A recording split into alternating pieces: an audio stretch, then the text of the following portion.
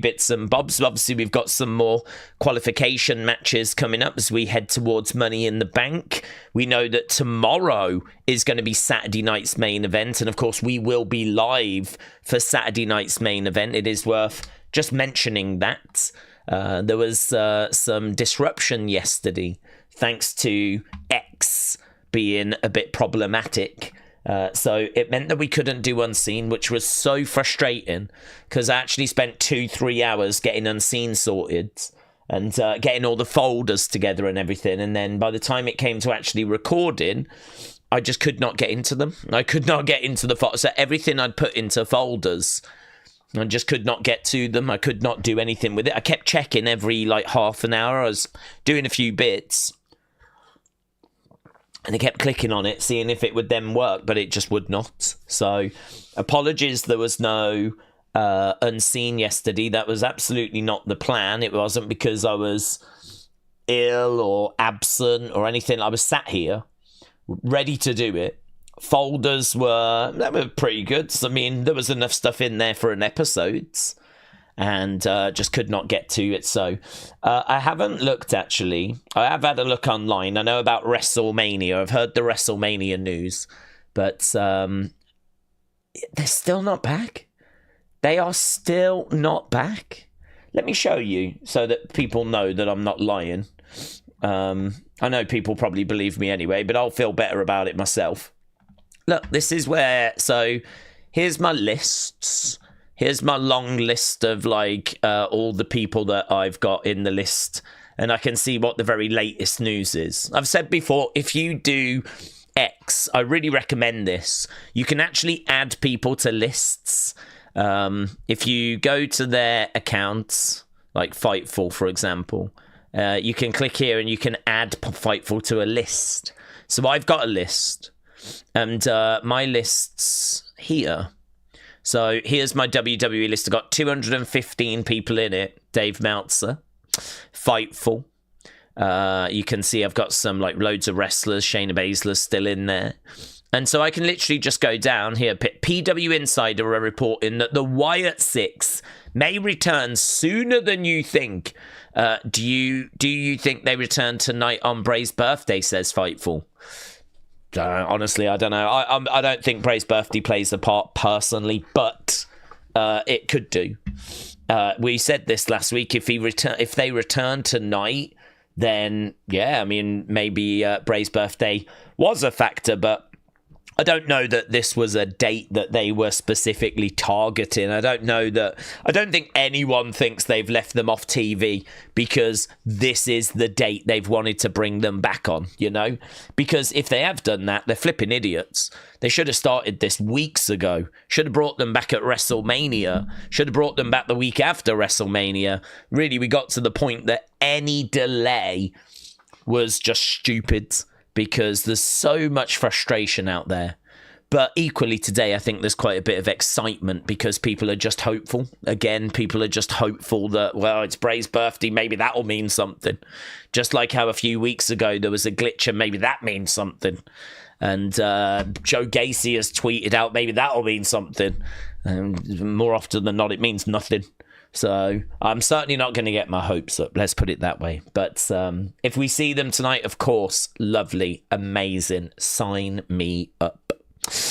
So yeah, I've got all these in a list, right? So this is my list and this all works. So I was able to add things to folders, but then look what happens. Look at this. Look at this. I go over here. Yeah. Folders aren't loading right now. Click retry. I mean, how do I do Unseen tonight? Here's all the stuff that's in the folders. Look at that. That was going to be great. Look at this. Look at this dude dressed as Thomas the Tank Engine. We would have lolled about that last night on Unseen. What's he doing? Hey, what's this about? Oh my God. We would have had such a wonderful time. But no. But yeah, I've got all this stuff that I was able to put into folders. Well, I don't need that now. Do I? I don't need that. A few bits in community, a few thank yous. Per PW Insider, Las Vegas is close to finalising a deal. WWE to bring WrestleMania 42 back to Allegiant Stadium. I've probably got to go back all through this. That was quite good. WrestleBuzz, thank you. So here, look, John Cena minus 10,000 legitimately, I don't think I've ever seen a bigger favourite ever in anything. I don't even know if I've seen a bigger favourite in boxing. Minus 10,000. That means that you have to bet $10,000 to win $100. That's what that means. If you want to win $100, you would have to bet 10,000, and then John Cena would have to win, and then you'd get your 10,000 back, and they'd give you $100. Minus 10,000. Wow, minus 10,000 for Jay as well. Good. That means it's very, very unlikely that Logan's winning the championship. If I'm Triple H and I'm seeing these numbers, I'm like, right, okay, you think it's that predictable? I'll show you. If I'm Triple H, I'm like, right, R-Truth, I'm certainly not saying Logan, you're winning. I'm going, R-Truth, you're winning. You're winning, R-Truth, because look at this. This is the downside with Saturday night's main event, is that the big two matches are so heavily predictable. So Cena at minus 10,000, Jey Uso at minus 10,000. Then we've got Braun and Seth at minus 3,000. I agree with that. Yeah, I think that's the closest one by a country mile. Very close. So it's Damian and Drew. Damian at minus 215. So yeah, I think I've proved my point anyway, right? That's my wonderful bookmarks. I did wonder then if I was going to press it, it was going to work. But I've been pressing this for about 24 hours and it's not been working. So I just don't know what to do. I don't know what to do. It's still not working. All my folders, I don't have access to the folders. So part of me is like, is there a different way of doing it? I don't know.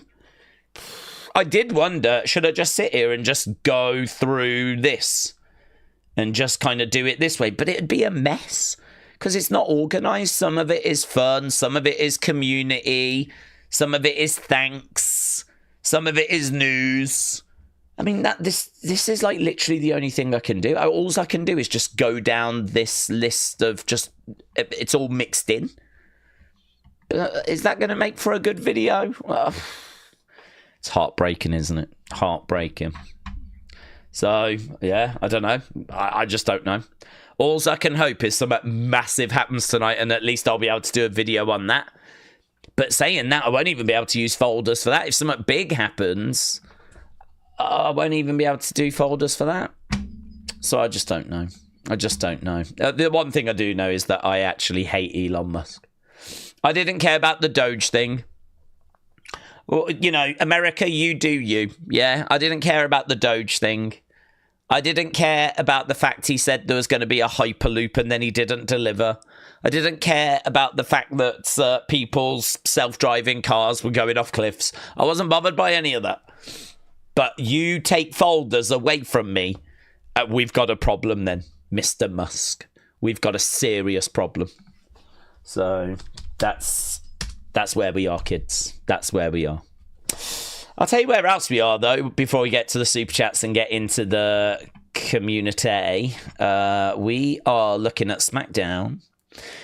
Do them live, said Jay. I'd love to do them live. The only problem with that, Jay, is it's a great suggestion, by the way, and it is something that I have kind of thought about because once the folders are ready, I do tend to do them in one take. I mean, you might notice there's not much in the way of editing in them because I do just literally hit record and talk and just go through.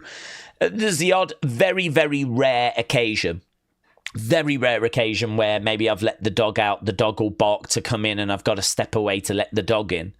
But in regards to, like, you know, without bragging, making mistakes, it doesn't happen. I don't really ever make mistakes because, to be honest, if I make a mistake, I tend to keep it in. If ever I like get a word wrong or something, I'll just have a bit of fun with it. So doing it live is very natural to me because, I mean, we do these streams all the time. So, yeah, we absolutely could. The only downside is that I don't always have the folders ready for the same time of the day. I mean, but if I was to actually get my life sorted, like have a word with myself, make sure I go to bed at the right time, get up at the right time, do you know what I mean? Get a better routine, then yes, maybe I could. Maybe we could do live unscenes. So one I would say that we could absolutely look at in the future. But, I mean, what would I do now? I haven't got any folders, so going live now wouldn't help because I just don't, you know. I'll tell you the other thing as well when we go live is I think I might even waffle even more. When we're live, I mean, like now I know we've got 2 hours before the show starts, so I know I've got all this time. So I'm not pressured for time, and that's not great when it comes to reducing the amount of waffle. So unscenes might get longer because, you know, I'll probably jump in the chat and have a chat with people about, oh, what did you think, guys? And so, I don't know. Anyway, let's do this. I'm getting distracted. Street Profits versus Fraxia. That'll be good. LA Knight versus Aleister Black and Shinsuke in a qualifying match. Well, that'll be good. Who wins that, actually? Let's do a poll. Let's see what people are saying. So, who wins out of LA Knight, Aleister Black, or Shinsuke Nakamura? Let's see what you lot think. Who's going to win that qualifier, right? Then we got Zelina, Charlotte, and Julia, which I think is tricky, honestly. I think that one's tricky. I don't think it'll be Zelina. She's the mid-card champ. I think it might be Julia, but how do you get Charlotte out of that match? I still feel like Charlotte needs to go up to Alexa. I think Charlotte needs to go up to Alexa and be like, okay, you're right. I could do with some help. I still get a feeling that it might be going that way. So I wonder if Charlotte loses here and Julia goes through and that prompts Charlotte to like go up to Alexa and go, right, you was right. I'm sorry. I should have listened to you last week. I'm a goof. Don't know. I'm going to have to wait and see. Tell you one thing, though, that I was in the middle of doing before we started, and that was I was trying to get Nita Nitro on screen. She's earned it. She deserves it. She is a community champion, and I did the graphics, so there we go. If you do the work, you know, might as well get the rewards. There is Nita Nitro. It's a nice picture, that, mate.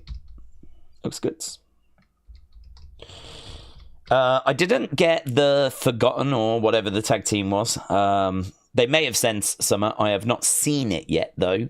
So we are a tag team missing. I'll have to chase that after. But, yeah, Project X faction champions, Nita Nitro, community champion. You look a bit like, do you know, I was looking at the picture, I was like, you look a bit like Maria, Nita, if you are around. She got a bit of Maria Kanellis kind of a vibe going on. Love that for you. But, yeah, we need, I need to get the Forgotten on there. Okay, I saw some super chats coming in, and I'm not ignoring you guys, but I'm just ranting because, you know, Elon. Mayor Pete, shout out to you, said, since everyone asks every week, do we think the Wyatts will be on SmackDown? You know, I'm going to give my same answer that I do every week. My same answer that I give every week is I'm not getting my hopes up. Bray's birthday, you know, amazing. Use the day to remember the man, of course. But the point I made last week is exactly how I feel this week. It's his birthday. That's lovely. Does it actually mean anything? No. You know, is it more important than the day that he passed away? Is it more important than the anniversary of his debut? Is it more important than the anniversary of when he won the WWE Championship? Like, I feel like I could write a list down of, like, really important Bray Wyatt anniversaries. And I feel like I could find something that would fit a lot of the year, to be honest. So, yes, it's his birthday. Yes, it's an important day, if you will. But I don't know that it's any kind of day that we bring them back. I don't know that it's a day that we do anything special for or we target. I mean, we've been waiting for them. We have not seen them all year. And no way, not a single bone in my body makes me believe that when Bo was cleared in March, not a single bone in my body makes me believe they turned around in March and went, let's bring you back on the 23rd of May. That'll be Bray's birthday. Like, I do not believe that. I do not believe that. I think they would have wanted them at WrestleMania if they could have done a feud. I think they would have wanted to have brought them back as quickly as possible after Mania. But of course, then you've got Backlash that's around. I just think that you get to the point where they were probably ready to bring them back maybe last week. And maybe someone went, well, next week's Bray's birthday. That would be quite nice. And maybe they delayed it a week, you know? If it is to be tonight, I would think that it was that they delayed it a week, 2 weeks to fit it in with Bray's birthday. But I certainly don't think it's this massive plan. I certainly don't think as soon as Bo was cleared, they targeted this date.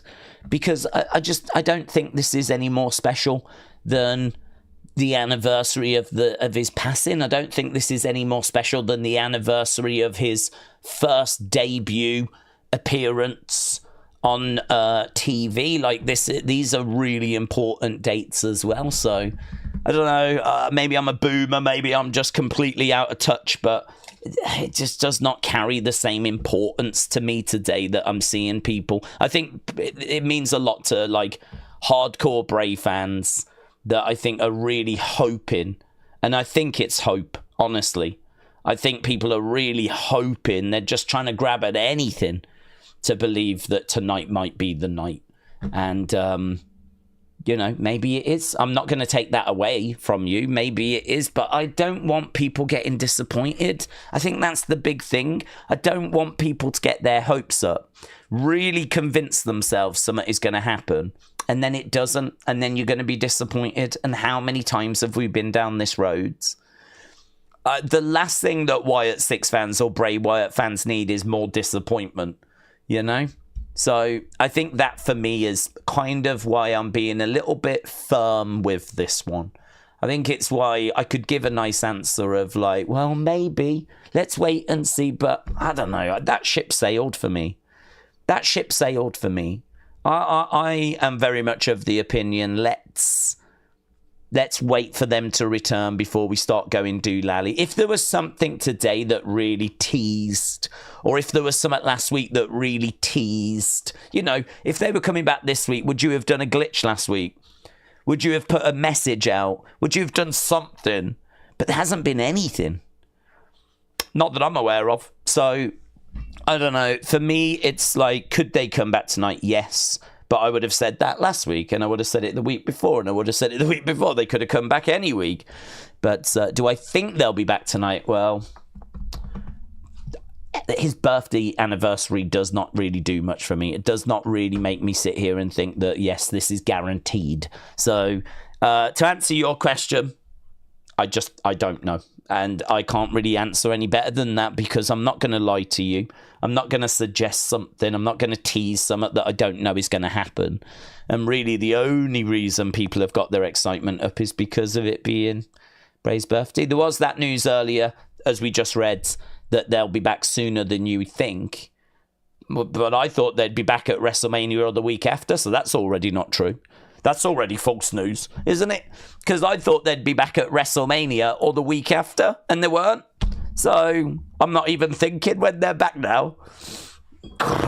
This group, honestly. This group. I want them to come back, and I want them to work. That's what I want. I want them to be back, and I want them to work.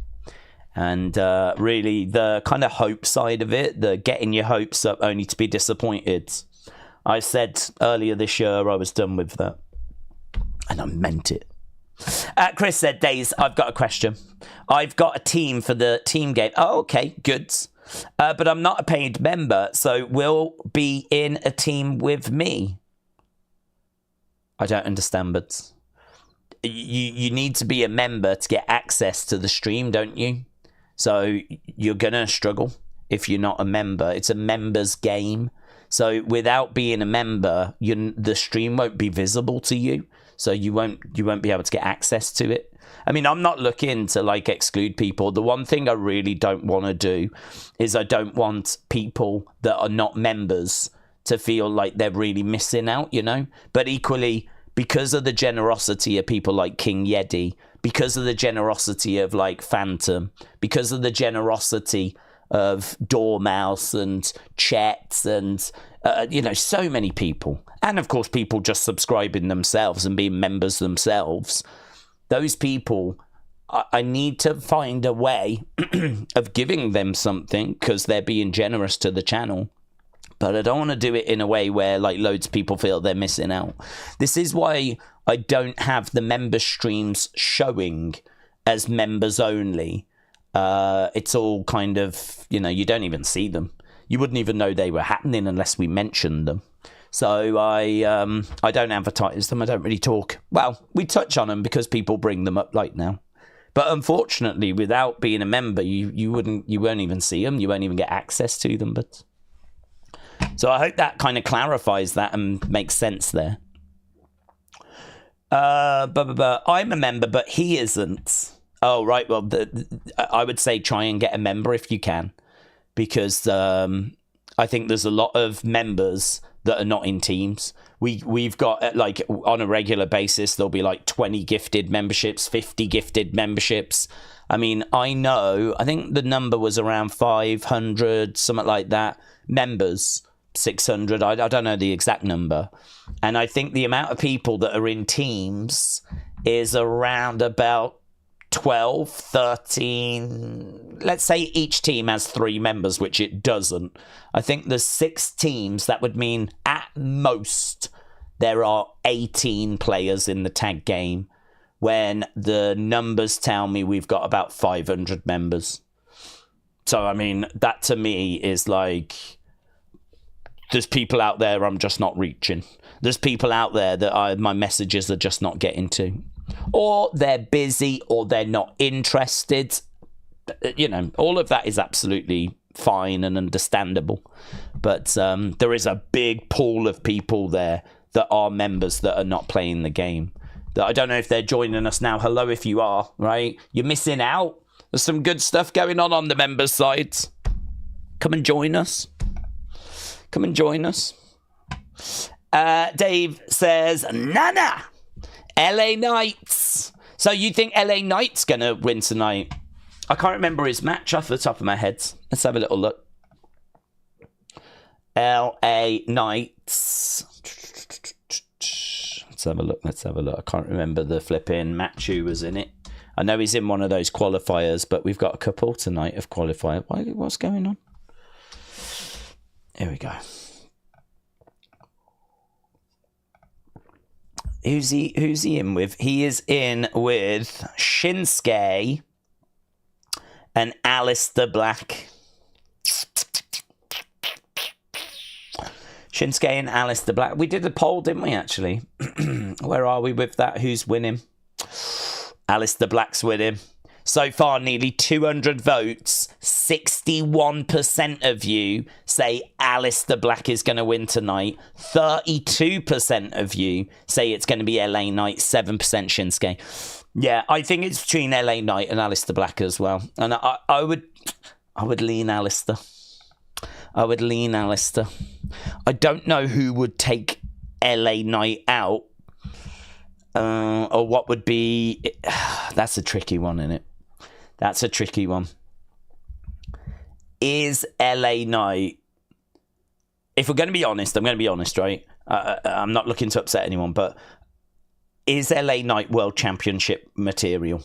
In the sense of they went with Jay as World Champion, and LA Knight is not going to be the WWE Champion. WWE Champion is Roman Reigns, Cody Rhodes, John Cena. That's not LA Knight, right? No disrespect. Even Kevin Owens is struggling to get that belt.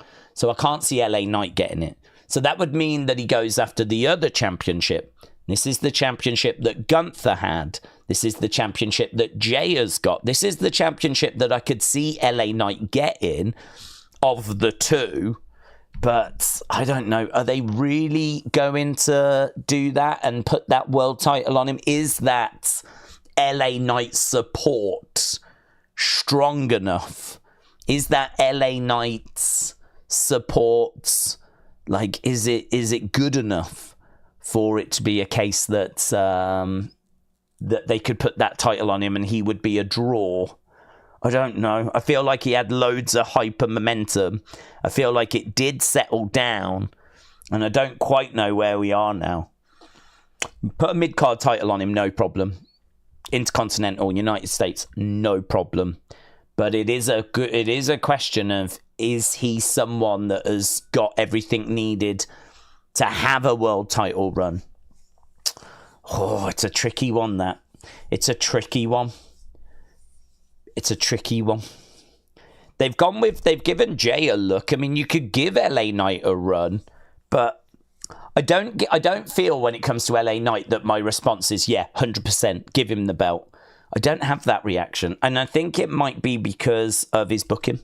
It might be because, like, he's just been in a load of nothing stories, really. I mean, his United States run was not anything that special. I don't know. I mean, he's still got good support, but is it enough to get him to a world title? I don't know. It's a tricky one. He's kind of in between the two. I feel like you could put a mid-card title on him tomorrow. I feel like, not that he's too big for a mid-card title, but he's done that. That box has been ticked. He's in the same sort of spot as Sammy, I suppose. He's in the Sammy spot, isn't he? Where Sammy has done the mid-card stuff. He's been a mid-card champion. But can you put the world title on him? I mean, yeah, you can. Of course you can. I'm a big Sammy stan, so of course you can. But they haven't. So, yeah, I think he's in that same sort of bracket, to be honest with you. Thoughts? Chief Gamer, thank you, my friend. 0 Day, appreciate the support. And Tyler as well. Welcome. We do a tag game on a Tuesday, but it is going to move to Thursday, but not next week. It's Tuesday next week. Because I'm not here on Thursday. So, tag game on Tuesday, faction game on Wednesday. We do a member stream as well. So, and also you get like a comment, don't you? Do you get a comment a month or something? I don't really know how that works.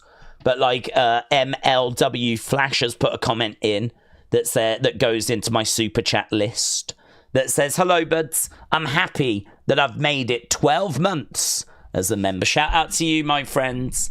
MLW Flash.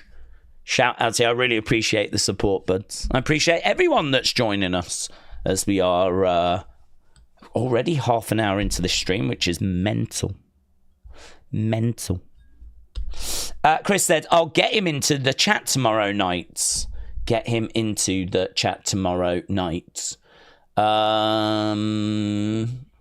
Well, that's a grey area, because that would mean sharing the link, wouldn't it? He wouldn't be able to find it on his own, so you would have to share the link. And to be honest with you, I'm not sure how the community would feel about that, because they are paying money to get access, and then there'll be people getting access that are not paying to get access. And so that is something which I don't know how that would be received, to be honest with you. It's not anything that I would ever make a big deal out of, because, as I said, it's not something which is... It's a nice way of supporting the channel, and I want to make sure I'm doing something for the members, but I'm not looking for like grief and aggro from it. Of course I'm not, I'm not looking for like big dramas or anything like that. So having non-members being given codes and having access, I would say it's not a good idea, right? I wouldn't outright say no, but I would say it's not a good idea. because I just think that you're going to have a lot of people that are going to be like, hang on, I'm paying money to play this game. Why do I need to do that? Why don't we just have one person pay money and then they can all send us the code? Does that make sense? Do you see the point? Miss Clown said, next week I'm going to be Birmingham. Sexy, kiss me. Are you in Birmingham next week, are you, bud? Miss Clown, shout out to you. I am in Birmingham on Thursday, but I'm at the cricket. So I'm not, like, around. I'm at Edgbaston. But I hope you have fun, my friend. Tyler said, I thought I was already in, but now I am. Well, Tyler, welcome back. Welcome back, my friend. David said, the only run for LA Knight by Triple H's booking is diarrhea. Yeah, it's frustrating, isn't it? It's frustrating because he was really hot. He was really over. There was a lot of people at the time saying, pull the trigger, do something now. My feeling might have been at the time the same as Triple H's, which was, if he is hot, then, you know, let's see if this is just a bubble, or let's see if he really is over. I mean, if you're over, you're over. So he is still over, but I think it has settled a touch. It has just a touch. It's not got the same, like before, people used to be like really excited to see LA Knight. I hope he's on the show. Why aren't they using him? But then when they started to do a little summit with him, and he started like winning mid-card belts and he was on the show more regular, that sort of demand, obviously, it's, you know, settles down. And the same would be true with Karrion Kross. You know, people are so desperate for Karrion to get on TV. If he was going to start being on TV and use regular, then I would imagine that would settle down. The only difference would be if he was going to just kill it on TV. I mean, really exceptionally kill it. I can't say LA Knight has exceptionally killed it. LA Knight has been fine. It's been solid. It's been good. But I can't say that, like, his matches have blown me away, you know? I think his entrance gets a nice pop. People are excited to see him. He's in that weird spot now where it's like, I think if you want to put a world title on him, you've got to sort of go for it and invest in it. Do you know what I mean? You've got to sort of take a chance, roll the dice, see how it goes. Does it work? I mean, listen, I have no problem with them doing that with the World Heavyweight Championship. If LA Knight was to get it, I wouldn't be down on that. That's fine, right? I don't know that it's the most exciting option in the world. Like, I don't know that excites me more than, well, Sammy or Jacob or, do you know what I mean, Braun. I think it's just hard, isn't it? It's hard because you've got some good options available now. So when it comes to LA Knight, I think it's a very interesting conversation. I think the support for him is just settled. Settled is the word I would use. Just settled. But he's too big for the mid-cards. Or kind of. But I don't know that he's quite big enough for a World Heavyweight Championship. I mean, if you think the World Heavyweight Champion is sort of the face of the brand, you know, Cody and Roman and Cena, you know, they're sort of the face of SmackDown or whatever brand they're on with the belt. Really, you should say that Jey Uso is the face for Raw. And I think that's a little bit of a problem at the moment. I don't know that Jey is massively driving ratings. So, you know, we had a good conversation the other day about Jey and about whether he was popular enough. He's kind of popular and people love him live, but I don't know how many people other than kids are actually tuning in to see Jey. I don't know how many people are actually turning that TV on to see, oh, what's going to happen with Jey now? Now that he's got the belt especially, I wonder if it feels a little bit like job done. Well, I feel like we are seeing a little slump for WWE at the moment. Or the news coming out is that the ratings have kind of dropped. And we've seen views decrease on the channel as well. And that's normal after WrestleMania. You know, we talk a lot about WrestleMania season, and we talk a lot about how that's a special time. And we talk a lot about how that is something which is, an exciting time. Well, that can't just stay all year, because then it's not special, is it? If we talk about WrestleMania season being special, you can't do it all 12 months, because then it's not special. If you do something all 12 months of the year, it's not that special, is it? So WrestleMania season has been and gone. And now we're kind of in that rebuild where we're kind of really building towards next year's WrestleMania. In my mind, that's how it works. In my mind, the season finale is WrestleMania, and the new season starts next night on Raw. And you might get the odd call up, and you might get like whatever, but you build into next year's WrestleMania. So we're kind of in those episode 2, episode 3 stages of a new season of a TV show. You know, I feel like that's where we are right now. And I feel like the premiere was the week after, and now we're in like episode 3. And, you know, the ratings obviously go down, don't they? You're not going to get as great a rating on episode 3 as you are episode 1. And certainly not as great a rating as you would at the season finale of the previous season. So we're in that kind of period now. Lots of shows, though. I mean, brilliant if you're a fan, because we got SmackDown tonight, we got Saturday night's main event tomorrow, we got Battleground on Sunday, we got Raw on Monday, we got NXT on Tuesday, Evolve on Wednesday. And I know what some of you are thinking. Evolve, I don't even know what that is. Well, Evolve is going to actually crown the women's champion on Wednesday. There will be a new WWE champion crowned on Wednesday. Someone is winning an official WWE championship on Wednesday. There's a fatal 4-way, and it's going to be the first time that a woman has won this belt, right? Because I don't think this timeline carries on from when Evolve was around previous. I think this has started again.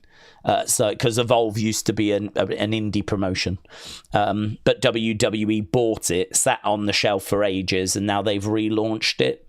So I think it's kind of started from zero again. So we're crowning like the first women's champion on Wednesday, and I love Evolve, so I'm really excited about that. So Wednesday will be good. Tuesday, well, that'll be the fallout from Battlegrounds. Monday, that'll be the fallout from Saturday night's main event. Sunday is Battleground. Tomorrow is Saturday night's main event. And here we are now. So it's busy, mate. Even though it might be a little quiet at the moment, like in regards to hype, in regards to buzz, in regards to millions of people being around, it still doesn't mean that there's not loads of shows. I mean, there is so much going on.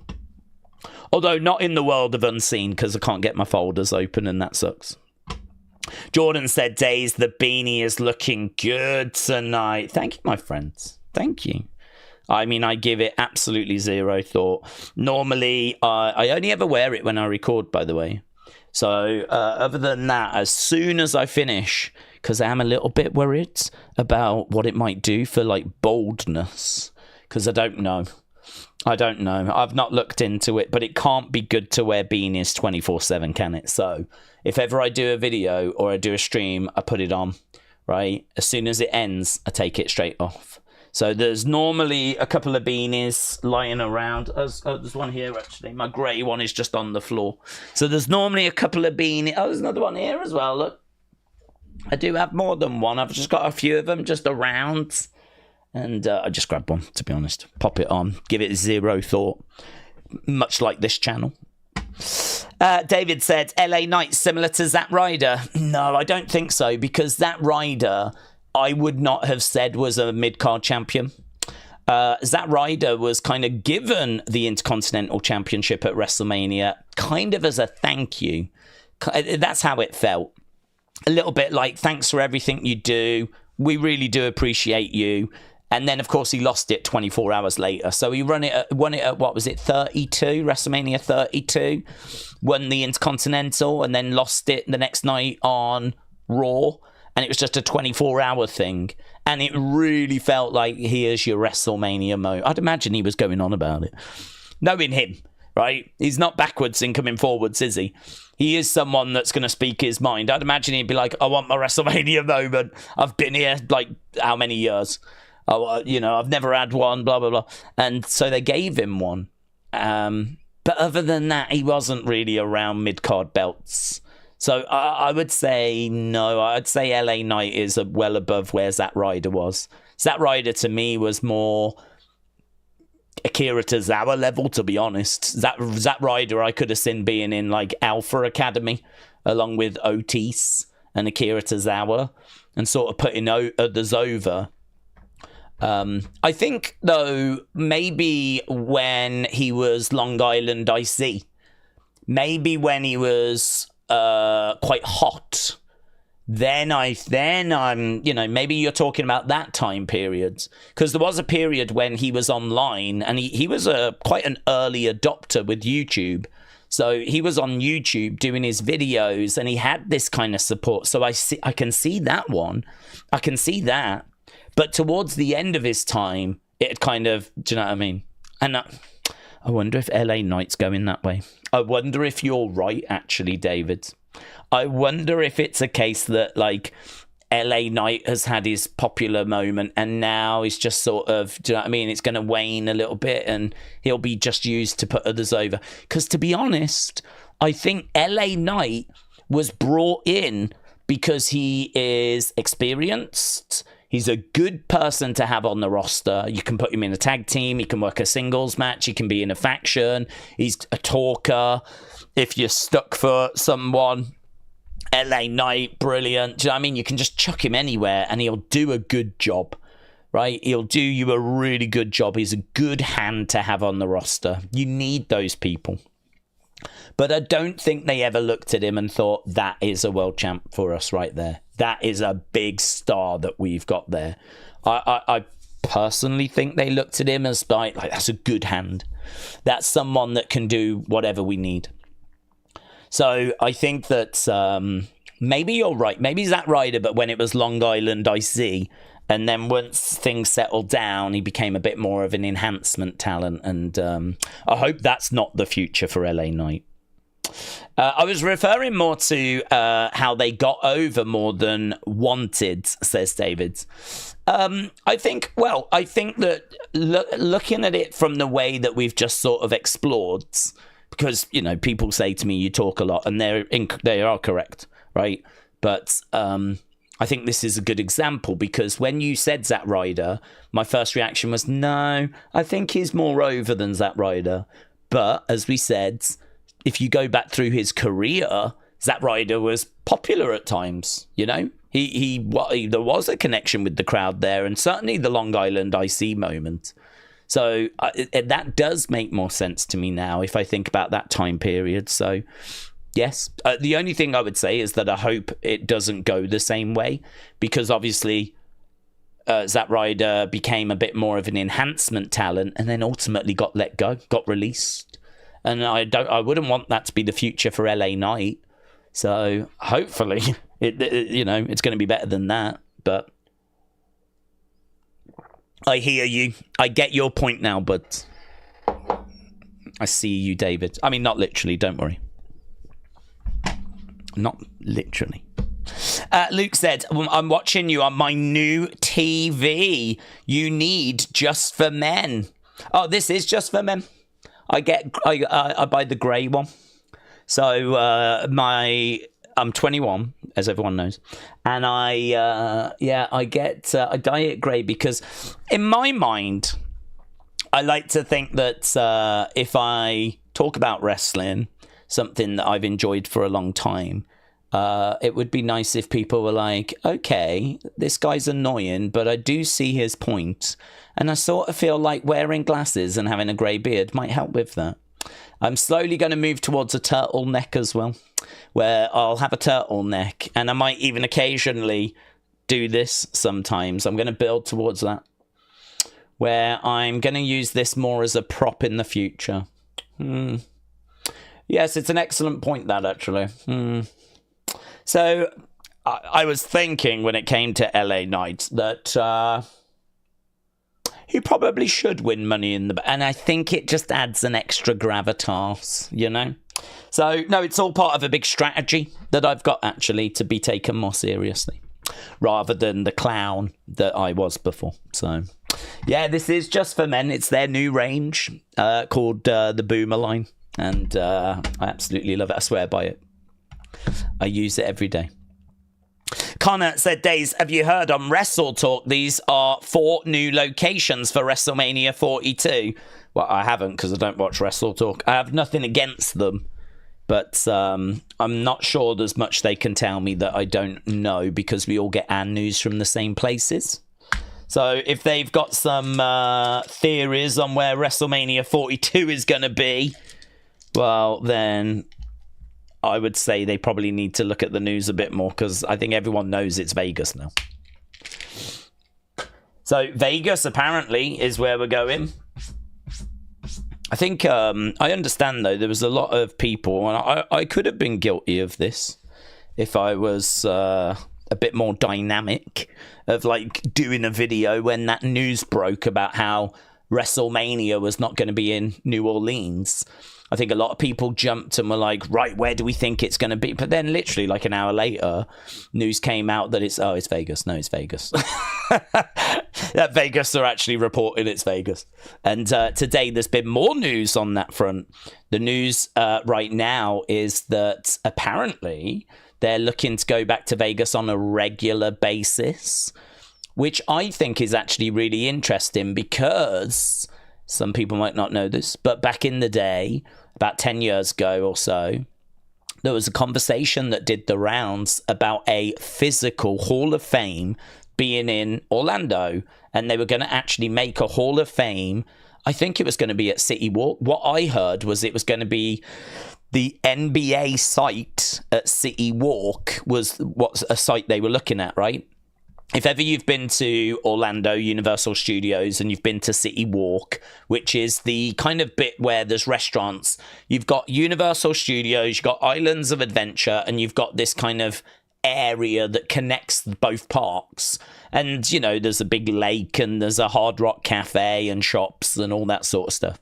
Well, there was a restaurant there that was all NBA themed. And WWE apparently were looking at that site for being like a physical Hall of Fame that you could go to. But that then prompted other conversations, and there was other theories doing the rounds. One of them was that WWE were thinking of building their own venue, their own arena that was going to be home, right? And actually, I don't think anything ever came of that, but we did get the Performance Center, you know? So I wonder if actually when rumors were doing the rounds of like WWE building somewhere, they're going to build like, you know, a home, a base, a hub. Perhaps some people interpreted it as an arena, as I don't think they'd ever build a stadium, but an arena is what was doing the rounds, right? I wonder if that actually turned out to be the Performance Center, and I wonder if it actually turned out to be a warehouse, right? But yeah, it was interesting because there was all this conversation.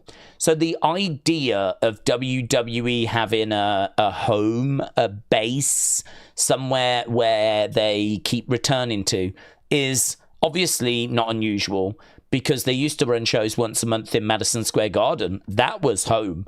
Madison Square Garden was home. It's the spiritual home for WWE. So the idea that WrestleMania would have a home, a base, somewhere that it goes back to on a regular basis. I don't hate it. I don't hate it. I understand, like, that people would like for it to keep traveling around. It's not going to be there all the time. But, like, I don't know, say you go back there every 5 years. I don't hate it. I don't hate that. Vegas it's built for WrestleMania, really. You know, you've got all the hotels there, the connections, the weather, or, you know, the casinos. I mean, strip clubs. I mean, what else do you need? Do you know what I mean? It's got great weather. It's got strip clubs, and it's got WrestleMania. I mean, every box is literally ticked. So I sort of feel that if it's going to be, maybe if the conversation was it was going to be based every 5 years in Minnesota. I mean, I don't know what is in Minnesota. I'm sure it's a lovely place. No shade if you live there. But it's not, Minnesota's not really known as like comparable to Vegas. Vegas, I think, is, in my mind, it's kind of like built for WrestleMania. I'm not stunned by this news. It does not, and if they're going to get a load of money, then, well, okay. I mean, look, I want WrestleMania in London. They can still do that. And I want WrestleMania to be in New Orleans, and I want it to go to Florida, and I want it to go to LA, and I want it to, I'm not bothered about it going to flipping Saudi. I don't really know, like, all these I want it to go to Canada. I want Canada, Toronto. Our Canadian friends have got to have it. I'm not eager for it to go to Mexico. I mean, let's do a PLE there. Do you know what I mean? I don't know that I want.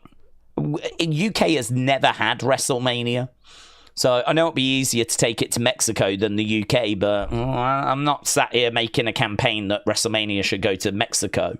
So I'm sort of looking at it like, well, I don't know, if Vegas are going to pay a load of money and they're going to have it, say, every 5 years, I'm not really down on that. It doesn't really offend me. It doesn't upset me or anything. I think it does. It still allows London. If London came in with enough money, they could have it. Simple, innit? Simple. I mean, Vegas have come in and given a load of money and they've took it away from New Orleans this year or next year, right? So if London would stop flipping looking at its pockets and just going, I can't find any money. Yeah, if London would stop being so flipping embarrassing and actually put some money up, you can have it. One thing we know about TKO, you can have what you want for money, whatever you want. Yeah, do you want WWE to do a show in your back garden? They'll do it. Put up the right money, they'll do it. You can have all the wrestlers round to your house, right? And we'll do it. We'll do a Raw there. We'll do it in the back garden. If you put up the right amount of money, they won't turn that down. They are literally the Vince puppet from the Firefly Funhouse. They open their mouth and you feed dollar bills into them. That's TKO. So if you put up the right numbers, and you can pretty much do anything. So if Vegas are going to be like, here's a load of money, we want WrestleMania on a regular basis, I'm not shocked that TKO have gone, okay, yeah, that's interesting. I'm more shocked that London is being embarrassing and London is not putting up like the money required, because I mean, you can't say we want WrestleMania and then when you get to the conversation and they like, we want millions to bring the show here, going, oh, I thought we was going to get it for free. Oh, well, we don't really have much money at the moment. It's like, oh my God, London, come on. Stop showing yourselves up. You're meant to be up there with New York. Do you know what I mean? You're meant to be up there, one of the major cities in the world, and instead the image is that we're just useless. I blame London for London not getting WrestleMania. I don't blame WWE. I blame London. Because one thing I know about TKO is you give them money, they will do whatever. Yeah? They will do whatever. So it's got to be London dragging their heels. Alfie said, I know this isn't anytime soon, but do we plan on doing the next Football World Cup? All that stuff. I mean, I'll try and watch them on TV, and if I don't get a chance of something away from wrestling, I realised this the other day, actually, that when I am going through my notifications for Unseen, I tend to watch a lot of true crime, or I tend to watch like Watch Mojo countdowns. I don't tend to sit here and watch wrestling. I will put the occasional wrestling podcast on. That is true. But it is mixed in with other things. And I think the reason for that is because sometimes you do just need a palate cleanser, don't you? I mean, we spend hours every day talking about wrestling. And so sometimes you do need that palate cleanser. And, you know, one of those palate cleansers for me is Man United and soccer. And you're right, we've done the Euros, we've done the World Cup. Next Thursday, I'm going to the cricket in Birmingham to see England against West Indies. So that'll be fun. But I have to be serious about this channel. I have to be serious about this community. And what that means is, making sure that we are putting out regular content about wrestling, talking about what the latest topics are.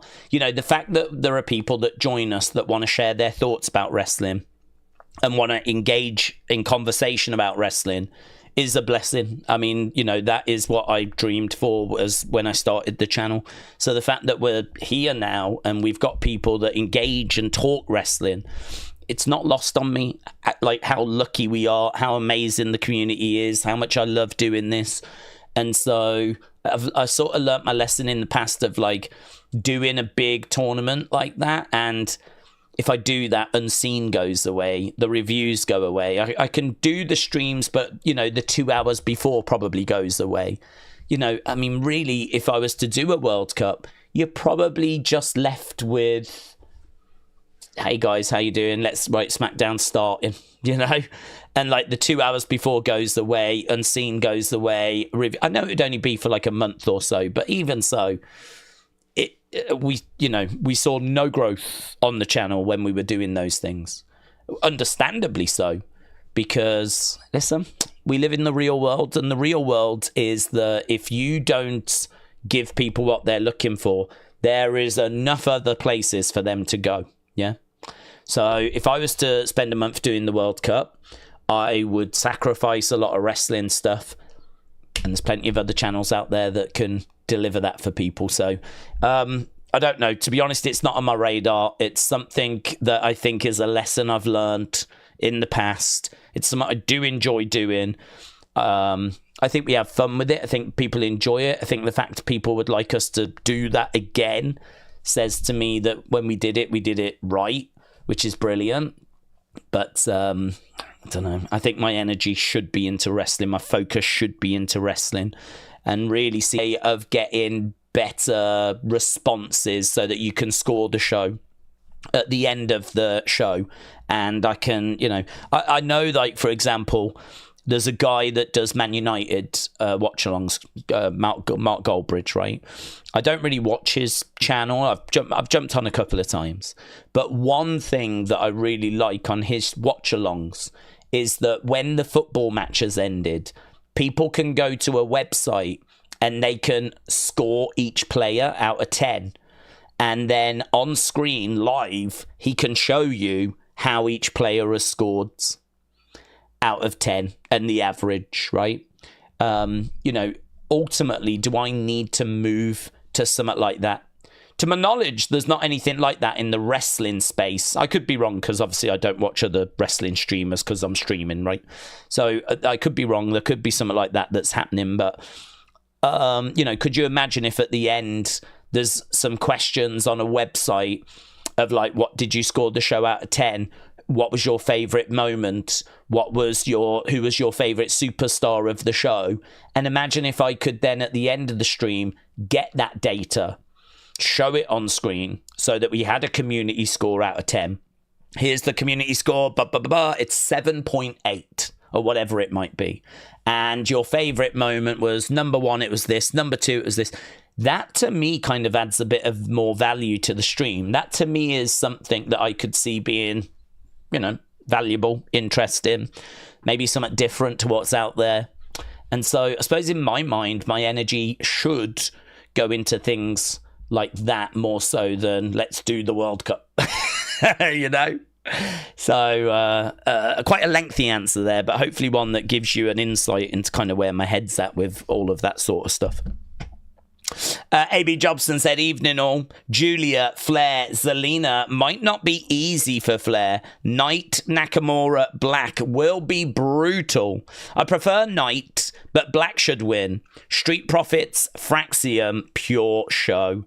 I think it should be good tonight, honestly. I don't think it'll be mind-blowing. It is a go-home for Saturday night's main event, but I think something like Street Profits against Fraxium, I think they're very unlucky to not make it to Saturday night's main event. I thought they were unlucky to not make it to Backlash, because I would have had Fraxium at Backlash. Fraxium are legitimately one of the best tag teams in the world. And I'm not just saying that. A lot of the dirt sheets voted them, and their readers voted them as either the best tag team or top 3 in the world last year. And now they're on the main roster. So you've got something really special there. The one thing I would say about them, the little kind of criticism I've got, is that certainly Nathan can go so fast that he puts that as the priority. He puts the speed that he travels at as the priority. And so it means that when he's doing a move, he has no room for error because it's so quick. Do you know what I mean? Like, if he's got to grab someone's head and do a blockbuster or do a bulldog or whatever, he's doing it whilst moving quicker than you would normally see anyone move. So he is having to execute moves in the blink of an eye. It's got to be done perfectly or it's not done at all, you know? And there's a few times where he will go for something and he doesn't quite get it. And it's just a bit off. Like, he'll go for a bulldog and he'll just miss the head. He'll do enough to kind of knock the person down, but he hasn't, like, still got a hold of them as he's kind of going down with them. Do you know what I mean? Or, you know, he'll try and do, like, a clothesline, but he won't have fully got his arm extended. You know, he might hit them with the arm back a little bit because he hasn't had time to bring it forward. Like, some of his moves are not what you would see in a textbook, but it's not that he can't do them. It's because he's trying to do them at a much quicker pace than you ever see. You just don't see people operating on that kind of a pace. So it's kind of like you applaud him and go, mate, you are so good at how quickly you are moving and how much, I mean, his conditioning must be insane. We never talk about his cardio, but his conditioning must be absolutely record breaking because he just goes. Do you know what I mean? Just so impressive. He's so impressive. He's going to be a big star. Once Fraxium are done and he like breaks away, I sort of, he was trained by Seth at Seth's school. And I can see him get into sort of Seth levels, honestly. I can see him getting Seth levels. There was someone that really changed my mind about him, right? It was a Dave Meltzer comment. And Dave Meltzer was talking about Fraxium. And I'd never thought about this. He said, Nathan Frazier reminds me so much of a young Will Ospreay. It's scary or something like that, right? And I had never considered Nathan Frazier as being that level. I'd never consider. He was a guy that could move quickly. He was a guy that could, you know, he was great, really entertaining to watch. But I'd never considered him as like Will Ospreay level or Seth level or anything like that. But you look at him and you're like, well, certainly from an in-ring point of view, yes. I think there's a bit of an issue out of the ring. I don't think he's the most charismatic person in the world. I think there's a little issue there. But I don't know if they can find a way of getting, you know, a bit of presentation, if he can work on his promos, if they can get a good story for him. You know, there's something there. There really is something there. So when it comes to Fraxium, whenever they're on the show, you know that you're going to get something good. You know that's a segment you don't want to miss. You know that is like, okay, this is going to be serious. And listen, Tag Team Championship tonight, Street Profits, Fraxium. Mate, come on. That's going to be good. That if nothing else, the match will be really, really good. So I am genuinely looking forward to that. It's a shame it didn't make it to Saturday night's main event, but then saying that, it means we've got it tonight. So we've got something to look forward to tonight. But that is a match that easily could have been on that card tomorrow. Ian, hello, my friends. Said, Daze, is there a possibility Wyatt 6 return with it being Bray's birthday? I know you stopped speculating, but it was interesting to know. Well, we've answered this one earlier, but I've answered it a few times, actually. And I appreciate not everyone's around at the very start of the stream. So my answer is, could they come back tonight? Yes, they could. But I would have said that last week. And I would have said it the week before. And I would have said it at WrestleMania. Like, they could come back. To my knowledge, they've been free to return since March when Bo was cleared. All we've been waiting for is we've just been waiting for the opponents to be ready, you know, and we've just been waiting for all the stars to align. Yeah. The creative to be right. I think we were on the European tour. We had WrestleMania. Once we came off the tour, there was like a week or two. And then you've got WrestleMania. Then after that, Liv went away to do a film. I think that I think there was a lot of stuff which has happened that has delayed the return of this group, right? So up until Mania, I was fine. Honestly, up until Mania, I was not pulling my hair out. Everything was fine. After Mania, I thought there was a chance we would see them. And we have not. And I do wonder if that's because of Liv doing her movie and if that has played a factor, you know, if that's played a part. So could we see them tonight? Yes, we could. Do I think that Bray's birthday has got anything to do with anything? Personally, no. I don't. I don't see that as a factor at all. Obviously, if they come back, then it will be. If they come back, then it'll be a case that it's like, well, maybe they did delay it a week or two. But as I said at the start of the stream, I don't think Bo came back in March. And I don't think that when he came back, they said, let's wait for Bray's birthday. I just think there's too much stuff going on for that. I think that this is hard. This is so hard. You've got to get the opponents in like free and ready. You've got to get all of the group ready and injury free. You've got to know when they can meet. You know, it's not just about getting the Wyatt six pack. It's about their opponents. You know, if they're going to go after Judgment Day, well, then you're probably going to need Liv around. Well, she's been off doing a film. So do you do something now? And plus also, you need a reason to go after the Judgment Day. Have they given us a reason? I mean, you could argue they've given us reasons in the past, but I don't know. Do they not need to do something? Do they not need to screw someone over? And that be the final straw? Because to be honest with you, why would they go after them now? If they're going after Judgment Day, why now? Why didn't they do that a month ago, 2 months ago, 3 months ago, 4 months ago, 5 months ago? Why now? I feel like you're going to need to give the Wyatt Six a reason to go after them now. So you got to do that as well. So there's just so much that you have to get lined up that, I don't know, perhaps you get a little glitch tonight. Perhaps you get a glitch. Perhaps you get a little glimpse of Nikki backstage. I don't know that you get them returning, but maybe we start something, you know? So, yeah, it's the great unknown, isn't it? You know me, I don't get my hopes up because then I don't get disappointed. And that has worked very well for me in 2025. Very well. Could you imagine if we'd sat here each week going, oh, it's going to be tonight. It's going to be tonight. I think we would have done our own heads in if we'd have done that.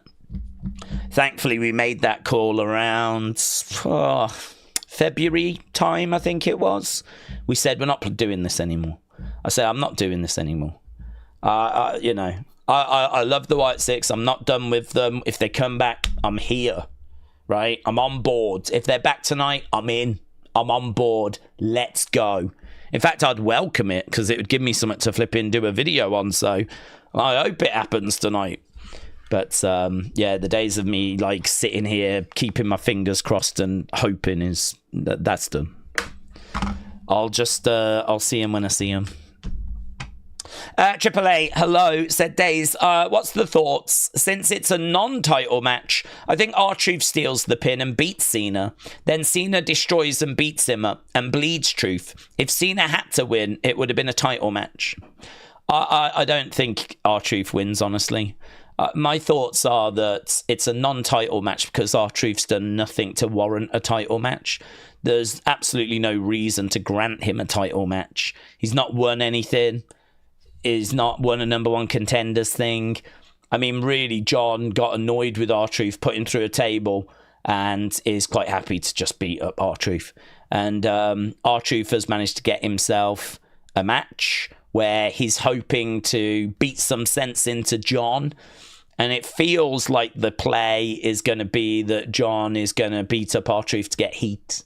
I don't see how John losing to R-Truth does anything for anyone, because R-Truth's not going to go on to get a title match. R-Truth, Money in the Bank rumors are that's going to be a tag match, 6-man tag match involving Logan. So it's not like R-Truth is going to get a title match. It's not like, I don't think there'd be any drama in an R-Truth title match, because there is no way R-Truth is beating John for the title. To be honest, it is much better that it's non-title, because at least there's a tiny chance that R-Truth could win.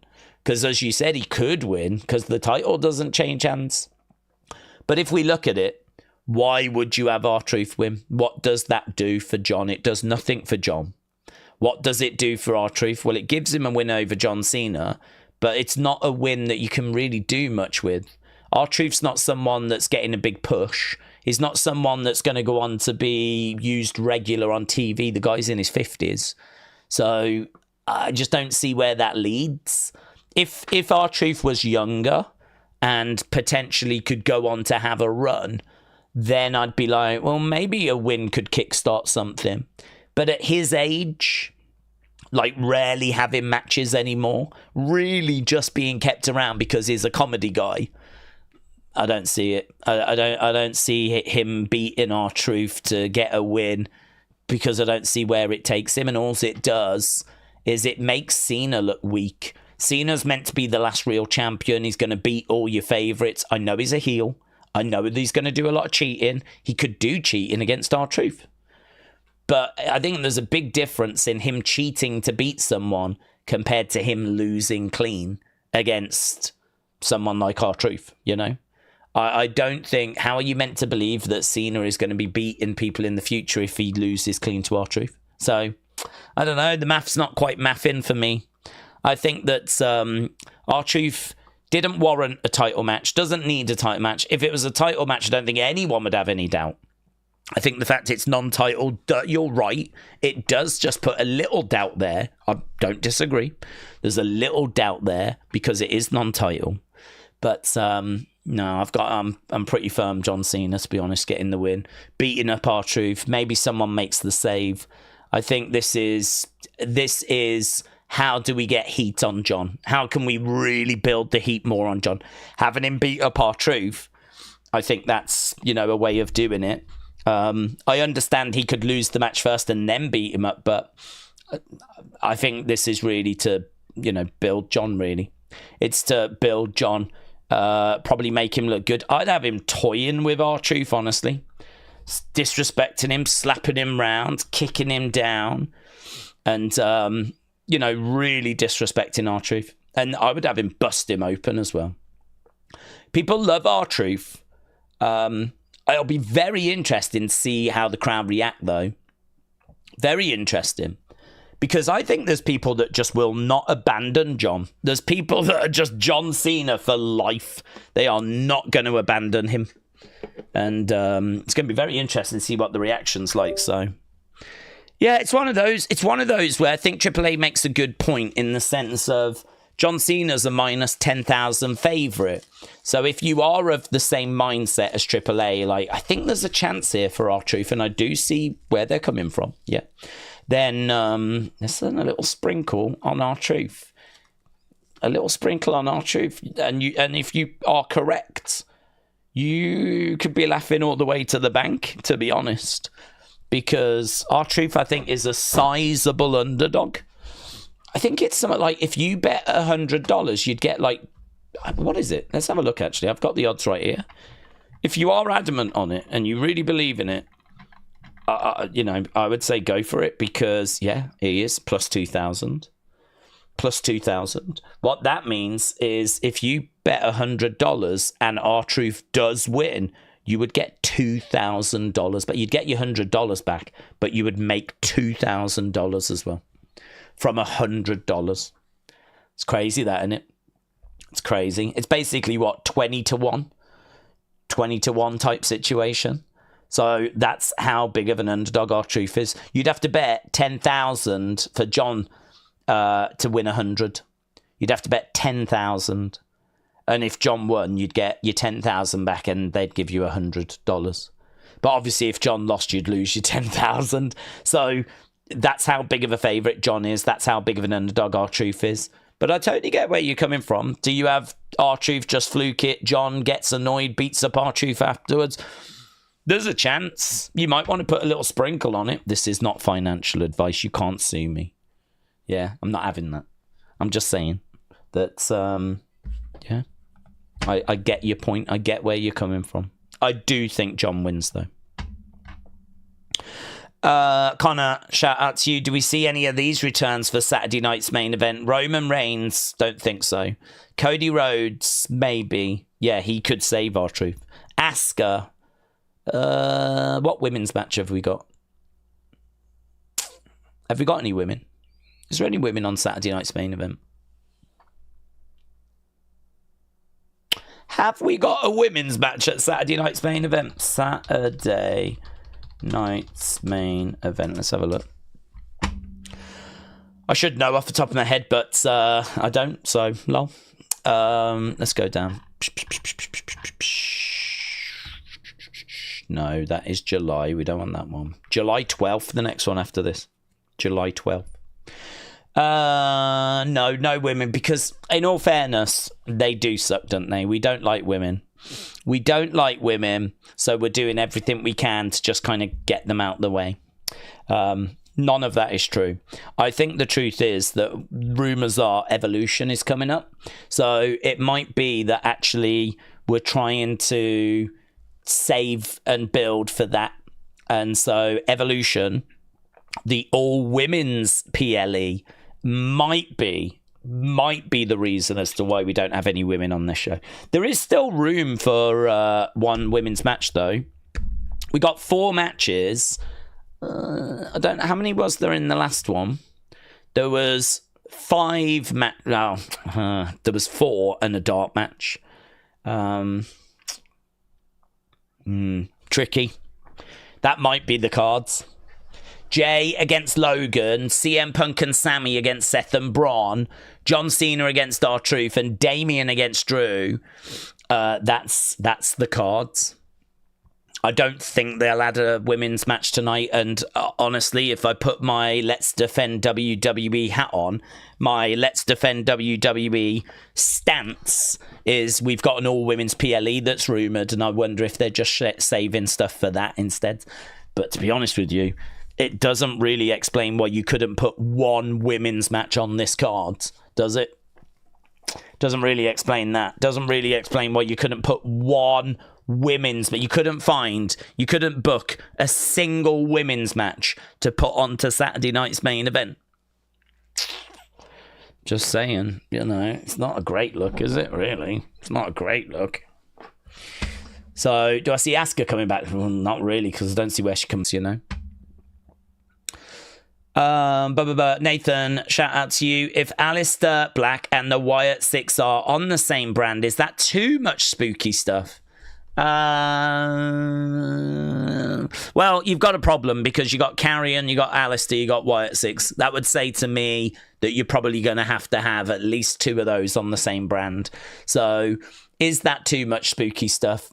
It is a little bit of them getting in each other's way, but we had Mankind and Undertaker around at the same time. Kane and Undertaker around at the same time. So Goldust was strange as well. He was around. So we've been here. We've been here. I mean, to be honest, you don't see the Wyatt Six all the time, do you? So you might have Aleister making his way to the ring, and then you might have a Wyatt Six promo.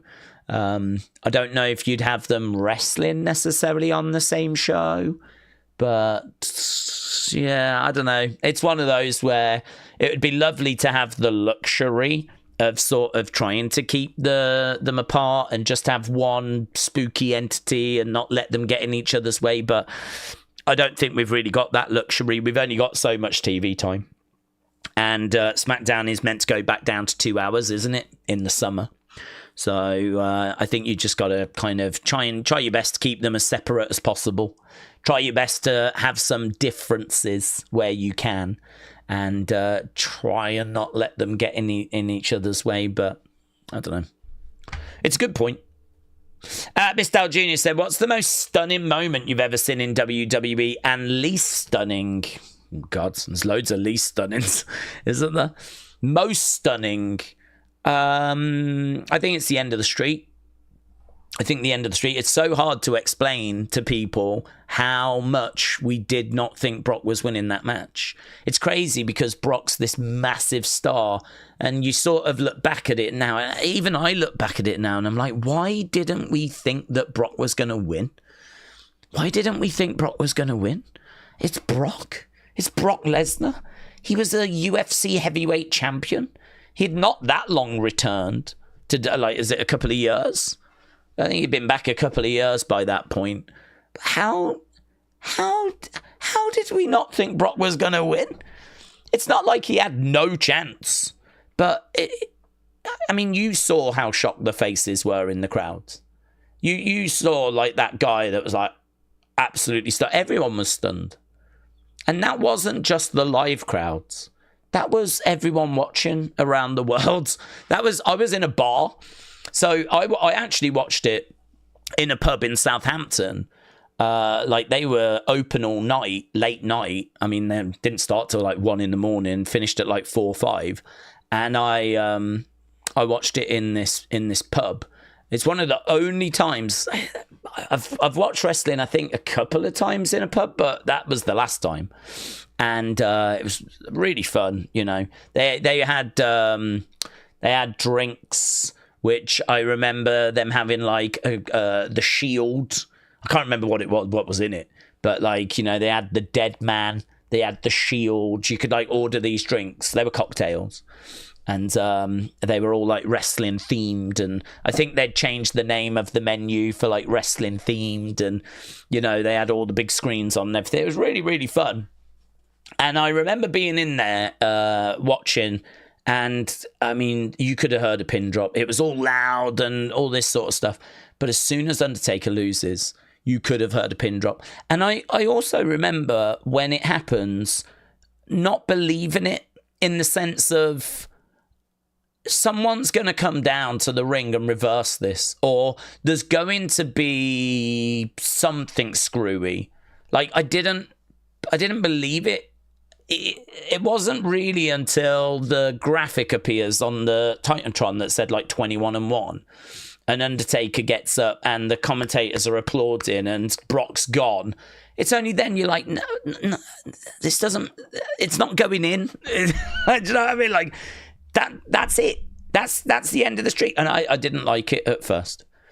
I didn't believe that they were going to end the streak with having Brock be that person. And there's a lot of people to this day that are really down on it. I'm actually not down on it anymore. I've really changed my position on it. I'm not down on it. I actually think it was the right thing to do. Might not have been quite the right person, but I think it was the right time. I think it should have ended. And I think that Brock was acceptable. The reason why I say all of that is because Undertaker at 24, 25, 26, 27, 28, 29, these matches are fantastic. 30 is not a great match. And it might be because he gets a concussion during the match. And it might be because it was Brock. But something happens in that match at 30 where he really is not the same after that. I would say Undertaker, after the end of the streak, feels very, very different to Undertaker before. Undertaker before is having banging matches. 25, 26 with Shawn, 27, 28 with Triple H, even 29 with Punk. Brilliant, really fun. But if you look at 30, it's flat.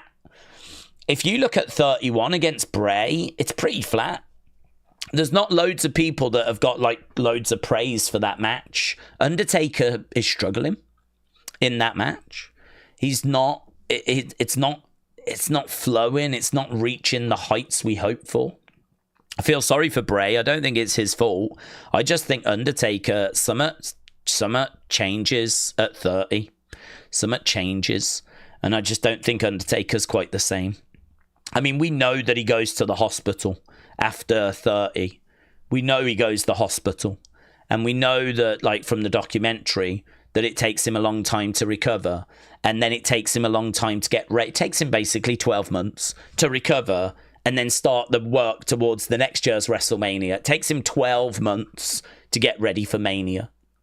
And I think that it was the right time because it was just as he was starting to decline.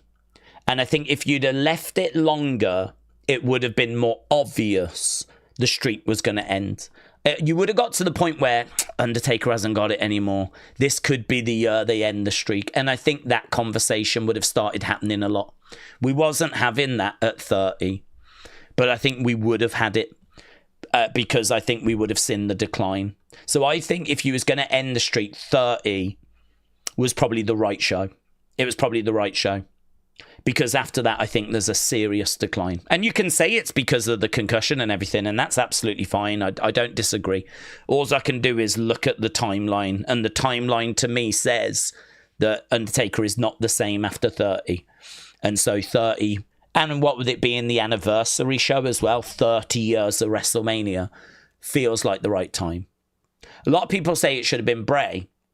And my take on that is I don't think it should have been Bray. Because yes, Bray would have been the right person, but he's only the right person if Vince invests in Bray. If Vince gives Bray the ball and allows Bray to be the new face of fear and to win and to be a main eventer, then yes, it should have been Bray. But Vince never did that. Vince never allowed Bray to be that. It was hard for Bray to win a top title. It was hard for Bray to win back-to-back matches.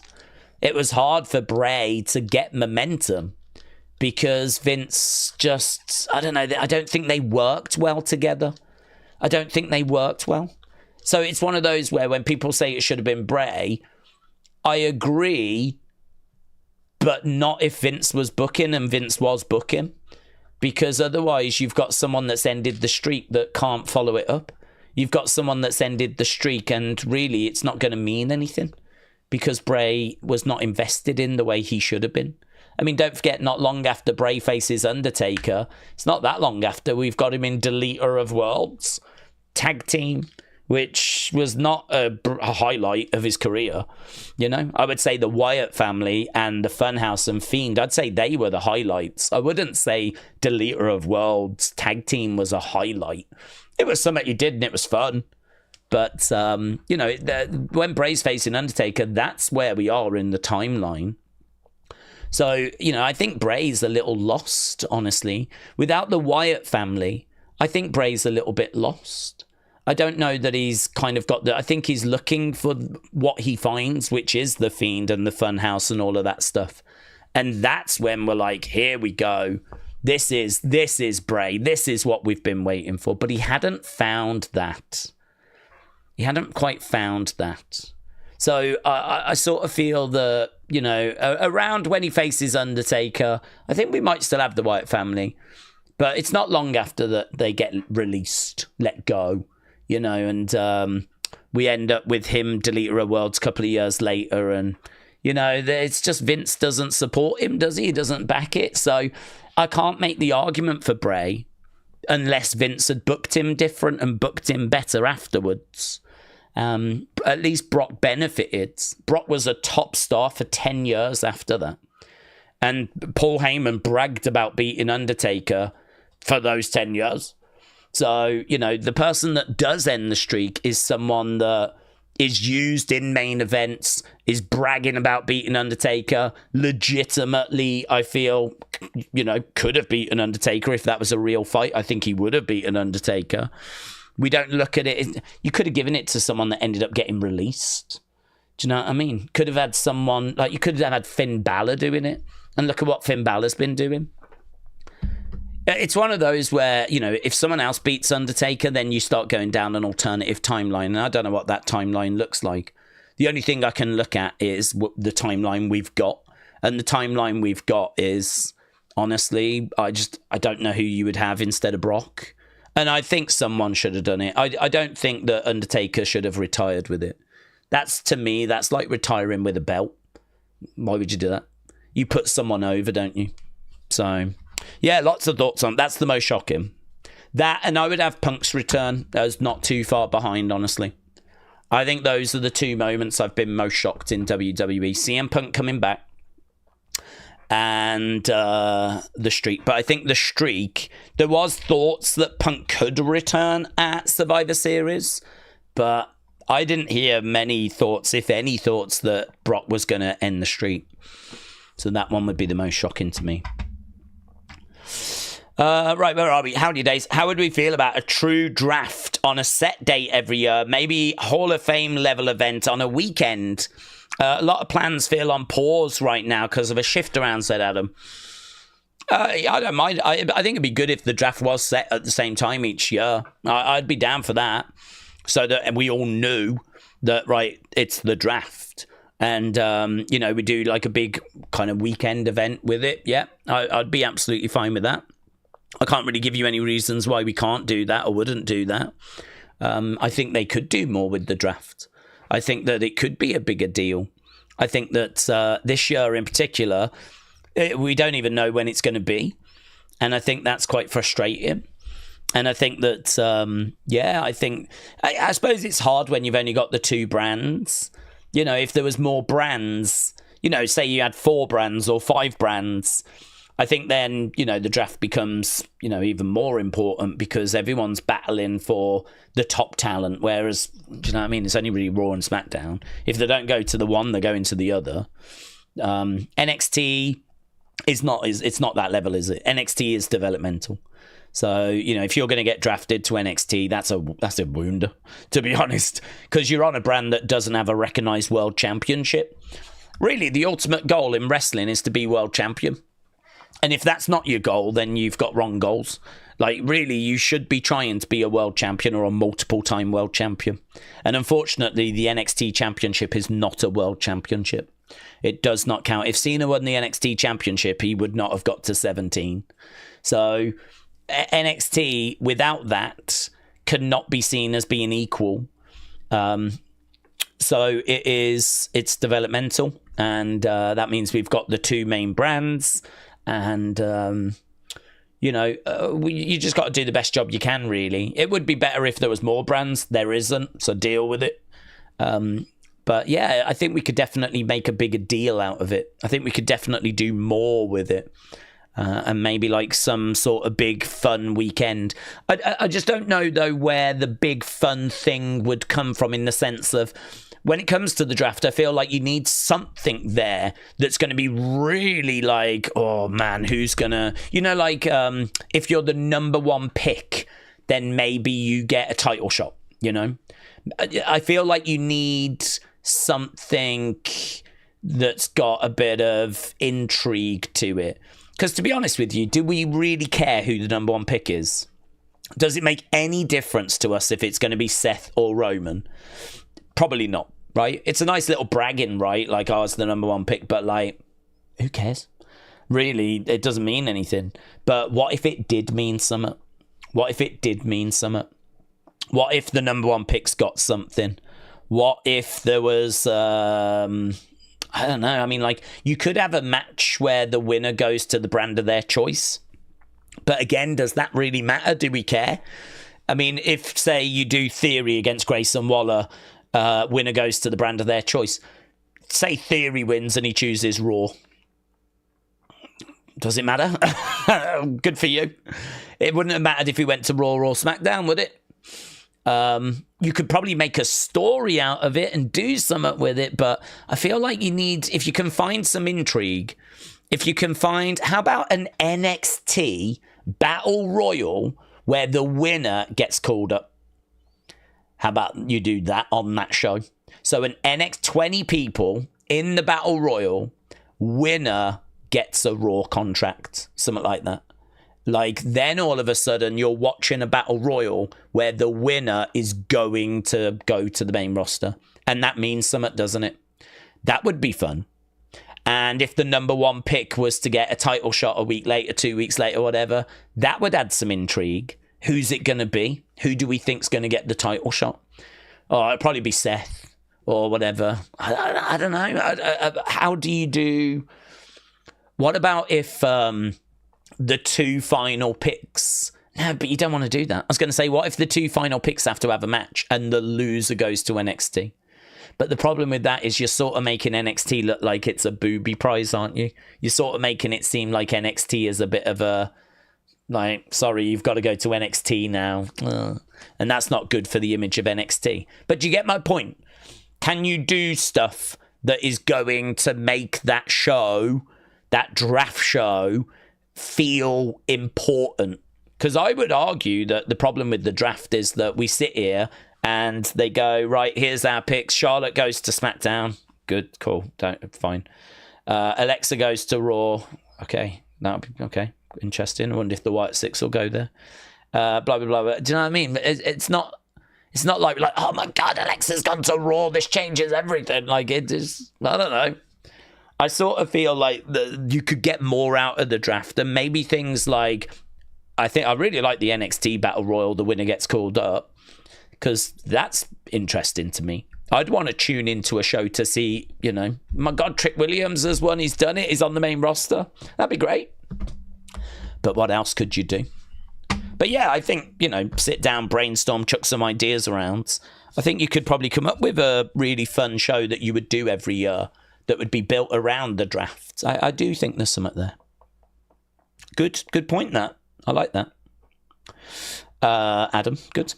Hannah said, Daze, with news of Mania being cancelled, I wish that France had got it, as they are the best European nation with their pops. Imagine the stage setup being like the Eiffel Tower. That would be nice, says Hannah.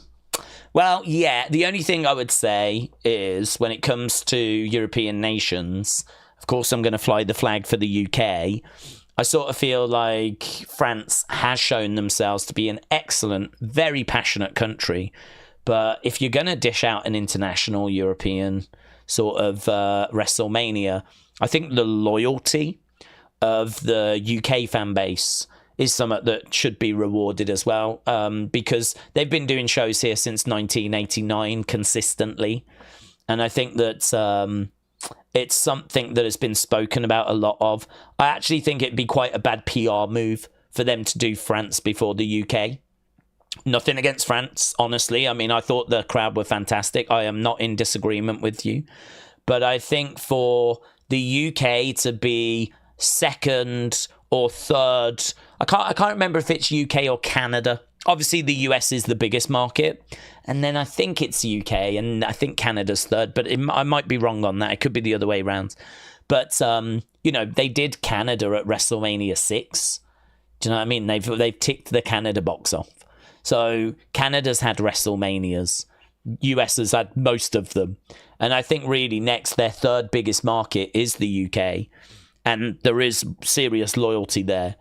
It's easy for Europe to get to, and so there's been lots of conversations and teases. I mean, flipping Money in the Bank a few years ago, John Cena came out and was talking about WrestleMania being in London, and he's done that when I've been to live events in the UK.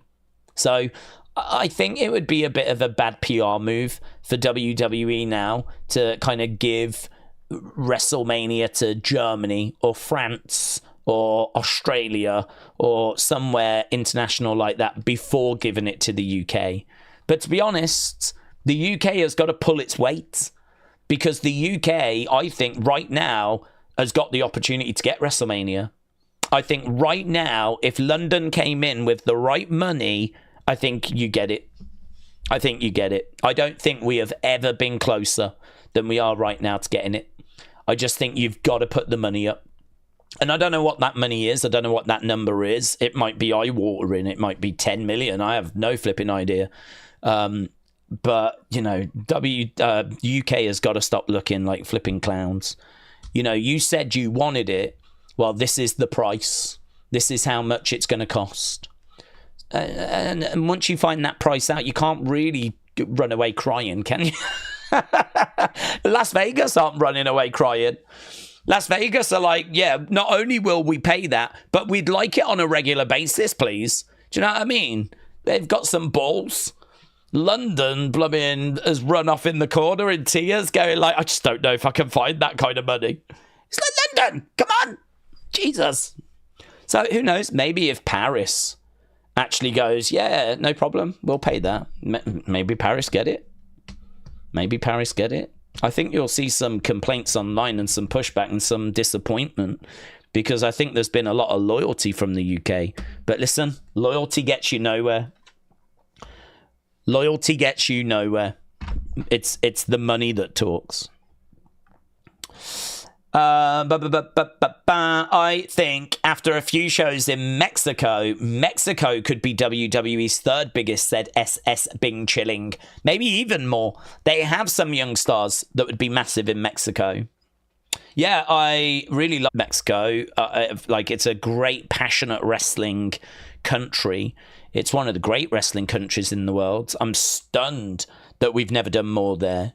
Stunned that we have just really ignored Mexico to all extents and purposes. I know we've done house shows and the occasional TV show, but I don't know. I look at what we've done in Canada and I compare to what they've done in Mexico. It's night and day. I know there's a language barrier, but I don't know. I don't know. I really can't give you an answer as to why we've not explored or done more in Mexico with WWE.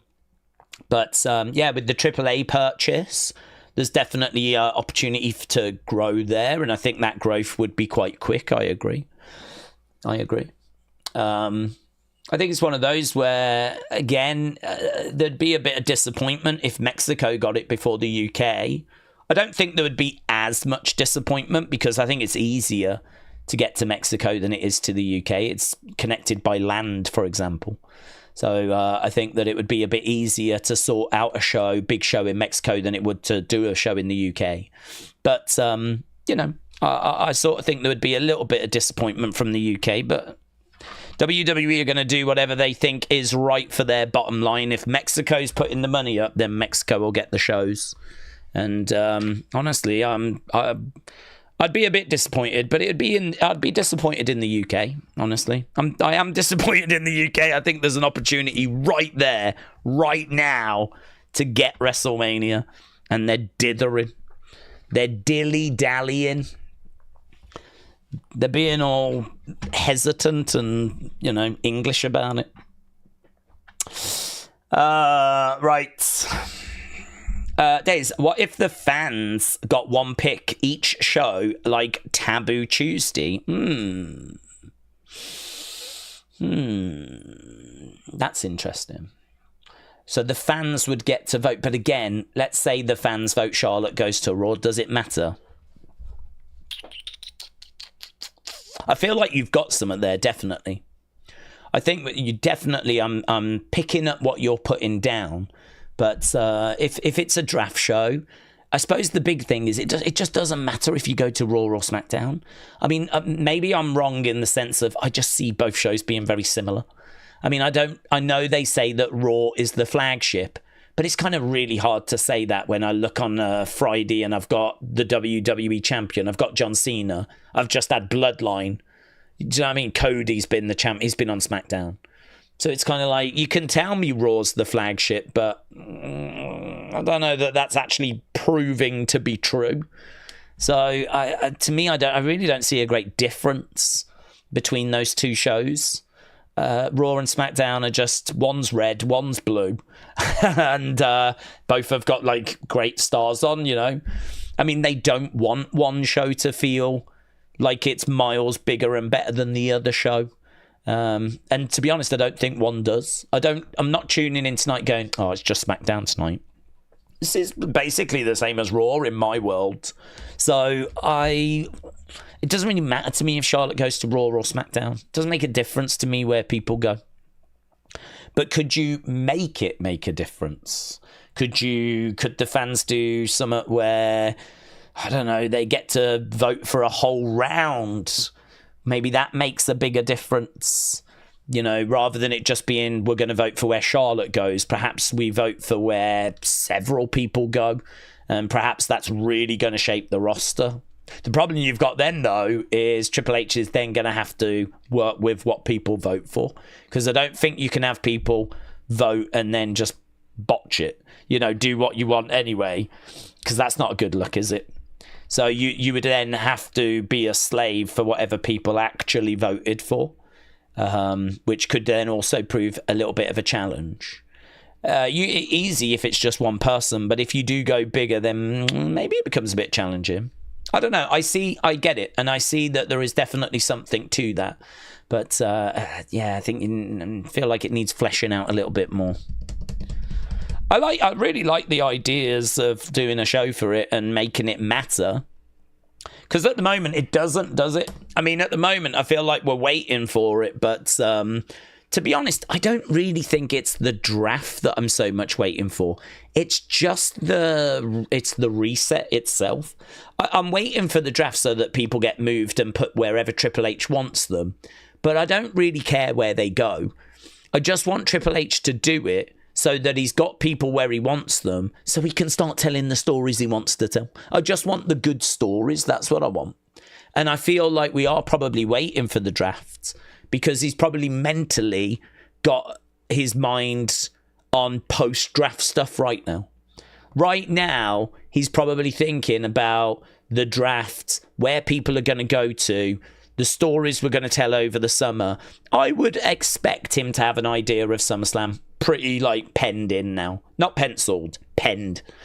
In my mind, draft is done, summer feuds are done, SummerSlam is done, and I reckon that's about where he's up to. I don't know, he might have a penciled in Survivor Series cards, but a lot can change between now and then. But I would expect SummerSlam to be penned now. They tried to get WrestleMania sorted, didn't they, by the end of the year before. That's a good 4 months before. In 4 months' time, it's going to be September. That'll be well past SummerSlam. So SummerSlam should be sorted by now. So, really, I want to get the draft done, not because I'm excited to see where people are going. That's secondary. I just want to get stuck into the reset. I just want to get stuck into all the creative that feels like it's been put on holds. That's the reason. Wrestle Andy, I hope you're well, but Long Beach Hippie said Kendrick Lamar is having shows all weekend at Sci-Fi. The tickets are cheap at like $18. $18. It's insane. Do you know, though, someone sent me over UFC, and tickets to go to their big pay-per-view show, they do it in an arena, right? Dana White hates UFC MMA being in stadiums. He's not a fan. He doesn't think it works. So he does it in 20,000 arenas, and that means you got to pay, right? It means every seat is in demand, because they could do stadiums, 80,000 stadiums, but he does arenas. He thinks it's better for the acoustics and the watching of the show. But what that means is the nosebleed seats, $700. $700 to sit in the... to be by the cage in the flipping... I'd imagine tens of thousands. Tens of thousands. And that's TKO. So, it's... And if you look at concerts and how much it costs to go and see certain people, I'd say Kendrick sounds like an exception. You can go to see Diana Ross or whatever. I only use that as an example because my dad's a fan of soul, Motown. And when he was growing up, he loved Diana Ross. So he goes to see her, not all the time, but he saw her a few years ago, loved it. She was great. And he was like, I'm not going to go anymore. It's too expensive now. And I think she's going to start to decline. He could sense that she didn't have the same power that she had before, but she was still fantastic. But I think he was like, I've really enjoyed that. It's cost me a lot of money. I've really enjoyed it. I think I'm done. So, if she comes back around again and the tickets are really expensive, he's a big fan and he would draw the line now. So Kendrick, $18. That's incredible. But I think Kendrick is someone that really cares about that stuff. Kendrick is someone that obviously his music is very reflective, and Kendrick Lamar is someone that I don't think is, and I could be wrong, but I don't think is motivated by the money so much. He is someone that really is putting out pieces of art and he is someone that really is focused on kind of bigger things than just filling his pockets full of money. So if there was an artist out there that is, you know, really thinking about ticket prices, I could honestly believe that to be Kendrick. So nothing but respect to him for, you know, having that on the agenda. I honestly would like to see Taylor Swift doing something similar, not because I'm a fan, but because she's got a lot of young fans and she doesn't need the money. I know there's a lot of people to pay. I know there's a lot of people that you've got to make sure get their money, but I don't know. I feel like a lot of these artists could find a way of making ticket prices cheaper. But then, to be honest, we've kind of dropped the ball to really make their money in this day and age. So that's a whole different conversation. Cringe Wolf, shout out to you, my friends. Really appreciate the support. We are, wow, so running out of time. Cringe Wolf said, Daze, I am trying to stay positive. Okay, but my stepdad came from the doctors earlier. He's got a tumour the size of a baby's head. We're keeping positive and we are praying for miracles. Well, Cringe Wolf, I am so sorry to hear that. I mean, all you can do is stay positive, and all you can do is take tomorrow as it comes.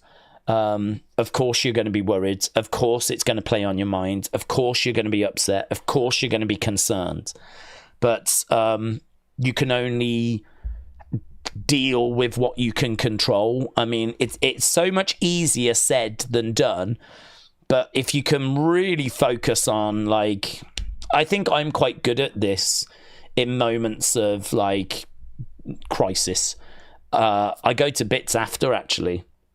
I'm not very good after, but in the moment, I do sort of go like, right, what do we need to do? I mean, when my granddad passed away, I remember being at the hospital and my dad broke down and, you know, everyone was upset. My aunt was in bits. And I remember standing there seeing my family just absolutely in tears in this room. My parents devastated, my auntie and uncle devastated, my cousins in tears. And I was standing there and I was like, okay, let's do some tea. Does anyone want a cup of tea? And I sort of went to this weird... I mean, I didn't do it because I was, like, emotionally strong or anything. I did it because I was like, what can I do? What do I do? How can I help? What needs to be done? And I sort of went to that place, and I find I do that in those moments. But actually, what happens to me a few days later, when everyone's, you know, kind of getting on with sorting funerals out, once there's not really anything that needs to be done because it's being done, that's when I fall apart. So I'm rubbish after the fact. In the moment, I'm quite good at being like, let's get this done. So the best advice I can give you is, you know, focus on what needs to be done. Focus on, like, okay, when's the next appointment? What can we do? Is there any advice the doctors have given? You know, how is your stepdad? Is there anything? Does he need anything? Can you pick anything up for him? Does he need to be taken anywhere? Do you know what I mean? Like, that's where my head would be at. More so than being, you know, completely on the floor, gutted, which I'm absolutely sure you are. And if you are, no one's going to blame you for that. I'd be like, right, what do I do? What do I do? But make no mistake about it, I'd be in bits, do you know what I mean? A few days later or whatever. Once that had been dealt with, that's when I fall apart. So thoughts with you, my friends. I mean, that's the best advice I can give you. It's the only advice I can give you, is just know that life throws you these kinds of things, and it's about how you deal with it. And, you know, I would try and focus in, dial in, what can I do? How can I fix it? But really, however you're feeling is normal. You know, whatever you're feeling, whatever you're going through, it's normal. Heartbroken, confused, don't know what's up, what's down, what's left, what's right. All of that, all of that's normal. You're not expected to be able to deal with those kinds of things very clearly or very competently, because it's one of the worst things that you can have to deal with, isn't it? You know, I just know that the way I deal with it is like, right, what can I do? What do I need to do? I suppose I have to keep myself busy. That's how I deal with it. I'm like, I have to keep myself busy. I suppose in a way it kind of helps take your mind off it as well, I suppose. But then when I am on my own and it all settles down, that's when I go to bed. That's when I fall apart. So, yeah. Thoughts with you, buds. I'm really sorry to hear that. You'll have to keep us updated. Tiffany, hello, my friends. Hope you're well. Tiffany said, when will the Wyatt 6 come back? Well, there's a lot of hope doing the rounds that it's going to be tonight. What with it being Bray's birthday. So there's a lot of people hoping that tonight is the night we see that. I've not got that hope because I gave up hope with the Wyatt 6 quite a long time ago. I am very much, I'll believe it when I see it. I'll believe it when it actually happens, right? But listen, we could get something here. The word today was they will be back sooner than you expect. So some people have said, is that going to be today? Is that today that we actually get that? Let's see, shall we? I said before, and I'll say it again, I just don't want people getting their hopes up and getting disappointed, because that is not going to help anyone, is it? So try and just enjoy the shows for what they are. Try to not worry too much about when they're coming back. They will return. But try to not let that kind of distract, if you will. There's Fraxium. Easier said than done, though, isn't it? I know the Wyatt 6 and certainly Bray Wyatt means a lot to people. It's a big reason as to why a lot of people are watching, you know. Jacob and JC Mateo. So here we've got Jacob. There's Drew as well. Okay, so we are... Oh, Damien! We've got a brawl straight out of the gates. Miss Clown, shout out to you. Scottish Nightmare said people aren't even in the arena yet. Neil said, my dad passed when I was 21. I was just like you. It took weeks for it to sink in. Now that I'm 41 and my mom died in October, I had that same mentality. Well, Neil, I'm really sorry to hear that, but genuinely. I've not gone through losing a parent yet, but, you know, it's... thoughts with you, because it's obviously something that none of us want to go through, but we go through. And I know that is how I'll be. That's how I was when I lost all of my grandparents. And I've no doubt that'll be when I lose my parents. But it's horrible, innit? It's horrible. So, yeah, Neil, shout out to you. Thank you for sharing that. Here's Tiffany. So, Tiffany making her way down. I wasn't expecting Tiffany to open the show, to be honest. Has the folders come back? I would love to do an unseen today. I mean, let's have a look. No, I still don't have any folders. As of right now, I mean, I just don't know. Oh, yeah, that was so good last week. I forgot about that. That Annihilator with Nia Jax. That was so good. T-Bone said, it happened to me. Losing parents is tough. Just keep pushing is all I can say, says T-Bone. T-Bone, shout out to you. Kieran said, I just found out my auntie has got cancer. Hopefully it's not bad. Seems like so many people going through so much. Mayor Pete said, your browser has got a bookmark folder. Your browser has got a bookmark folder. Your browser has got a bookmark folder. I don't even know what that means. I don't know what that means. I've got some... This is my... Oh, I see what you mean. You mean using, like, the top section? Yeah, but that saves a page, not a tweet, doesn't it?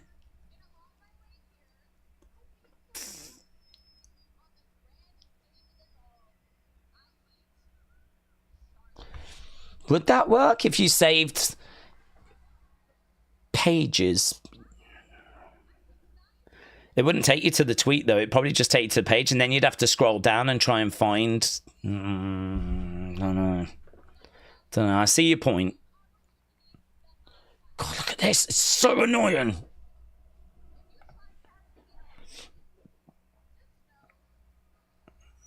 Okay. Big cheer, big pop for Alexa. High-pitched cheer, actually. I think there's a lot of youngsters around.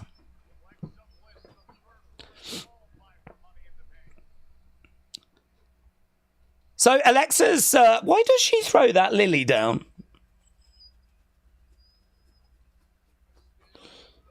Why does she chuck it down in the entrance? I don't really get that. Alexa making her way down, and there's good reaction for Alexa. Very good reaction.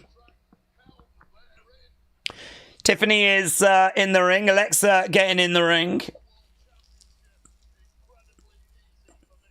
This will be interesting.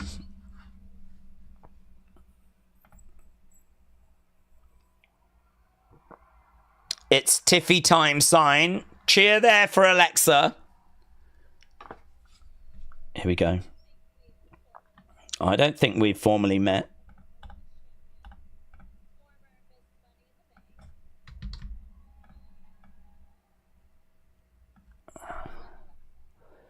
I'm Alexa.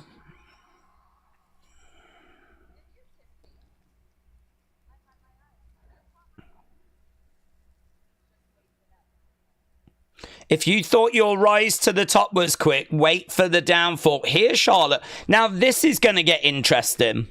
This is going to get interesting because the Charlotte-Alexa relationship, I just cannot work it out.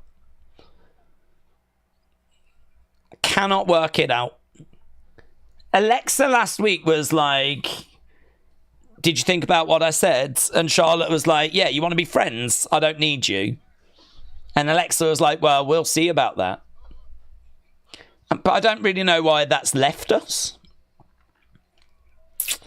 And Charlotte coming out in her queen finery. I mean, there's no sense that we've abandoned the queen character or...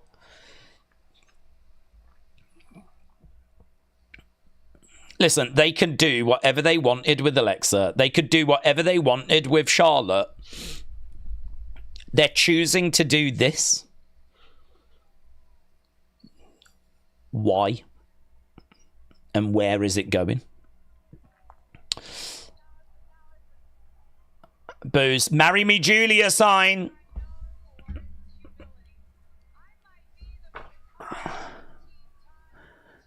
I might be the most humble 14-time world champion.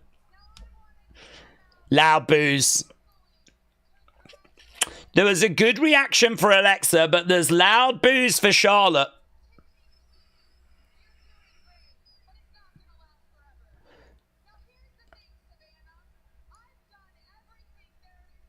She got derailed by the crowd last time. Is this crowd going to derail her this time?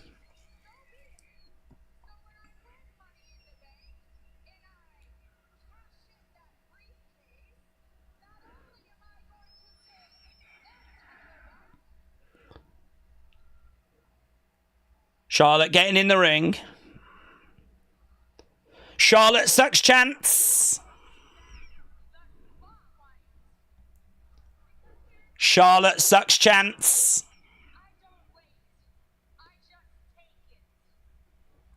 Yeah, loud boos. She's not very popular. Char.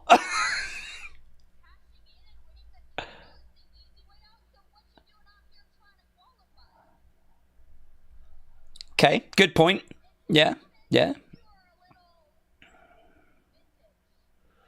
Oh, you two are vintage. You was the standard and I'm the upgrades.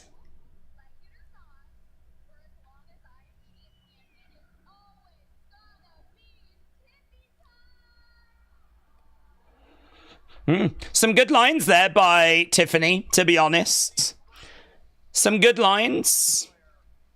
Alexa getting a good reaction. Charlotte, not so much. Not so much. Toodles. Oh, well, this is someone that's not vintage. This is someone that's not vintage. This is someone that's going to be a big problem for you. Tiffany Stratton. The Beautiful Madness. Julia.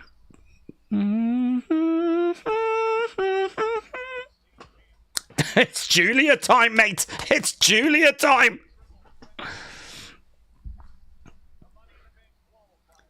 Julia comes out, looks over at Tiffany. Julia walks past Tiffany and is making her way to the ring. Right, here we go. Bella sounded. Charlotte, Julia, and some other boomer that I can't remember in a match. To qualify, it is Zelina. I don't think Zelina wins because she's the mid-card champ. I don't think we put her in Money in the Bank. She doesn't need that as well. Right, it's Julia time, said Piranda. Tiffy is all right. Her voice makes my ears bleed, said Dr. Luchalala. James, hello, said Julia sent a video to the Hannah Kimura Memorial Show. She's a classy chick. She's a classy chick. She's obviously going to be like multiple time champion. Of course she is. I tell you though, I don't know how people are going to feel about Tiffany saying that Alexa is vintage. Kind of implying like Alexa's time has been and gone. I mean, there'll be plenty of Alexa fans like, nah. Plenty of Alexa fans that won't be having that. Oh, but you can say what you want about Charlotte in all I don't think there'll be too many fans kicking off about that. I want Julia to win, said Cringe Wolf. I think she's got a good chance. I think Charlotte should win this. It's time to start investing in the young and upcoming talent, and Charlotte is only a 14-time world champ, said Brony. I think I would have liked Tiffany to have not been in that segment, to be honest. I don't mind that she was, but I think I would rather have seen Alexa and Charlotte sort of have a moment, because I'm really interested as to where that's going. I'm really interested to know what the plan is.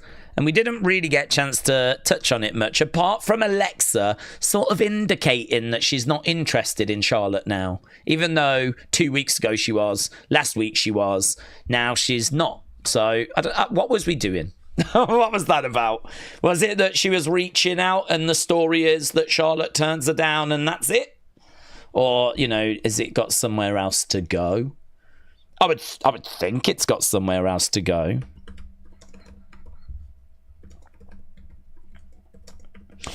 Charlotte was wearing black. Maybe she's gone dark, says Matty. Julia might slap the plastic off Charlotte's face, said Shockwave. This ad break music manages to make me fall asleep every week, says By the Bonfire. It is pretty mid music, isn't it? Hannah said, Daze, I'm not sure if you saw, but with Money in the Bank in August in 2026 in Louisiana, what effects do we think it has on the timeline to other PLEs? I don't think it makes a big difference, honestly, because by that point you'll have SummerSlam done and all the other PLEs are just interchangeable. I mean, I don't really think there is much that's kind of set in stone other than WrestleMania, SummerSlam, Survivor Series. Money in the Bank can clearly move. We've done different things instead of Elimination Chamber. We used to do Fastlane. So, you know, that can always change. You'd keep the Rumble where it is, of course you would. And you'd keep WrestleMania where it is, of course you would. Even SummerSlam can move a touch. Sometimes it's in July, sometimes it's in August. But doing Money in the Bank at the end of or after SummerSlam, I don't think makes a big difference, other than you are missing out on SummerSlam for a potential cash-in. Although it'll be whoever wins this year will be able to cash in, because you've got until the next Money in the Bank. So whoever wins Money in the Bank this year will have a little extra time, won't they? If next year is going to be August, they'll have a little extra time. So I don't think it makes a big difference, honestly. I think there's a lot of flexibility when it comes to the PLEs, because we've seen so many different variations. Right, we are back from commercial break. With the way WWE is currently doing things, I wouldn't be surprised if Alexa Charlotte team up. The story is over already, said Johnny. I honestly, I expected them to get together. That's what I expected. And I just don't know. Is Alexa going to stay out there? Is Alexa going to cost Charlotte here? Or is Alexa... It looks like Alexa might have gone, actually. I don't know. If Alexa was going to cost Charlotte, I think we would have seen a bit more heat between them, maybe, if she hated Charlotte. Okay, here comes Zelina then. Zelina's making her way down. It's a hard argument, isn't it? I felt it worked quite well for Becky, though, because she had never won it. So I could imagine Becky looking and going, well, I'm not around the title picture on the main roster, but I could go back and win that belt I never won as I was coming to... So for Becky, I sort of understood. Do you remember, though, when Charlotte won the Rumble and we had to try and find a way of making it seem like she wanted to use that opportunity to go after the NXT developmental belt at WrestleMania 36? That was not great. That was not great. So yeah, that'd be. I like where you're coming from, but I get it, because it would make it would do what I would be looking for. But do you just make NXT seem like it's a punishment? Zelina gets thrown out the ring. We are underway with our first match then. It is Zelina versus Charlotte versus Julia.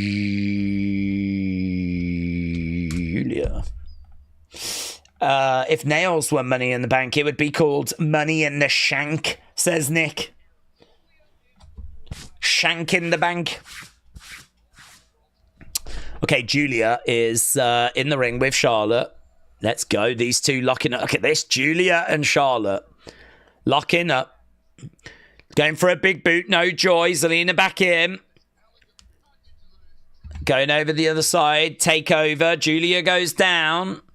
Duck underneath. Against the ropes. Gets caught. Come on, Zelina. Come on, Zelina. Fall away slam by Charlotte. In control at the moment. Going over. Grabbing. Oof. Chop coming in there by Charlotte. Ooh. Julia throwing in a chop there to Zelina. She goes over. She gets right in Charlotte's face. Julia gets thrown into Zelina. We got Chris Sabin against Tommaso tonight. Chris Sabin against Tommaso.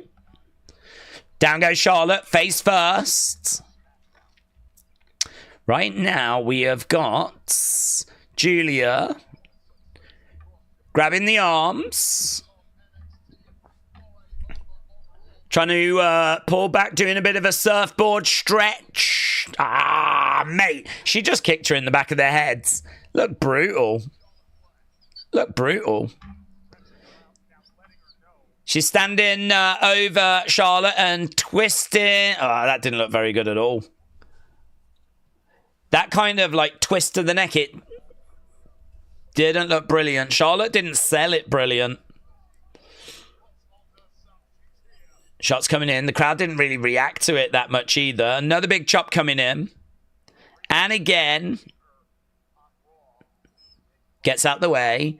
Clothesline. Both clothesline each other. Both go down. Zelina coming over. Grabbing Julia. Middle of the ring. They're going for a suplex on Zelina. Is she going to reverse it into the DDT? 1, 2. Shoulder up there by Charlotte. 1, 2. Have you noticed when people do DDTs now, there's a lot more of a roll? You don't see the DDT spiking as much anymore. Whenever a DDT gets hit, it's kind of like part of a roll, and you see a lot of people rolling it now. I think it takes a lot away from the DDT. If you're going to do a DDT, it's better to take it like kind of flat or spiked. But now they tend to like roll into it, and then they like roll. The way she just did the double DDT there was like, it didn't really carry much impact to me. Zelina is up, moonsault in to the outside. Down goes Charlotte. Down goes Julia. We might be, is this commercial break spot again? I believe it is. I believe it is. So we are going to commercial break, but we're staying with the action right now. Do we think that these will go in the Hall of Fame? Wade Barrett, Kenzo Suzuki, Savio Vega, Natalia. I feel like we've had that conversation, haven't we, about like where the bar is and how the bar is quite low in the sense of you've got to have served quite a bit of time or won championships. I mean, if Queen Shamel can go in, I don't think the bar is that high. Zelina going over to the corner. This match does suck, says LS Dub. It's just a little bit... The execution of the moves is just a little bit off. Julia's probably got some nerves as well, which I could understand. I think... We'll have to see what the final sequence is like. That obviously carries quite a bit of... We want tables! Charlotte mocking the crowds. Suplex, that was good. Going for the pin. 2. Shoulder up by Zelina. They've got Julia wearing a ho-hum 1 3/4 TV match on SmackDown. Wrestling a ho-hum 1 3/4 TV match. Yeah, I mean... I suppose you've got to sort of introduce her as well. Julia would shine in a singles match, of course she would. LS Dub's not having it, is he? Tokens World said the 0 pace. Styling with LJ said the match is trash. Well, let's see. Let's see. Well, I agree. I'm not in disagreement. I'm not feeling it. But let's have a look. All 3 girls can go. We'll see what they do when we come back from the commercial break. Nothing's registering with the crowd. There's no energy, said LS Dub. It's like they're wrestling half asleep. Crowd are chanting, we want tables. There was a guy there that shouted that out. Charlotte was making fun. Push. Another push coming back. Oof. Chop coming in. Another chop there by Charlotte. We're back in 25 seconds. Sean said, I don't want to be disparaging. Zelina does have talent, just not in the ring. Some say in the promos there are levels to this. Zelina's not on Julia or Charlotte's level. Boom, face first. Getting dragged into the middle. 1, 2. Julia kicks out. You think you're hot shiz, don't you? Said Charlotte. I heard that. What you got? She's pushing Julia around by the heads. Julia with a slap there. Knee coming into the midsection. Dude, I'd be so down for Charlotte against Julia. I think that match would bang. Against the ropes. Julia going to the outside. Bang. Top rope. Kick coming in. Julia down. Big boot coming in there by Zelina. Charlotte in the corner. She's got Zelina. Picks her up. Charlotte has got Zelina on the shoulders. Electric chair. Drop her back. No, Julia going up top. Julia drop kick Charlotte, who electric chairs Zelina. Julia, 1, 2. Shoulder up. Shoulder up. Going for the pin. 1, 2. Zelina gets her shoulder up. We're seeing a shot of the briefcases. Connor said my predictions for the main event: Cena's going to win against Truth. Jey Uso will beat Logan. Logan and Sammy against Braun and Seth. And Drew will win the steel cage, says Connor. Connor, shout out to you. WrestleRant said the match ain't terrible. It is slow pace. It's like moving in slow-mo. Kick out by Charlotte. Zelina is not horrible in promos, at least backstage or as a manager. I think she's missing something that would make her a big star. Maybe better wrestling, said Dr. Lucha Lala. Daze for the draft. Wrestle with Andy cannot let this go. Listen, hear me out. Hang on, here's Charlotte. Double crossbody. Down went Zelina and Julia. Zelina up, goes round the houses. Oh, Charlotte down. Look at, oh, nice. But Julia's going to break it up. An Arriva Dirty knee, a big boot by Charlotte. Charlotte, 1, 2. I didn't know if Zelina was going to make the save there. It looked like she was going to, but she was just really slow at getting over. Clothesline. Clothesline. Charlotte on her feet. Don't forget, we are back tomorrow, my friends. We are. I know I've not got the stream set up yet. I've been too emotionally upset about Unseen. But we are back tomorrow with Saturday night's main event. And Wrestle with Andy, I'm not ignoring you. I am going to get to your thoughts in a second, but Charlotte 2. No! For the NXT brand. Is this Rings of Saturn? Oh, looking for the pin. 1, 2. That's a hard pin to kick out of, actually. That's a hard pin to kick out of because her arms are like behind her back. She's got no momentum. It is, a scramble is a good word. It does feel scrappy and scrambly. It does feel quite scrambly. Trinidad flag, guys, in the crowd as well, guys. Because he's the GOAT. Oh, roll up by Julia. 2. Ah! Just a 2. Duck underneath. Julia against the rope. Charlotte. Drop kick. No. Oh, here we go. Just like her daddy. But even better. Double knees by Zelina, though. Figure 8 was in. Ah, 1, 2. Ah, Charlotte makes the save. That was good. That was good. I don't know what the flip we call that. I don't know if she calls it a code red, a code Zelina, the Puerto Rican plunge. I have no idea. But it was a code red. It's basically the pop rocks that Roxanne does. But, yeah, it was good that by Zelina. Only gets her 2, though, because of Charlotte. And at least the match has got somewhere. We can tell our grandkids that this match at least went somewhere. Here we go. She's going for it again. No joy. Couldn't get it. Ah, big boot by the Queen. Big boot by the Queen. And that's just what Joe said. Me and Joe are on the same page. Here we go. We got Julia. She's going to go up. Oh, you better be quick. Zelina's in pain. You better be quick, Julia, you boomer. Go on, Julia. Ah. Stomps down right as the Queen was outstretched. I reckon Julia's doing it here. This is the beginning of the ends. The beautiful madness. Oh, plants down Zelina.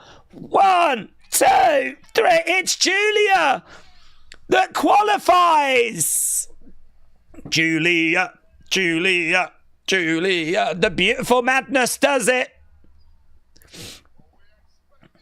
Julia advances to Money in the Bank. I don't love that picture of her on screen. I don't know why did we go with that render.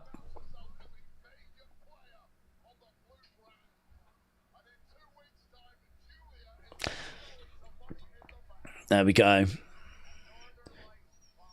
Going to Money in the Bank, baby. So, Rhea, Alexa, Julia, Roxanne. It's a pretty sick lineup, innit? To be honest. It's a pretty sick lineup. We've still got 2 more ladies that we need to pop in there.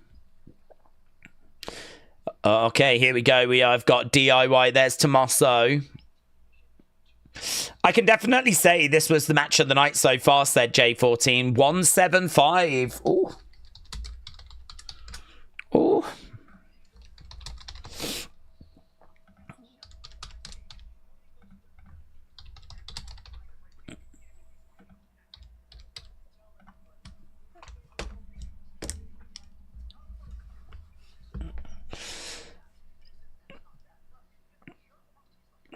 Okay, so Tommaso is talking about the Motor City Machine Guns.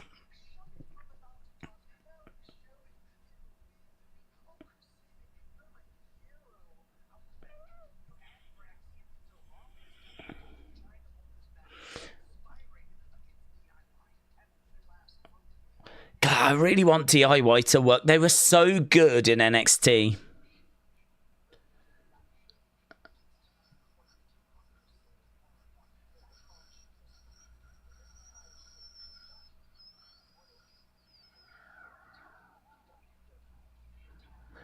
When this story is done, you'll be looking at your 3-time tag team champs, DIY.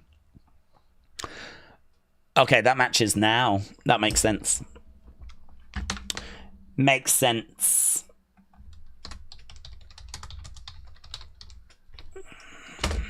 Okay. Mayor Pete said, braise your fish. How do you, what is braising a fish? Braising. It's a generic term for several cuts of beef that suit long, slow cooking. What? Is it long, slow cooking, is it? Yeah. Well, let's go. Apparently it helps with the flavour. No one can beat the 5-time WCW champion except Cena, said Yamil. Wonder if Stephanie drops the belt on Sunday and gets called up, said By the Bonfire. Well, if she's going to drop it to anyone, I think Jordan Grace makes a lot of sense. Maybe DIY should go to Raw and help out that division, said Woken Matt Hardy. I do feel sorry for them. They're a great team, but it's just, you know, it's just not quite their time at the moment, is it? That's fine. Can't always be your time. I like the fact we're investing in the Street Profits, though. I do think that there's been a lot of different champions. And there's been a lot of teams that have had opportunities and been looked at and whatever. So it is good to kind of invest in a team and try and keep building them. I actually low-key want Street Profits to win tonight. I really like Fraxium. But I think when those belts change hands, I would like for it to be a big, dramatic moment. If Fraxium win tonight, I don't know that it's going to quite feel that way. I don't know that I'm going to quite feel that way.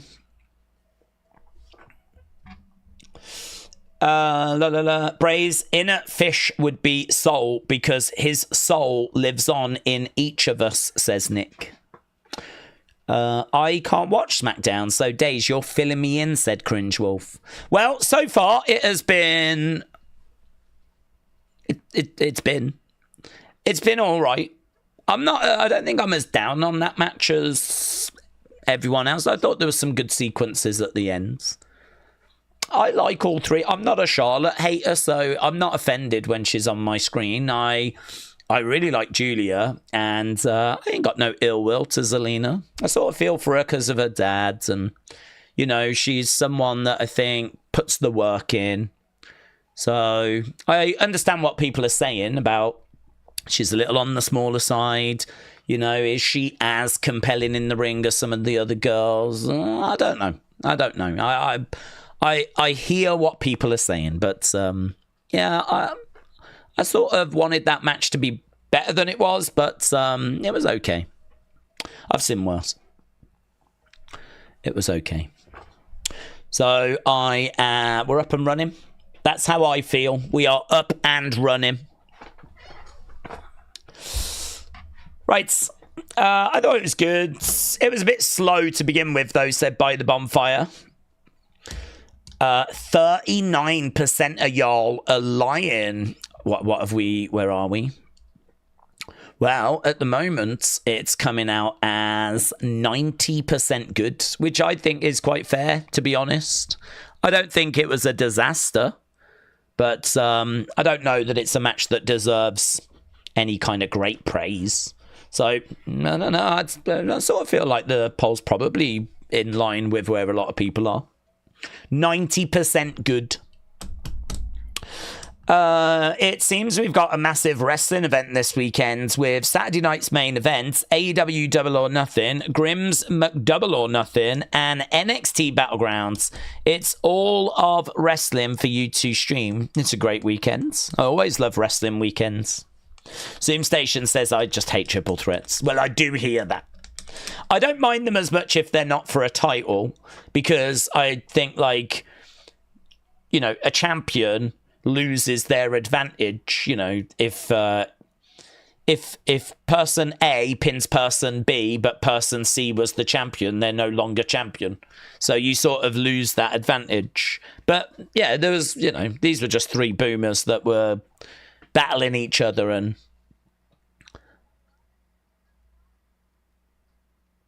yeah, we're seeing this was good. This video is one of my all-time favorite videos, you know.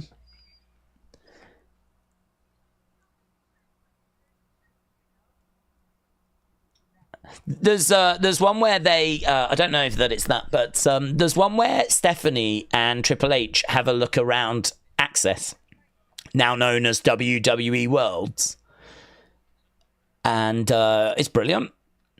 They show you everything. Like, they look at the Mattel stand, they go into the Elimination Chamber, they do have a look at the Hall of Fame exhibition, and they do everything. Yeah, good clip this, where Stephanie struggles to do the walk. Okay, we're backstage with Zelina. Here is Chelsea.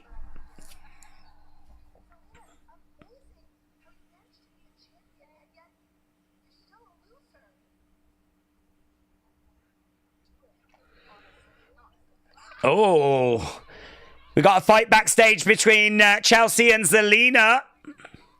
Oh, Slagent P. Oh, Meechin. Oh, my God. It's all breaking down. Big brawl. Big brawl. B-Fab's in. Zelina's in. The Secret Hervis. Chelsea. Nick Aldis.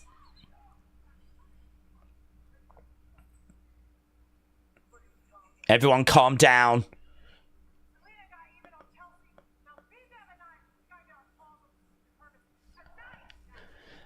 B-Fab and Meechin want the Hervis.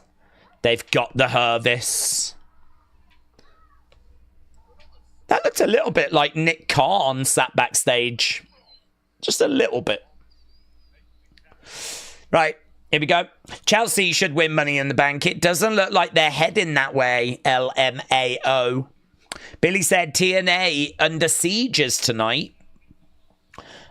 Jim says, I remember when at the beginning of the pandemic, someone took Triple H's bottle of water away. Oh, I don't remember. Tommaso coming down with a pretty fun jacket. Love that for him. Jess Hello says, let them fight.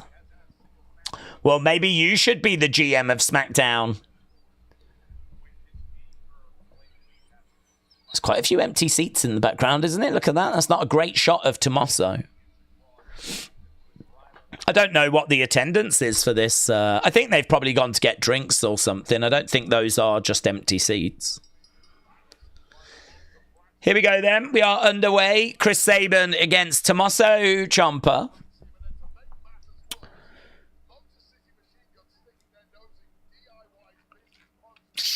I hate Ciampa without a beard. It's so jarring, said Nita Nitro. Oh, Nita Nitro, do you know what? I was doing your thing and I was like, is there a little dash between Nita Nitro? So I think there is, but I can't remember. And I was like, oh, God, what do I do? And I didn't put the dash. And now here you are with your dash. I'll pop the dash in after. You are dashless. Right now, Chris Sabin in control. I really don't understand how people are so uncoordinated with just simply spitting water. What's going on? Well, I can't say I've tried, to be honest, so I can't comment. Perhaps it's harder than it looks. Stephanie said it was. Jess said, sometimes I'd love to just skip some promos and have them fight like Punk and Rollins do all the time. Shot coming in there by Tommaso. That was lazy writing, said Reels of Earth. Wrestling Russ said, absolutely no way Zelina is 5'1". She was just next to 5'7" Chelsea. And she is way bigger than 6 inches. Well, I wouldn't be shocked if she did sort of make herself seem taller than she actually is. That is kind of like a traditional wrestling trick. Wrestlers make themselves sound heavier and seem taller than they actually are. So maybe Zelina's done that. Kick out there by Sabin. Stomp coming in there by Tommaso. Sabin down. Another stomp coming in by Ciampa. I think it's so difficult to do tag teams in a singles match. Because, again, it's like, what are they fighting for? What does it matter? Sabin wins. Okay. Ciampa wins. Okay. Sabin goes against the ropes to the outside, but Tommaso gets back in. Okay. So he threw Johnny's jackets at Chris Sabin. Hit him distracted. Hit him with a DDT. Sabin into the barricades. Ciampa and Gargano on the edge of the ring. As we go to commercial break. Yeah. Friday night commercial break. Let's go. Let's go, kings and queens. Nita Nitro said, Daze, you will respect your champion. But I know. I tried to do it right. I said I couldn't remember. I didn't do it on purpose. I was trying to pay respects and do the right thing, but... I mean, had I have put a dash in there, we'd be sat here right now and you wouldn't have one in your name. Whatever I did was going to be wrong. You'll get it. I'll add it. I'll get it done for tomorrow and it is going to look fabulous. Anna said, Daze, that's interesting. I heard that beanies don't directly cause baldness. I heard that. But it does make hair thin. And that could cause baldness. Oh, does it? I haven't heard that. I did look into it because I was genuinely concerned.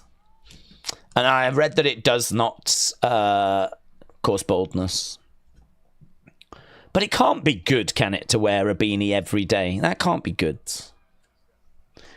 So, yeah, as soon as the streams are over, I take it straight off. Normally my hair's like a right mess. Just as long as it's not a jar of peanut butter with a giraffe sucking on it, said Cringewolf. Cringewolf, are you okay? Is everything all right, mate? What are you on about? Slingshot. Oh, Sabin into that bottom turnbuckle. Does the tag division need a shake-up? It needs a long reigning team to keep it relevant, said Iron Sentinel.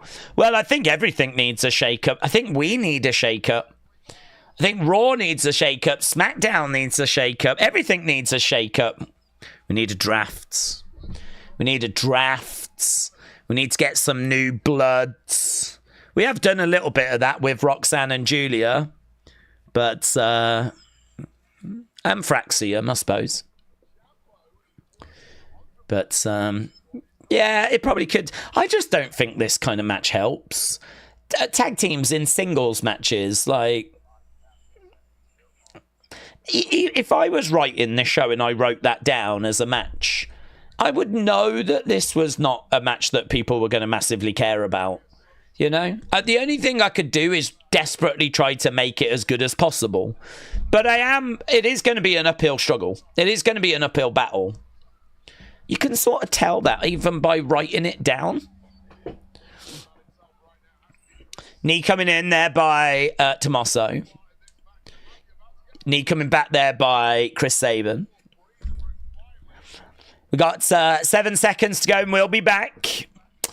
Drafts don't matter though, said Mayor Pete. Either too many people get moved, or it's just the same thing, or not enough people get moved. Nah, but what it does allow is it allows us to do some new feuds. It allows Triple H to... Because I agree with people that we sort of... After WrestleMania, I feel like we're in a bit of a holding period. I sort of feel like we could move things around and get some fresh matchups and maybe do a few new things. But yeah, whether it's going to make a massive difference, you're not wrong. It's not the magic solution, is it? But God, just anything that will just help a little bit. Thumbs up there by Johnny. Johnny is enjoying what he's seeing, or he was, until there's a German. This kind of match that sits on the show of eating up minutes and being one of those token work rate matches, said Ellis Dub. Shoulder up. It's kind of like they're feuding, so we need to do a tag match, but we can't do that every week. So how about we have Johnny against Alex Shelley? How about we do Ciampa against Chris Sabin? And you sort of stretch it out that way. Sabin on the edge of the ring, goes for the kick. Tommaso jumps up. Forearm shot. Shot comes back. Chop coming in there by Tommaso. I'm going to end this poll because I don't think this match is going to go much longer. Julia, Zelina, Ciampa, driving Sabin up. That was good. That was good. 1, 2, didn't get the 3. Low key, this might actually be better than the first match. And the first match got good 90. 29, 10. Yeah, good 90. I would think this would probably score higher than that. We need a better writing team, said Reels of Earth. Right now, here we go. Double underhooks. Picking up Sabin. And again, trying to get Sabin up. No joy. Sabin goes down. Going for a shot. Nice. Dragon screw.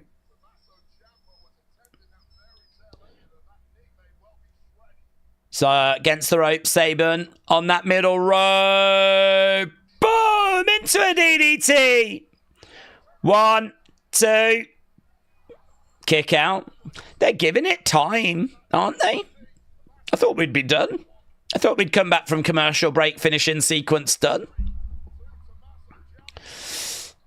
Come on, Triple H. I mean, Ciampa, said James.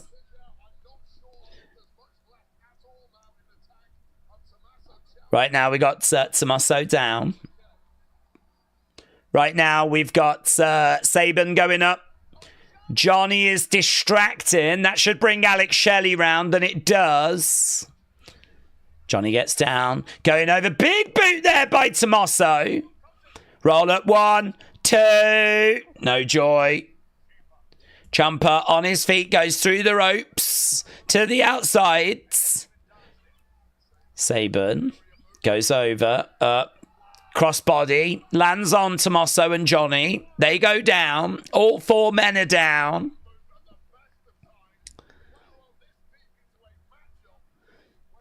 Grabbing Tommaso. That kick didn't connect whatsoever, said Brony. Crowd are chanting, this is awesome. Chop coming in there by Tommaso. I've not been paying attention. I thought this was Motor City against DIY rather than a singles match. No, it's just singles. Ciampa goes down. Ciampa down. Is he lying? Yeah, I think he's playing possum. I'm guessing that's possum. Oh, there's Candice. Boom. That's nice. That's nice. 1, 2, 3. I like Candice getting involved. I like Candice getting involved.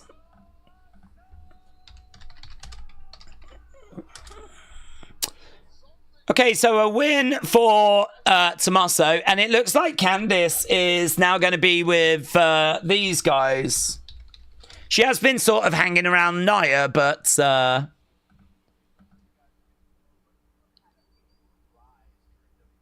Okay, here's Fraxium. That was okay. That was better than I thought it was going to be.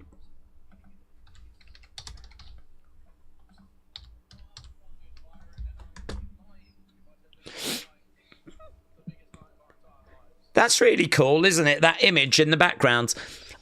Was we at this venue before? Because I'm sure they've done something similar to that, where they had painted backstage. But that looks really good. That SmackDown thing where you've got Roman and Cody and Cena, and it's a shame none of those people are on this show. It's a shame that none of those are actually on this show tonight. Or at least to my knowledge, they're not, but... Yeah, it looks good. I seem to remember, I think we've been here. Well, of course we will have been at this venue before, but I think they've painted backstage before as well. I seem to remember Rhea walking past something, maybe like a year ago, 12 months ago. Shinsuke's here as well. He's going to be in a qualifying match coming up tonight.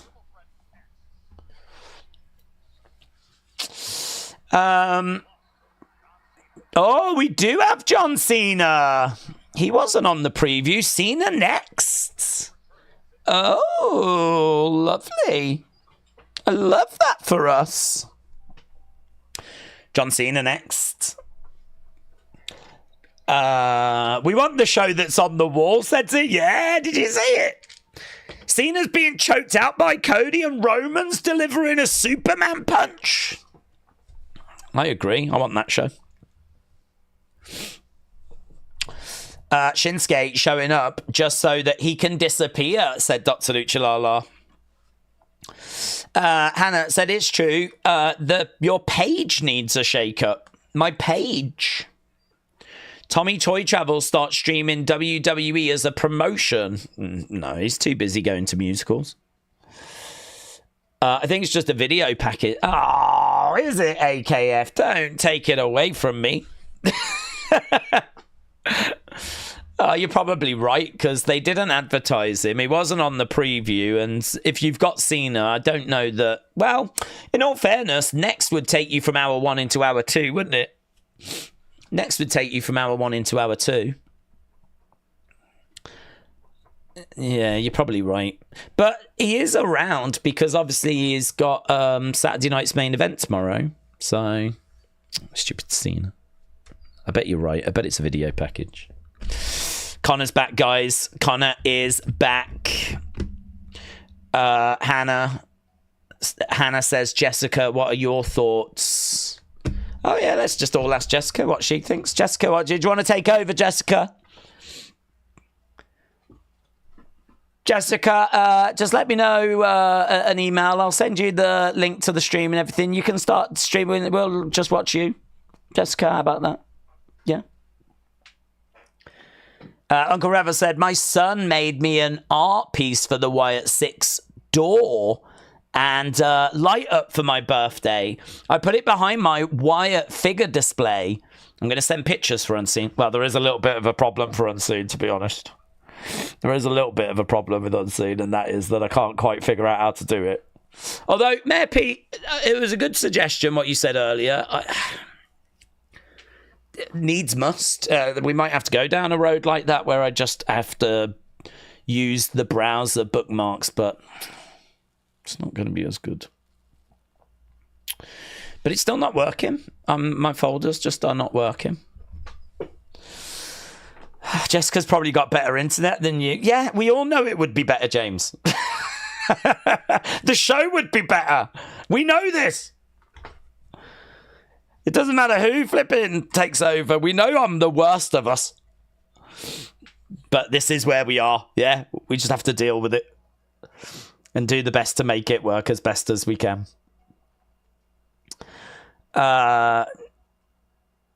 You could bookmark individual tweets. You can bookmark individual tweets. Well, you can, but they go into the folder on the thing. You can't bookmark individual tweets on a...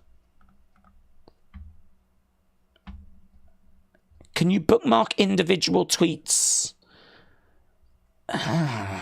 I've never done that. I would have to have a look at that. If you're telling me you could do that so that I can easily call up each tweet individually, then that's interesting. I suppose, has each tweet got its own URL page then? Does each tweet exist in its own space? You know? I don't really get, I don't get the technical side of the internet. God, Jessica, you take over. I just don't know how these things work. I'm all right when it comes to the grappling, but I'm not... I can't deal with all this. Oh, my God. Look at this place. Look at this. What's that? Arby's. I want to go to Arby's. Oh, my... Oh, it is going to be this, isn't it? It's Arby's bringing us a John Cena video. Oh, God. And they got my hopes up as well. Sucks.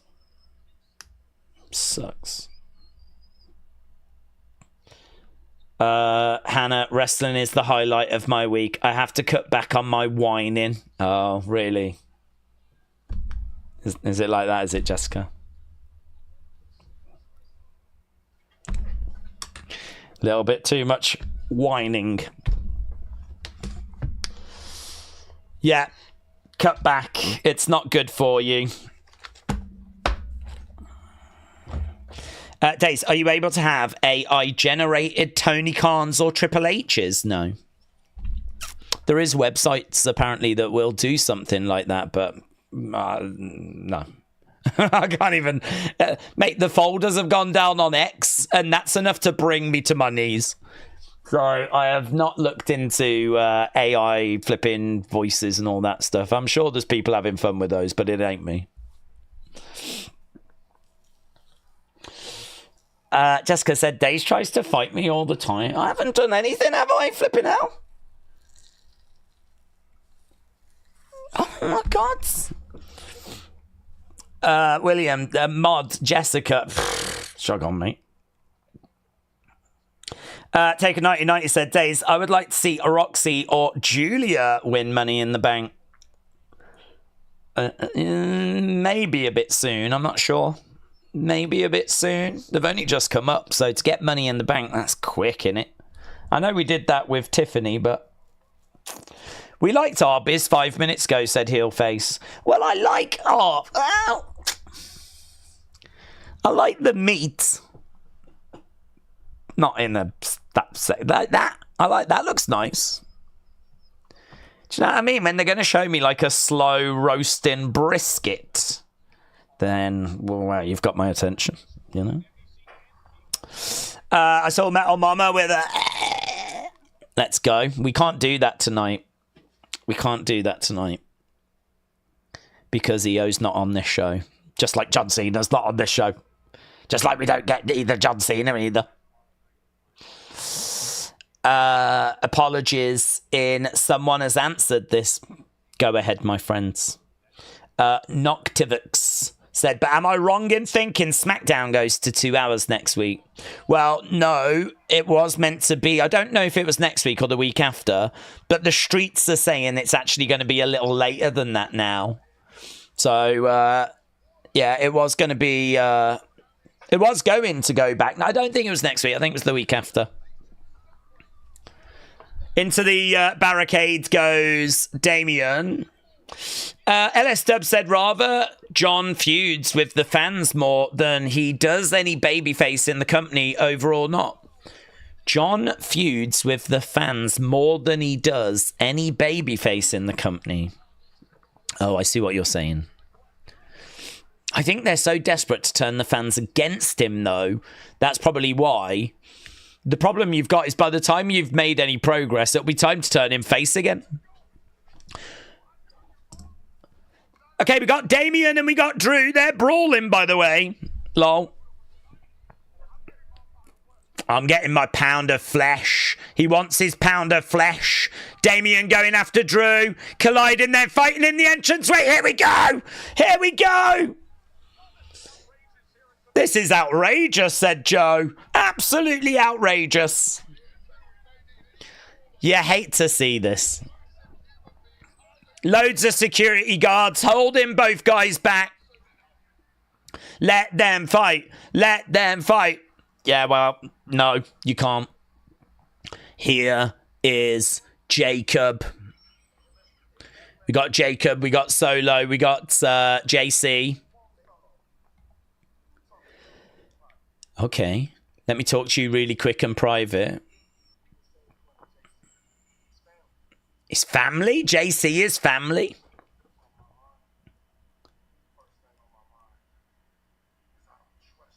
I don't trust you.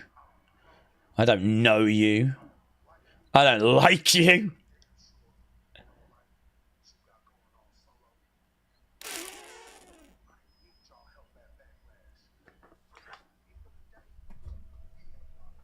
He ain't my blood. And he ain't my family.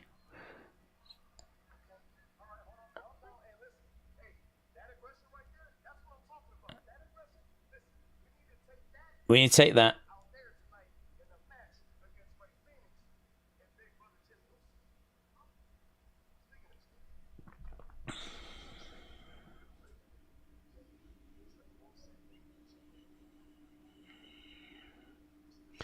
Do you know who never left? This guy. This guy never left. I want Jimmy to come back.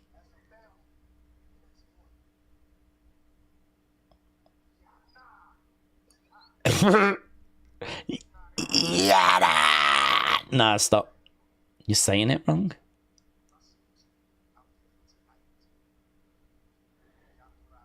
Oh, yar. You got to roll it, ain't you?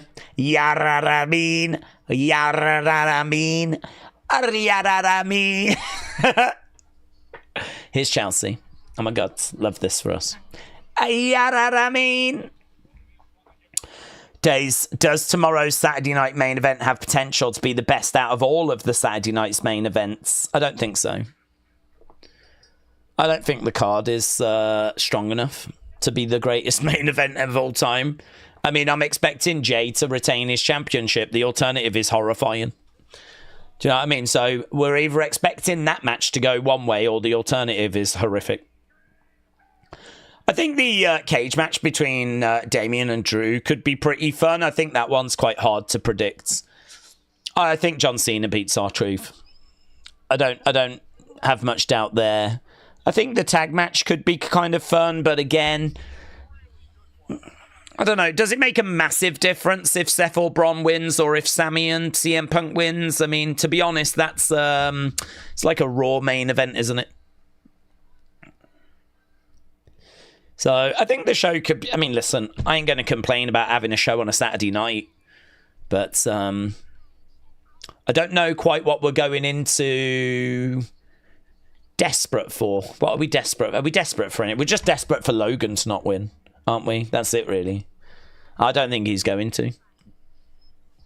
So could there be some surprises? maybe we don't really do that at Saturday night's main event. I'd kind of like some. We should get Jesse the Body, mate. If we get Demolition, imagine that. I don't know how you'd do it, but here come the X, here come the Smasher. Imagine that. Oh my God. Because they're signed to Legends deals now, and we haven't used them for flipping, I don't know the last time they were on WWE TV, but it ain't been for 15 years. Imagine that. Demolition. Oh my God. And I think they're old as well now, like they're boomers in their 60s and they've put a bit of weight on. So imagine if we make them wear the gear they wore before, like kinky gear, the kind of bondage stuff they used to wear. Guys, we could be less than 24 hours away from seeing old men in bondage gear. And now that I think about it, that would make it the greatest Saturday night's main event of all time. That would make it the greatest Saturday night's main event. That would make it one of the greatest wrestling shows of all time. 2 out of shape old men coming down in bondage gear. But again, just like with the Wyatt 6, don't get your hopes up. Don't get your hopes up, because you'll only be disappointed. I know you're all going to be sat there now going, oh my God, I hope that happens. I hope that happens. Don't get your hopes up. I don't want disappointment. Not in this community. We've hurt too much. There's too much hurt in this community as it is. We keep waiting for the Wyatt 6. We've been waiting for what feels like 10 years. We can't now start getting our hopes up for old men in bondage gear. Oh, that would scar some children, said Alex. And adults, Alex. And adults. Oh, God. I bet their boobs are like down here now. You know. Okay, that last match was good 96. Good 96. Would you pay $300 to get John Cena's autograph in person, said Leo. No, I wouldn't. I would pay $300 to get a picture with John, but I wouldn't pay $300 for the autograph. I think because it's probably the right price. I think they're around that on eBay. I think I might have one. I might have a Topps card signed by John. So, but what I don't have is a picture with John, so that would interest me more. And do you know what I have? I have a picture with Demolition. You know, the old kinky men. I've met them. I've met them, and I've got a picture with them. But they weren't wearing the bondage gear. They were just wearing Demolition shirts. So, yeah, if they do come out tomorrow, I think they might wear, like, Demolition shirts. Do they make Demolition shirts now, actually? Let's have a look. WWE shop. Something tells me that they have started making Demolition shirts. Demolition. Don't know that I've seen any, though. No? Well, if they come out tomorrow, what are they going to wear? Unless they're going to launch some new Demolition shirts. The ones they must have wore when I met them must have been Pro Wrestling tees. They had some on Pro Wrestling tees. Interesting. One of my friends just texted me saying that he heard the Wyatt 6 were backstage. I told him not to play with my emotions like that, says Adrian. Well, there are rumours. Word on the street is they'll be back sooner than expected. Here's Alexa. Oh, Alexa was having a little chat with Lily. See you at Money in the Bank. Ooh. So Charlotte was walking backstage. Alexa was talking, but she was talking to Lily. So, love that for her. Would be good if Nottingham Forest beat Chelsea. It would be fun, said Spartan. Here's Meechin. Let's go.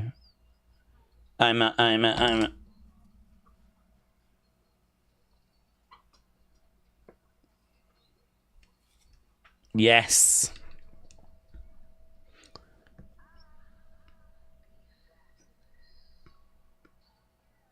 Why did we bring Michin out first?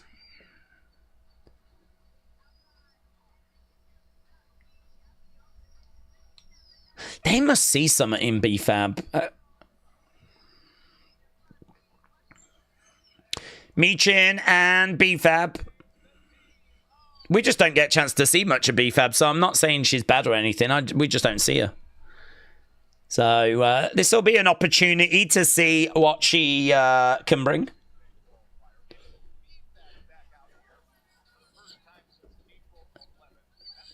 First time since April 11th.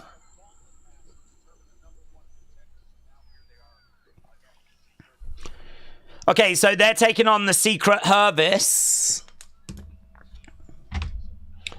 Well, it's good they're getting a little bit of TV time, isn't it? These are the kind of people that can usually just be lost to the world of catering.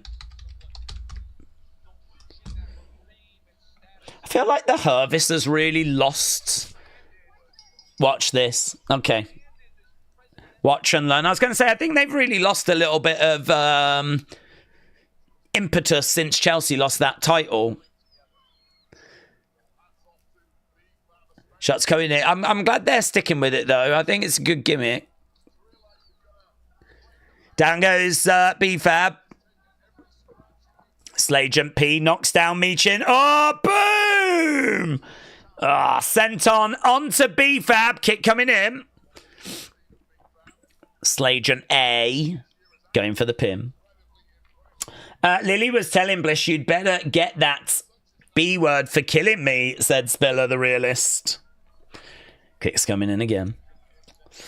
With Mania expected to be in Vegas, what if Hunter thought to himself that WrestleMania was not good enough?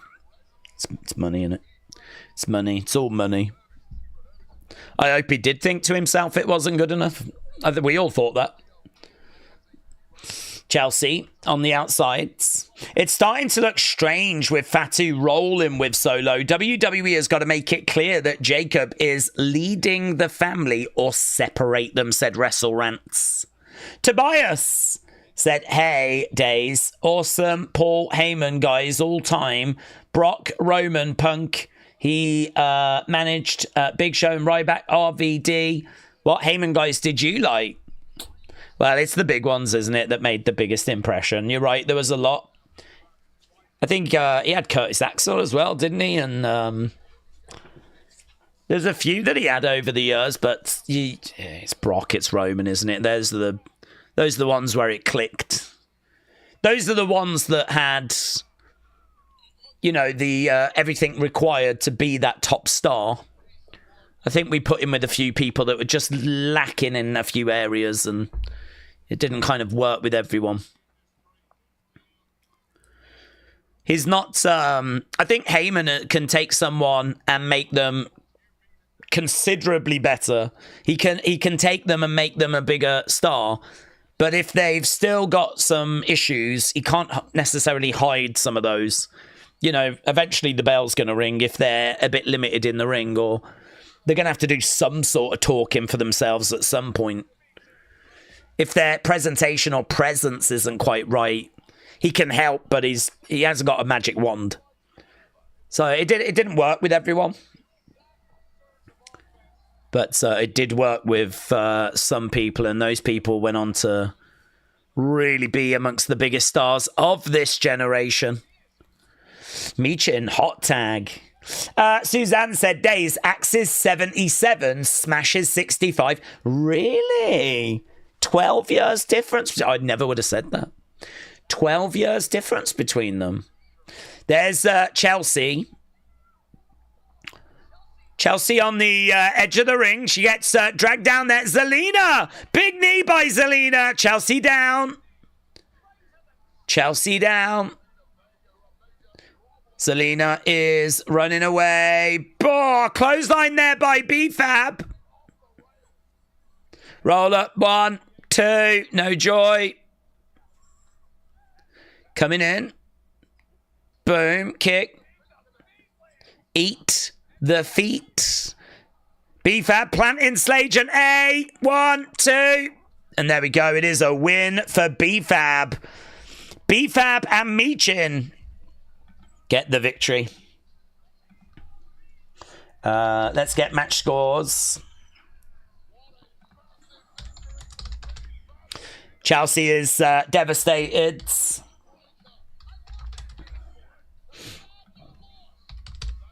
The Fabulous. Okay, we're backstage with Byron. Street Profits. Is that next? They're taking on Fraxium. Mate, this match could bang. This match could seriously bang. Fraxium have beaten you once.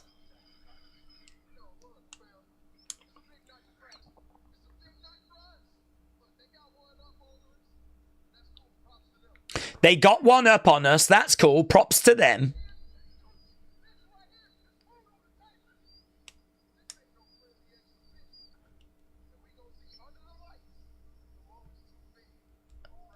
We're going to see if the moment is too big for Fraxium.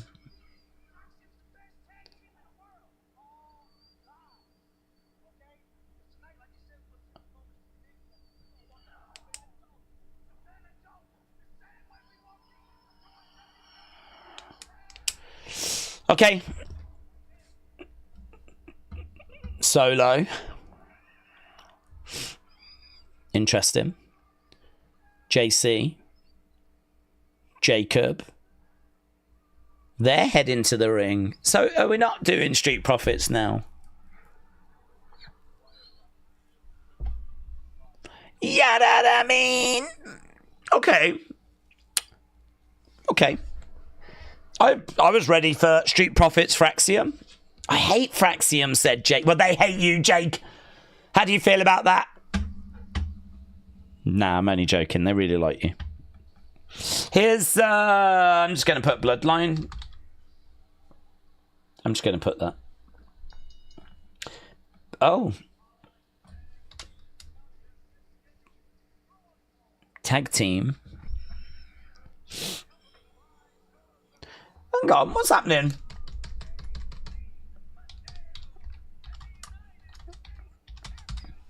Have I missed this? Who are they facing?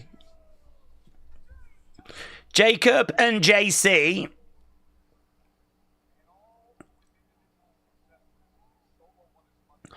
Profits and Fraxium are main eventing, I think, said James.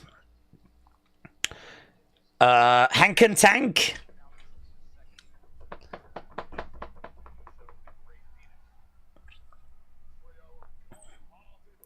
Is it Jimmy and Ray Phoenix, did they just say?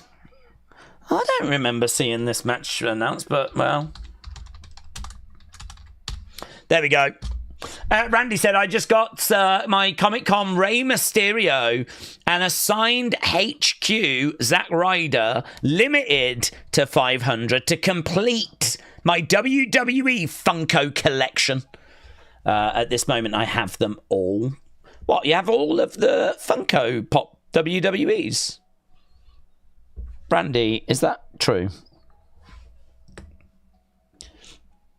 Randy, do you have every WWE Funko Pop? Because if you do, I need a picture of that.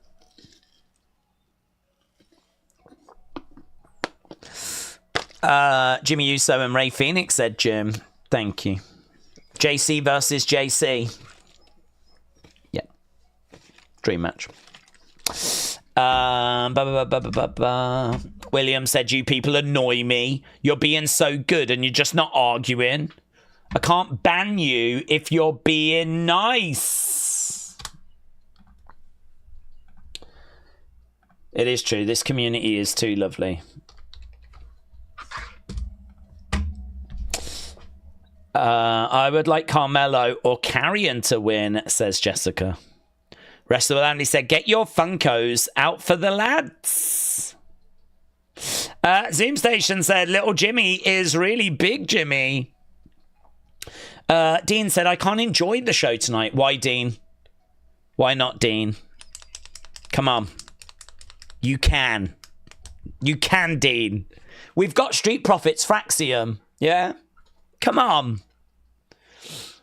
And who knows what's going on with Charlotte and Alexa, and there's a chance that you get Wyatts.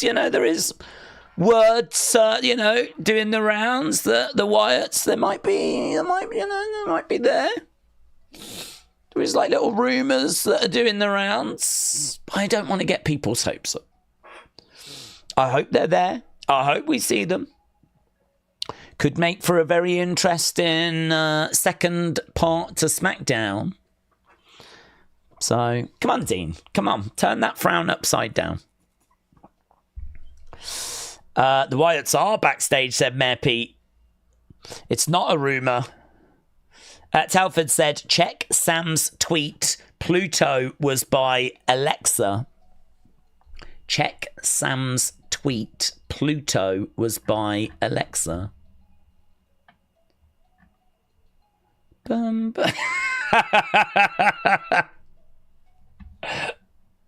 you happy now, are you, Jess? Yeah? Look what I'm being sent. Look at this. The flip.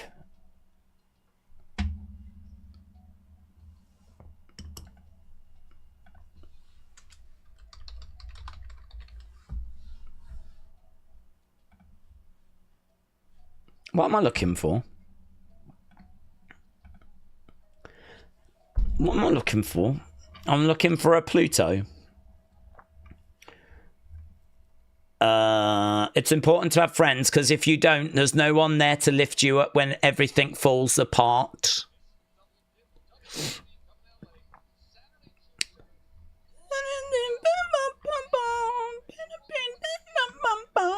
Money, money, money, money.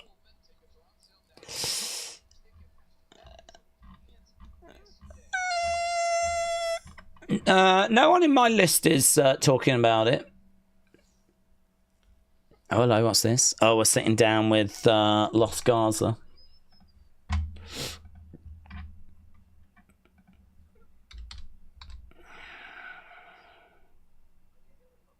Familiar. Bonding moments.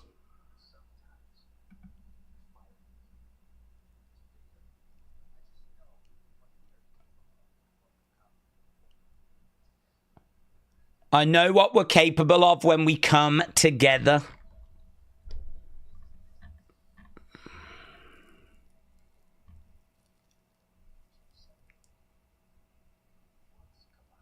June 7th, Worlds Collide. We're going to come together. So they're going to be at Worlds Collides.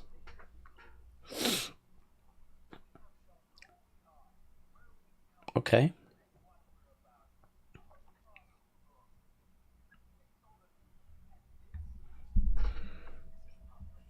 This is an opportunity.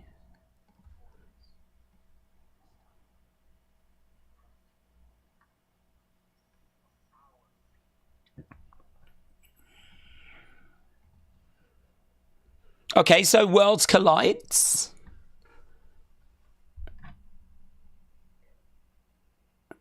But O's not having it.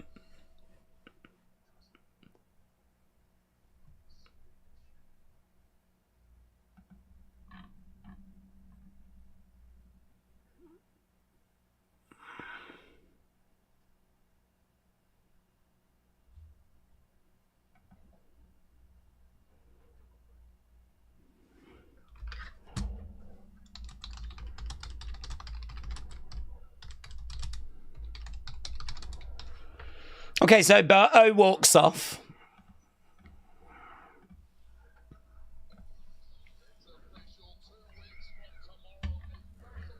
Okay. I paid $0 to complete mine, said AB. I will send pics of my Funko and Mattel collection. How do I do that? Are you on X at all? Are you on X? Oh, they're taking on El Hijo de Psycho Clown and Pagano. Well, there we go. We've got our first match announced for Worlds Collide. Here's Jim. Here's Jim. Here's Phoenix.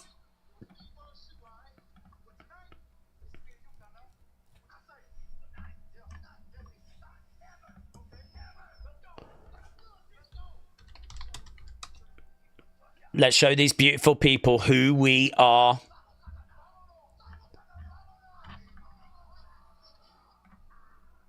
Okay, they're all fired up.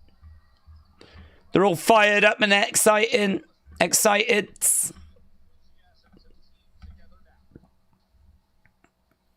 Let's go. I can't remember that name. I'm pretty much just on YouTube at the moment, says Randy. Oh, okay.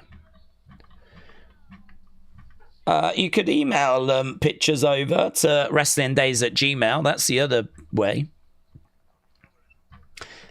Here's Jimmy. Jimmy has come out. Is Worlds Collide on Netflix?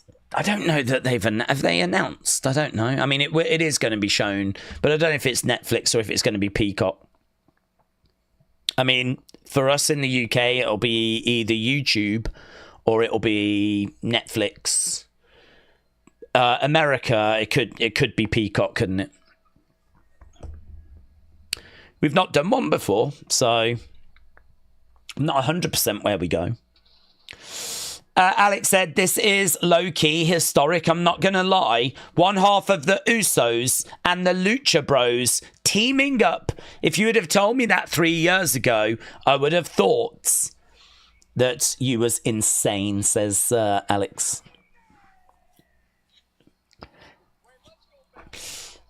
Daze, I've got a strange feeling that Jacob is going to turn on Solo sooner rather than later. Woken Matt said it said YouTube live. Okay.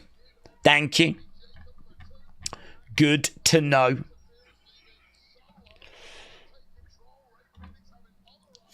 I know that tomorrow, Saturday night's main event is on... I know Saturday night's main event is on YouTube. It's already set up. Dun, dun, dun, dun, dun, dun. Okay, so Jimmy and Phoenix in the ring. Okay, JC is actually in proper wrestling gear. Do you remember last week he was in more like civilian clothes? He's in like a proper singlet this time, so that looks better. He doesn't look as big as I thought he would be compared to, like, say, Jacob. He's smaller, isn't he, Jeff Cobb? Let's go. Jimmy is the champ by the crowds. I'm so peeved about WrestleMania not being in New Orleans. The Superdome is only a few minutes from my house, said BR.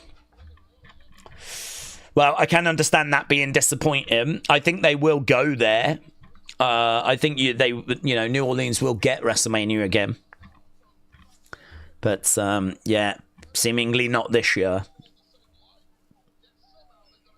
Right now, tag has been made.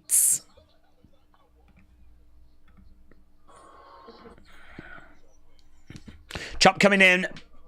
And again there by Jimmy. Against the rope, shoulder tackle.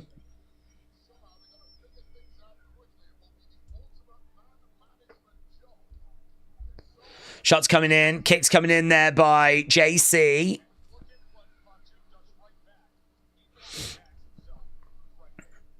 Let's go Jimmy chance. I was just rewatching that Alexa thing. I can't see this Pluto.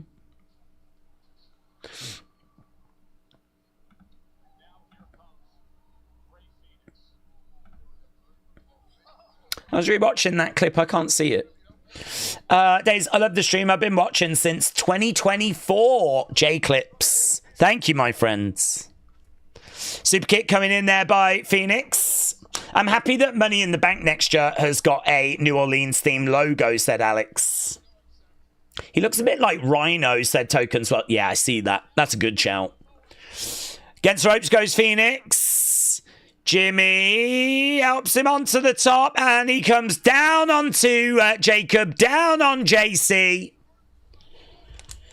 A corkscrew plancher. Solo. They're arguing on the outsides. We've got a little bit of drama here between Jacob and JC. 58, 20. 8, 11, good 92. So far, we've had good 90, good 96, good 92. Can this tag match take us up a level? I'm sure Street Profits for Axiom will.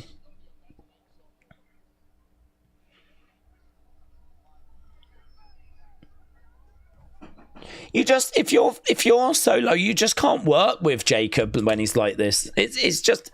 He's gone, hasn't he? At what point is Solo going to have enough of this? Let's go, Jimmy Chance again. There's so much wrestling this weekend. You got to love it, said James. It's great. It's great. Nice and busy. Lots going on. Exciting time. I'm really looking forward to Battleground. I mean, I'm looking forward to Saturday night's main event. I think it's going to be the bigger show.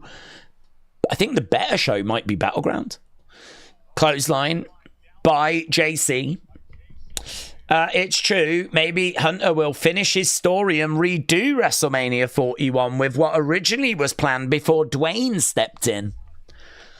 Well, I don't think so, because I think he pretty much already did everything he wanted to do. The only things I think that really changed was, you know, Cena was going to turn heel at WrestleMania, but they ended up doing that earlier. I mean, next year we're going to be, you know, telling completely different stories. I don't know. We'll have to see. We'll have to see what they end up doing. I sort of feel like going back to Las Vegas is... I'm not down on it. I think Vegas is perfectly made for WrestleMania. So I can really understand it. I can understand them going back. I do feel sorry for New Orleans. To have that, imagine if that was London. It was announced, people were excited, you booked your hotel, and then it got took away. And it was in Vegas. Mate, people would be livid. So I can understand the people of New Orleans being gutted and livid, and I understand. But if we have to move somewhere, I mean, I'm so glad that it's not Saudi Arabia, because that's what people were fearing. People were fearing that Saudi had come in with a load of money, and that's why it was going. So honestly, as much as I was like, oh, I hope it's London, part of me was like, is it going to be Saudi? I mean, no offense, Saudi, but do you know what I mean? WWE aren't brilliant at booking your shows. We don't tend to get amazing Saudi shows. They're weird, the Saudi shows. They try to make these shows feel big, but they sort of operate in their own universe. Do you know what I mean? Like flipping DX against bringing Shawn Michaels back out of retirement to do that against Brothers of Destruction when there was no real story to it. Like, the way we were using those shows in Saudi was weird. I think they've managed to get the Saudi shows to kind of fit the current stories a bit better now. But even so, last year we still did champion versus champion for a nothing championship, you know? And we have to do that because we have to make the Saudi show feel special. I don't know why they don't just put on really great... Why don't you just build it like you build WrestleMania? Why don't you just put on a really, truly great card instead of putting these gimmicks on? You know, let's do the Royal Rumble there. Well, let's make it the greatest Rumble. Let's make it a 50-man greatest Rumble. Let's not. Let's have champion versus champion to make the mega champion. The crown jewel champion. It's like, let's have Logan Paul go for the title. Because he's a big star. It's that, in it? That's Saudi. It's just superficial. It's not like well-built stories that have these meaningful matches. It's all this superficial faff. Jacob crashing down there on Jimmy. this match settling down. So I really was not looking for WrestleMania to go to Saudi, so I'll take it being in Vegas. King Yeti said the Wyatt Six were just in our imaginations. They were just in it. Maybe they don't exist. I am wondering that. Right now, Solo having a word with Jacob. Jacob again charging in, colliding into Big Jim.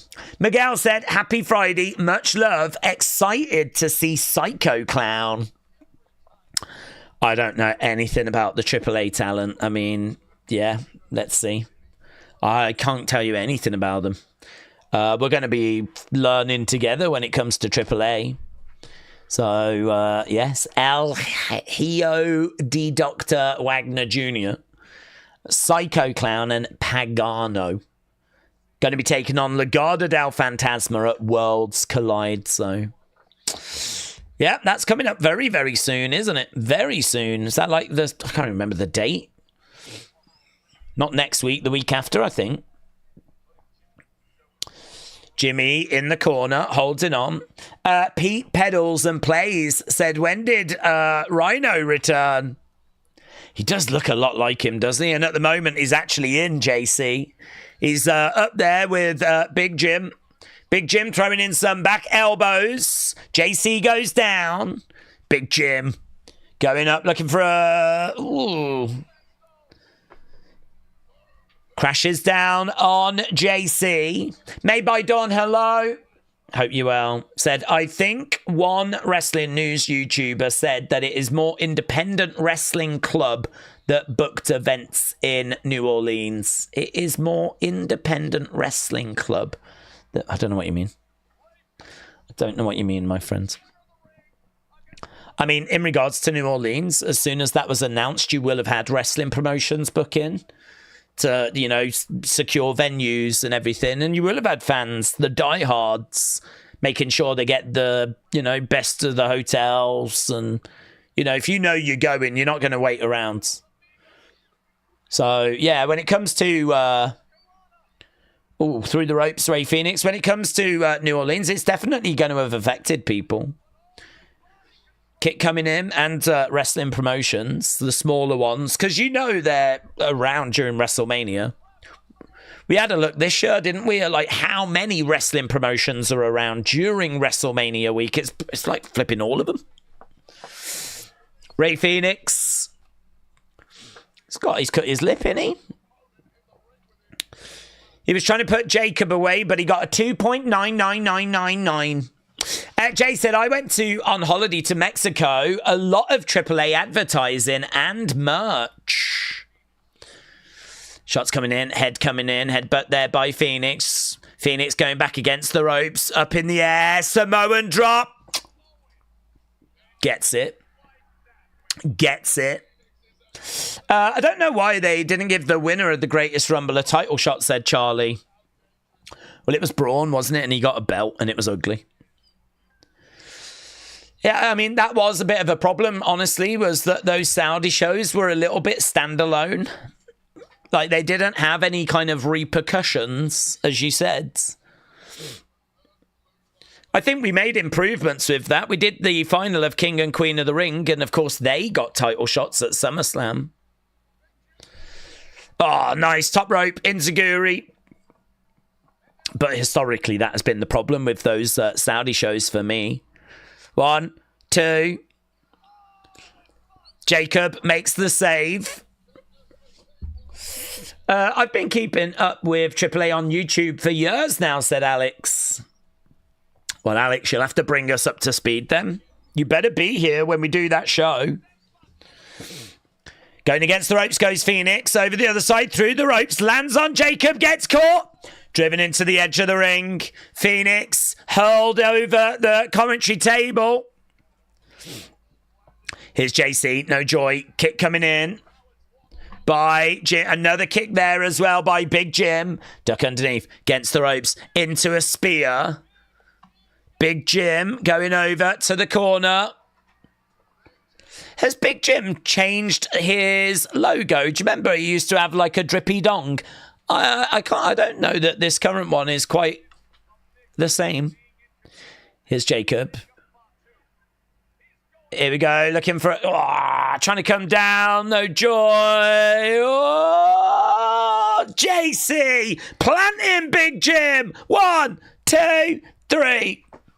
And there we go. JC pinning Big Jim. Okay, let's get the poll, shall we? See what people thought about that. Did we make much movement? Did it help?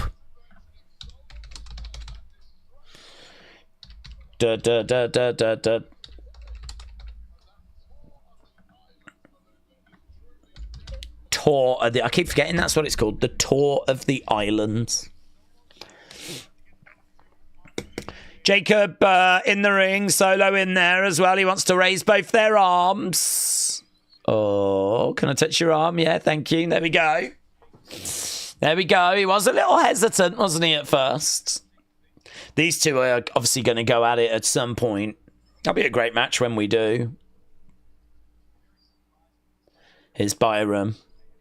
Is this going to be LA Knight? I can see his jacket. There he is. LA Knight, yeah.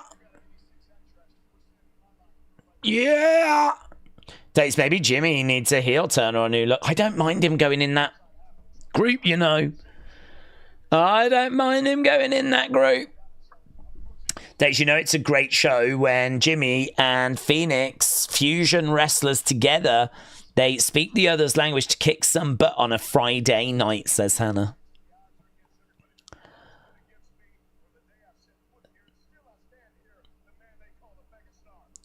Still I stand here, the man they call the megastar. Yeah!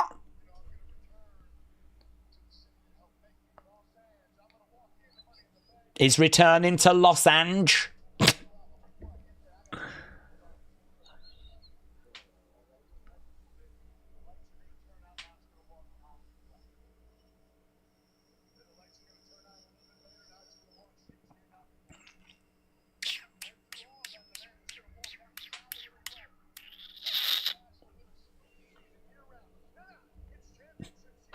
It's not spooky season, it's championship season, says LA Knight. The lights are going to go out, Shinsuke will walk out, the lights will go out, Alistair will walk out, but it ain't spooky season.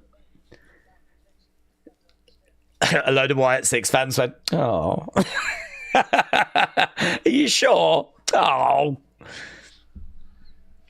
Are we sure it's not spooky season? Nah. Okay, here we go. Here is our truth. There is the John Cena painting. Look, he's still saluting him. He's still saluting him. 1, 2, 3, 4. Miguel said Psycho is a big star of AAA here on MX. One of my favourite matches was Mask versus Mask against Hio del Wagner, son of Dr. Wagner, on Triple Mania. Miguel, thank you. I'm here for all this AAA knowledge. Give me whatever you have. Bum, bum, bum, bum, bum, bum, bum. Edward, hello, Edward. Edward said, Daze, Nita is such a wonderful human. Oh my God, why does people put over everyone else in the community? What's going on? These people are so wonderful. Yes, they're brilliant, right? Sorry, carry on. Nita is such a wonderful human being. She's so lovely. What she's done for me, what did she do for you? Is over the top.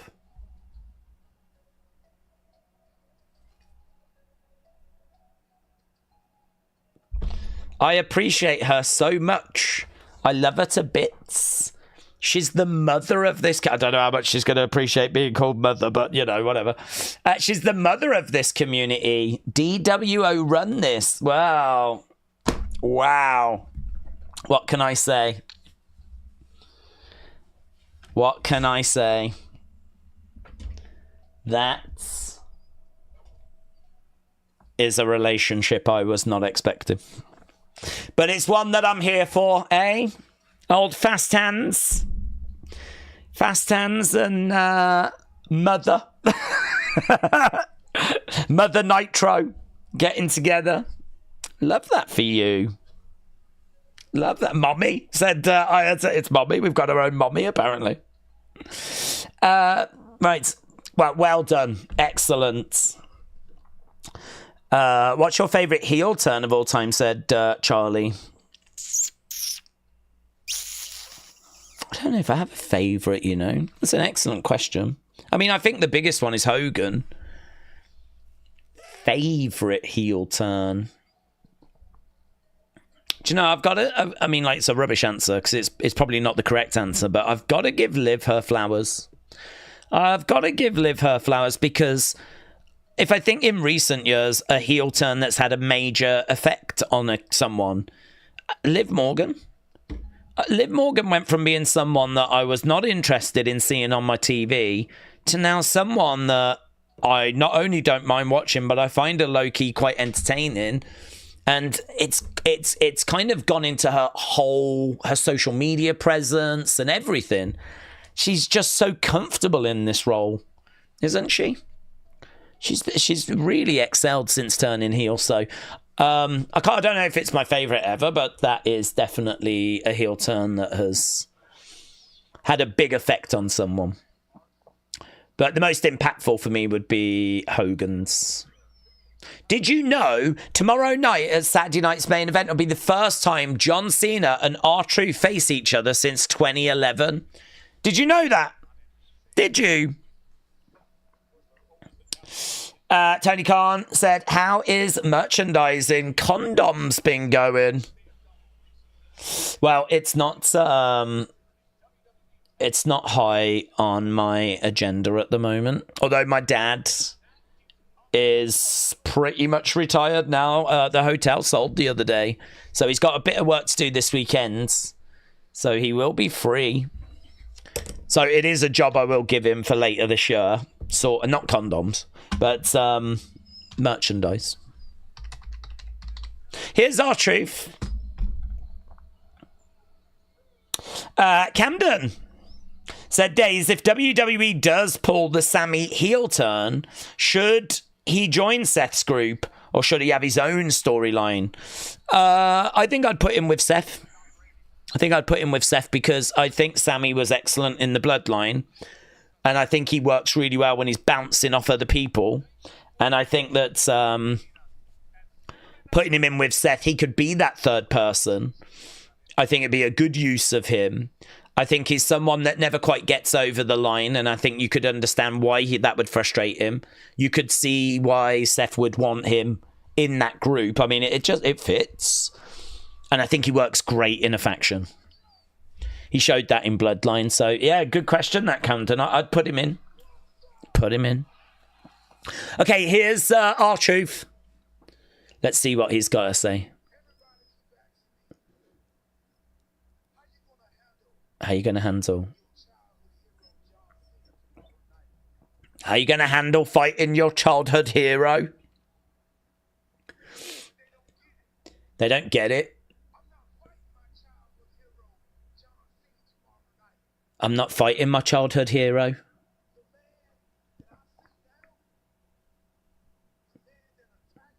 The man that attacked me. I don't recognize him.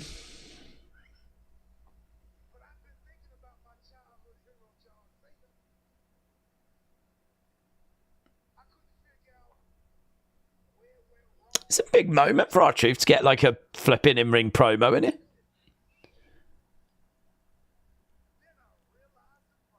I realised the problem. What? Power. It's always power. He used to call me his friend. His brother.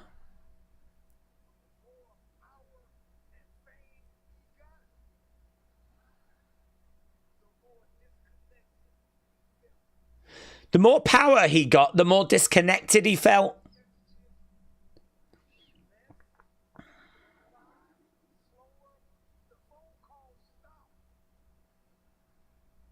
When did the phone call stop?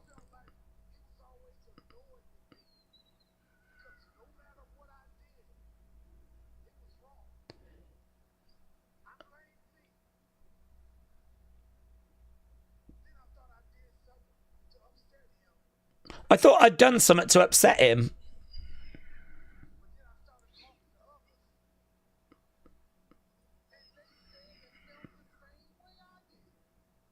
So he's painting a picture that John...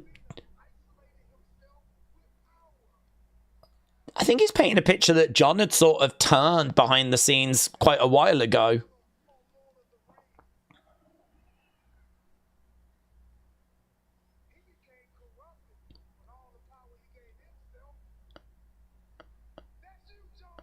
That's you, John Cena.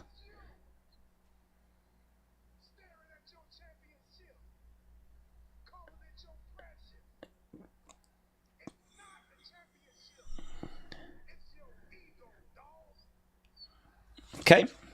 Okay. This is all right from R-Truth. Crowd are applauding it. What he's saying is making sense. You stopped having fun.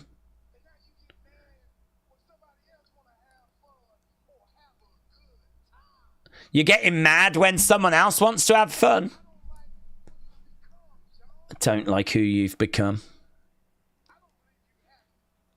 I don't think you're happy. He's not happy.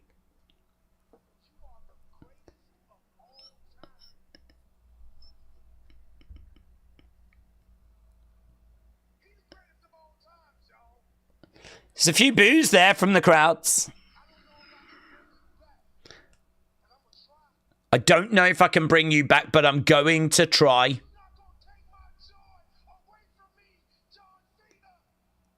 You're not going to take my joy away from me?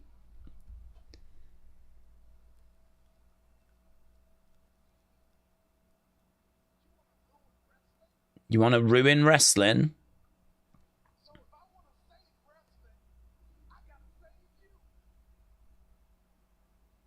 If I want to save wrestling... Oh my God, what?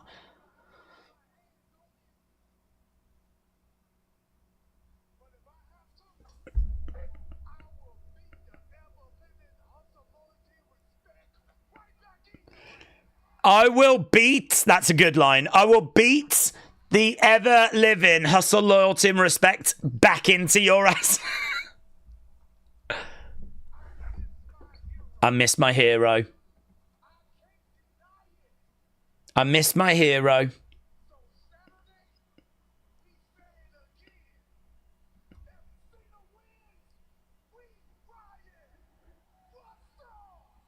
If Cena wins, we riot. Well, I mean, that was a promo, wasn't it?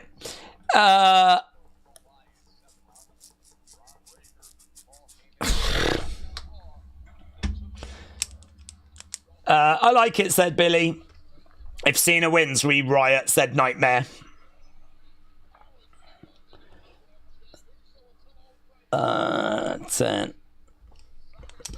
they're just showing us what went down on Monday. I would say Cena squash match on Truth. I don't know if Cena is capable of squash matches, said Dr. Lucha Lala. Metal Mama said, I enjoyed that. Nightmare said, I'm 99% sure we're going to riot. Boomer said, it was good. I miss my hero too. We riot if John Cena wins, said Metal Mama. There's a Gollum reference, said Nathan. There was a Gollum reference confirmed. LS Dub said, the promo is better than anything John has done this year. That really says something about John. This feud just doesn't register with me. It doesn't accomplish anything that an angle can't. Jess said, I'd love to see John versus Ray when Ray is back. Imagine it could write for them. Thanks, Jess. Wrestling said, R-Truth is the same age as Gerald Briscoe in 1999. Thank you, Wrestle Andy. Ray said, I feel like someone wrote that for truth, and that's a shame. Daisy Boomer, said Jessica. Thank you, Jessica. Just said he could have pulled that off better with last week's crowds. Yeah, here we go. Oh my God.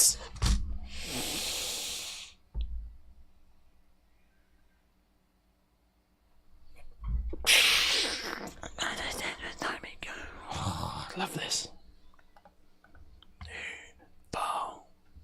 This is like the coolest I feel all week. Never be equal. Alistair Black versus LA Knight versus Shinsuke Nakamura. That'll do. Bothered. My mum gets mad when I tell her that she looks like Alistair Black, said Dr. Luchalala. I could understand that. My mum also gets upset when I says that she looks like Solo Sikoa. I am wanting Black to win, said Cringe Wolf. Boomer said, now this is the best part of the show so far. His entrance is so good. So good. Trini, hello. Trini, do you know what I said to my dad's today about this community and how people were talking about retirements and what people had been up to with people having retired, and I was bringing him up to speeds. He's retired kind of yesterday. He's got one last weekend, and then he's done. And then we are off. I'm going to have him doing merch. I'm going to have him answering emails. We're back, baby. It's going to be so good. Trini said, apparently it's a young people thing. What's this, Trini? What's a young people thing? From now on, I'm going to do shouty capitals when I'm speaking all the time. Really? Is that what it is? Is that what it is? That's a young people thing. Oh, like Connor. Connor does it. Connor, how old are you? Let's test this out. Connor, how old are you? Trini's doing it as well. Hell yeah! Wrestling Daze Incorporated, said Nightmare. I think so, or Caps Lock might be broken. No clue what that is. I'm 23, says Blake. Oh, a little older than me. Little older than me there, but... Daniel shouting as well. Daniel, hello. Connor, I'm 16. That's not that young, is it? It's kind of in that sweet spot, isn't it, really? It's kind of in that sweet spot. Ah, 16. I remember being 16 5 years ago. I was 16 during the pandemic. 5 years ago, 2020. Yeah, it was hard. Really hard. Being 16 during the pandemic. Mate. You won't remember, but Connor, you won't remember. You was only 11, but it was tough. Really tough. My social life took a big hit. It was hard. Hannah said, at what point do we bring back Little Jimmy character? I'm not sure we do. That ship may have sailed. I don't know that we bring him back for any big story. He'll always be able to pop back fleetingly. Let him in says I'm 22 on May 31st. Let him in, shout out to you. A Jobson says I am 100. Oh, love that for you. Ellis Stubbs said, is everyone just saying their age? Yeah, why not? Why aren't more people using caps? You buses. I don't know what that word says. Can't quite read it. Buses. Okay, we're back from commercial break. I'm 34 on Tuesday. Well, happy birthday for Tuesday, Brian. M. Tipper said, I'm 62. Enormous 59. We do have a wide-ranging community. I'm timeless. Like Tony Storm. Okay, here's Naomi. Underappreciated, underestimated. Look at all those razor blades in her hair. Okay, we've got 1 hour left to go, friends. Jono said 40. No, I'm not a boomer. I'm an old millennial. Ellis Stubbs 85. That does make sense, actually. You do complain a lot, don't you? That does make sense.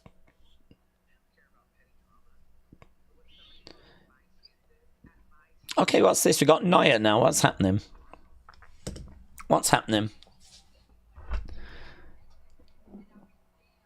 So we've had Naomi, we've had Jade. So is this a triple threat qualifier next week? Nia, Naomi, Jade.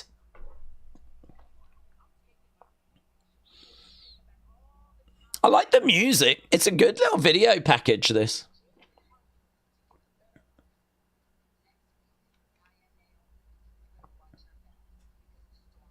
A storm is coming. This looks just good little video, this, you know. This might be the highlight of the show.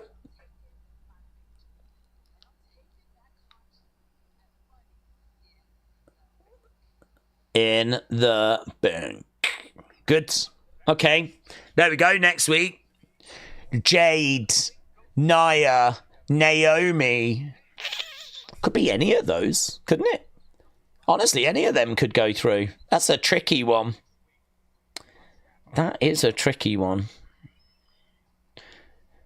Right, you lot think Aleister Black's winning this. Here's Shinsuke.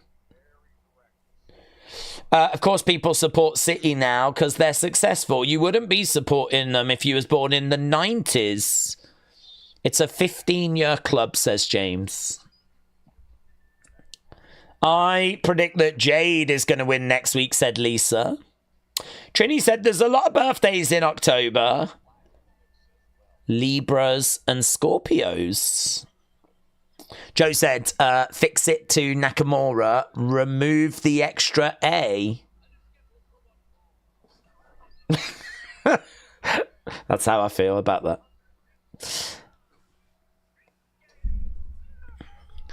Shinsuke. TJF Hello said, I'm 106. Like a Smurf. Are they old, are they? How old are Smurfs? Smurf's like really old. 106 like a Smurf. There's no incest in DWO. Hang on, what? There's no incest in... your whole comment fascinates me. Literally every part of your comment I'm finding fascinating. I'm 106 like a Smurf. Daze, there's no incest in DWO. Mamanita. What the hell's Mamanita? Is Ed's mom of our family. I think you need to apologise to the champ. It's not my fault if she's putting it around, is it? Gee, why have I got to apologise? Hey, if she's chucking it about. That's not my problem. Listen, I've got to put a dash in her name. I'll do that. But that's as far as I'm willing to go. That's as far as I'm willing to go. I acknowledge the Queen. I don't bow down to the Queen. The only Queen I ever bowed down to is dead. Miss you. Miss you. Jesus. I hope she's happy. Not Nita, the prop. Aleister Black in the ring with LA Knight. Okay. Little nod there from Aleister Black is like, let's go. Let's flipping go. We want tables. This crowd, what's wrong with you? These two people are locking up. You're meant to be like, yeah, here we go. You're not meant to go, we want tables. Kick coming in.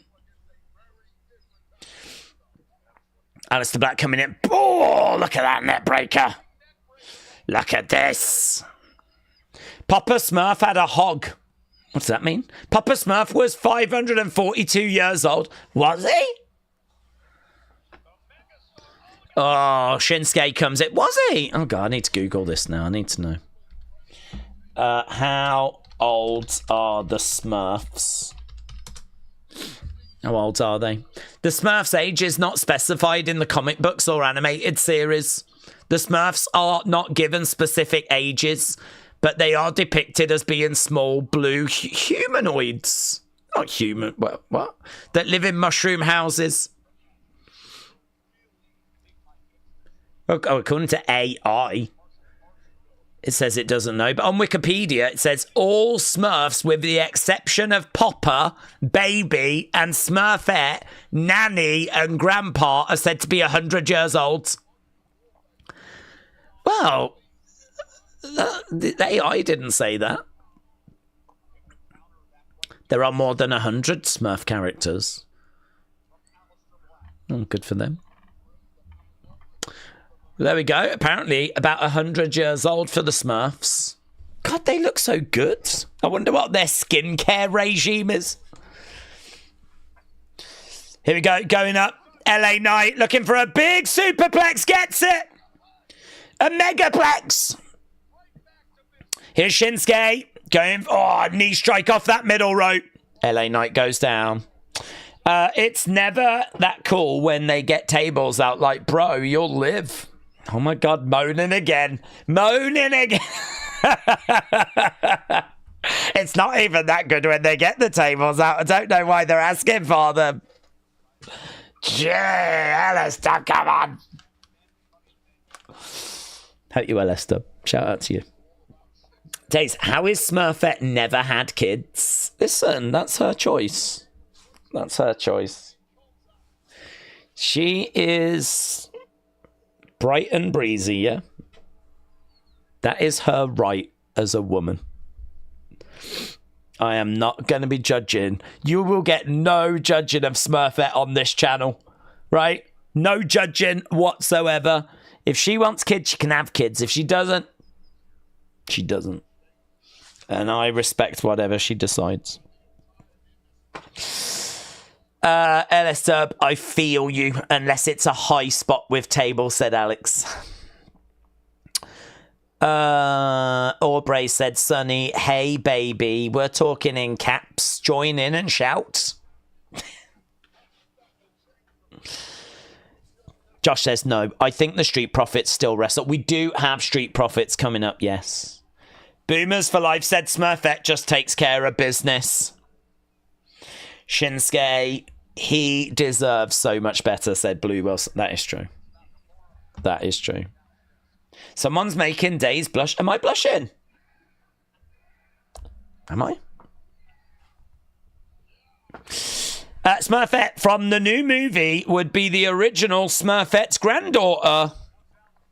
My Smurf knowledge, I just don't know enough about the Smurfs to be able to flip in contribute. Do you know what I mean?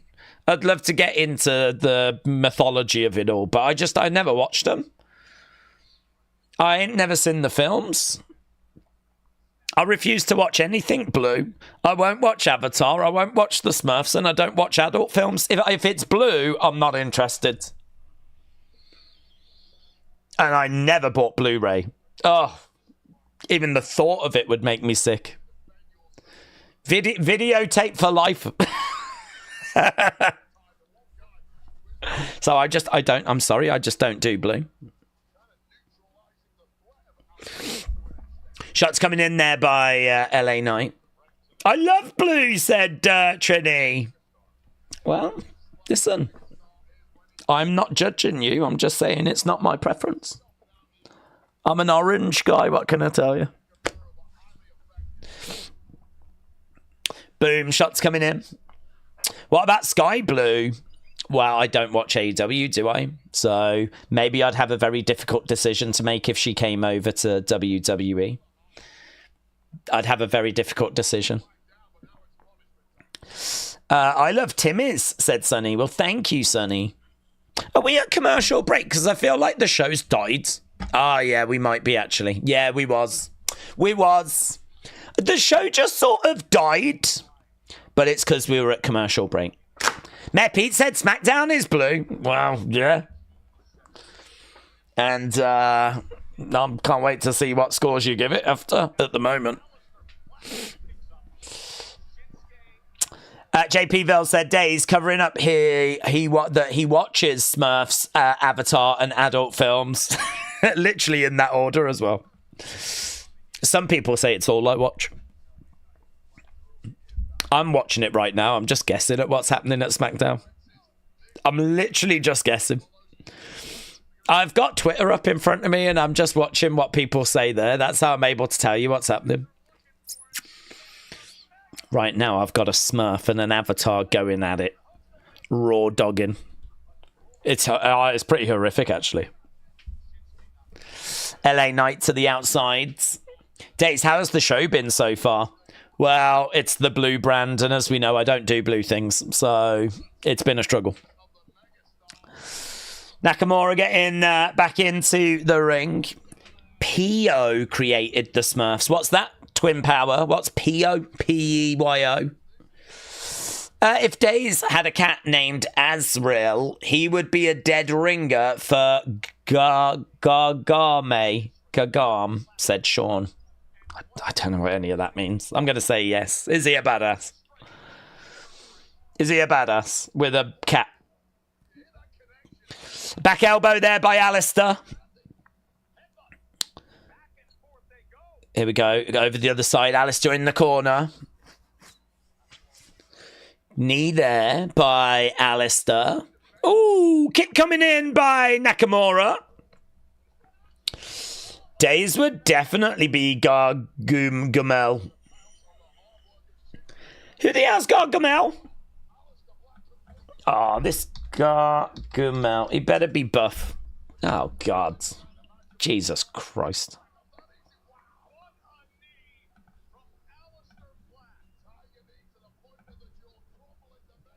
This is me, is it? What's he out of? Oh, Smurfs movies. He just needs a beanie, in all fairness. Pop a beanie on it. Who's she? Who's this woman? What's this? Have I stumbled across some, like, elderly person dating app? What's going on? What's going on? Who are all these boomers? Oh, no, him. That's John Oliver. I don't know her, though. She looks like she works for the council.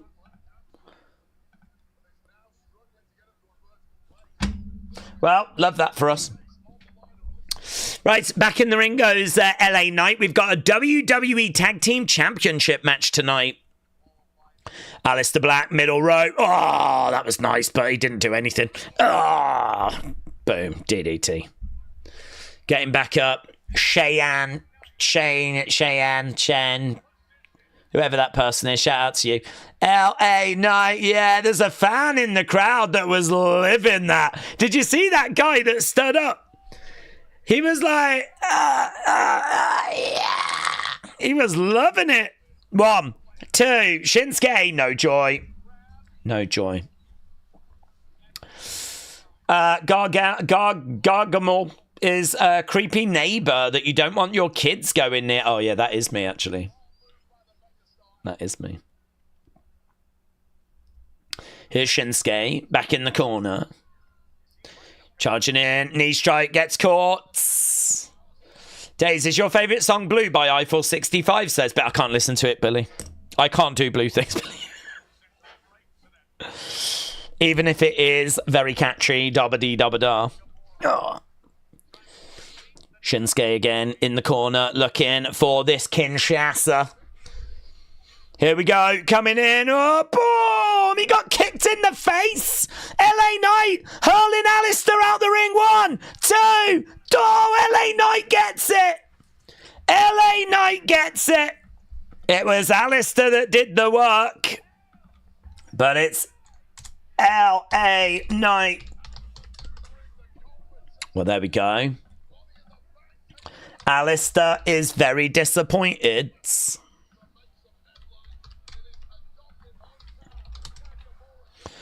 LA Knight. Yeah. What did I start by saying, the Smurfs? Ed was just saying thank you to Nita as she has posted him an awesome gift. Oh, awesome gifts.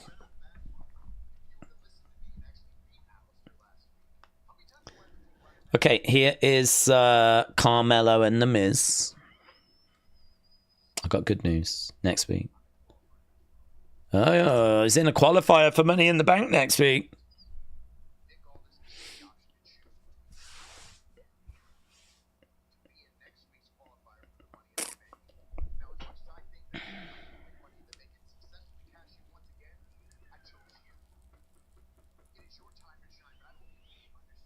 Miz says it's your time to shine.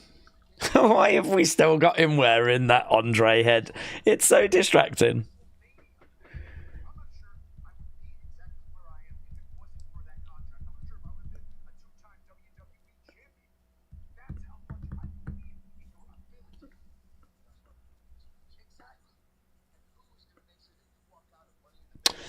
So Carmelo is in a qualifier next week.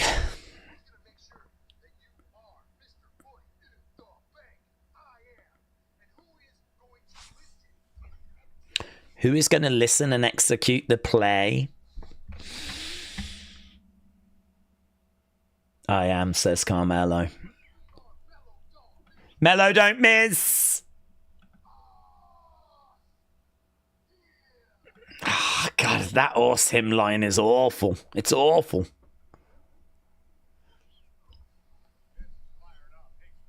Still to come, Street Profits. Free Mello, said Vic.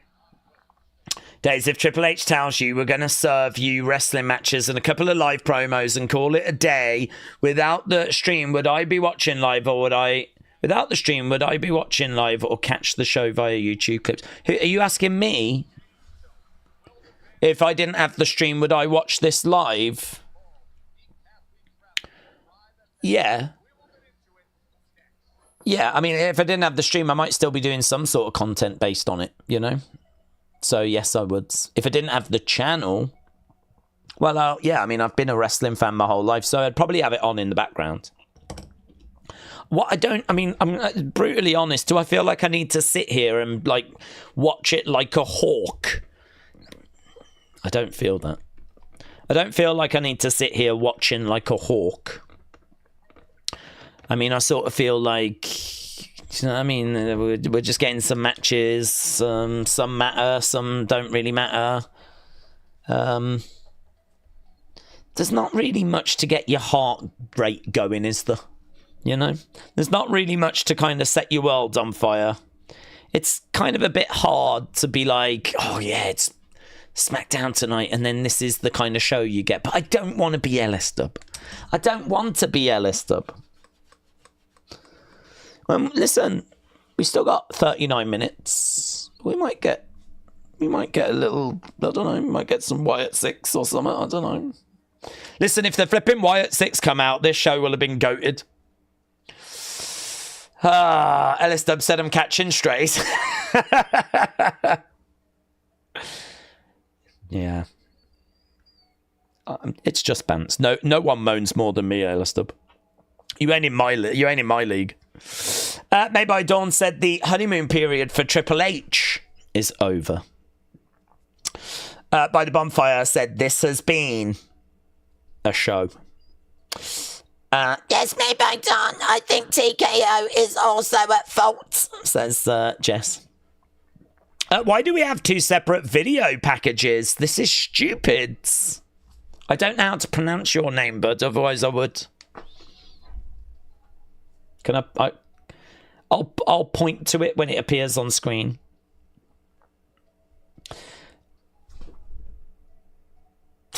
You see, I don't know. I don't know what to do. I don't know what to do.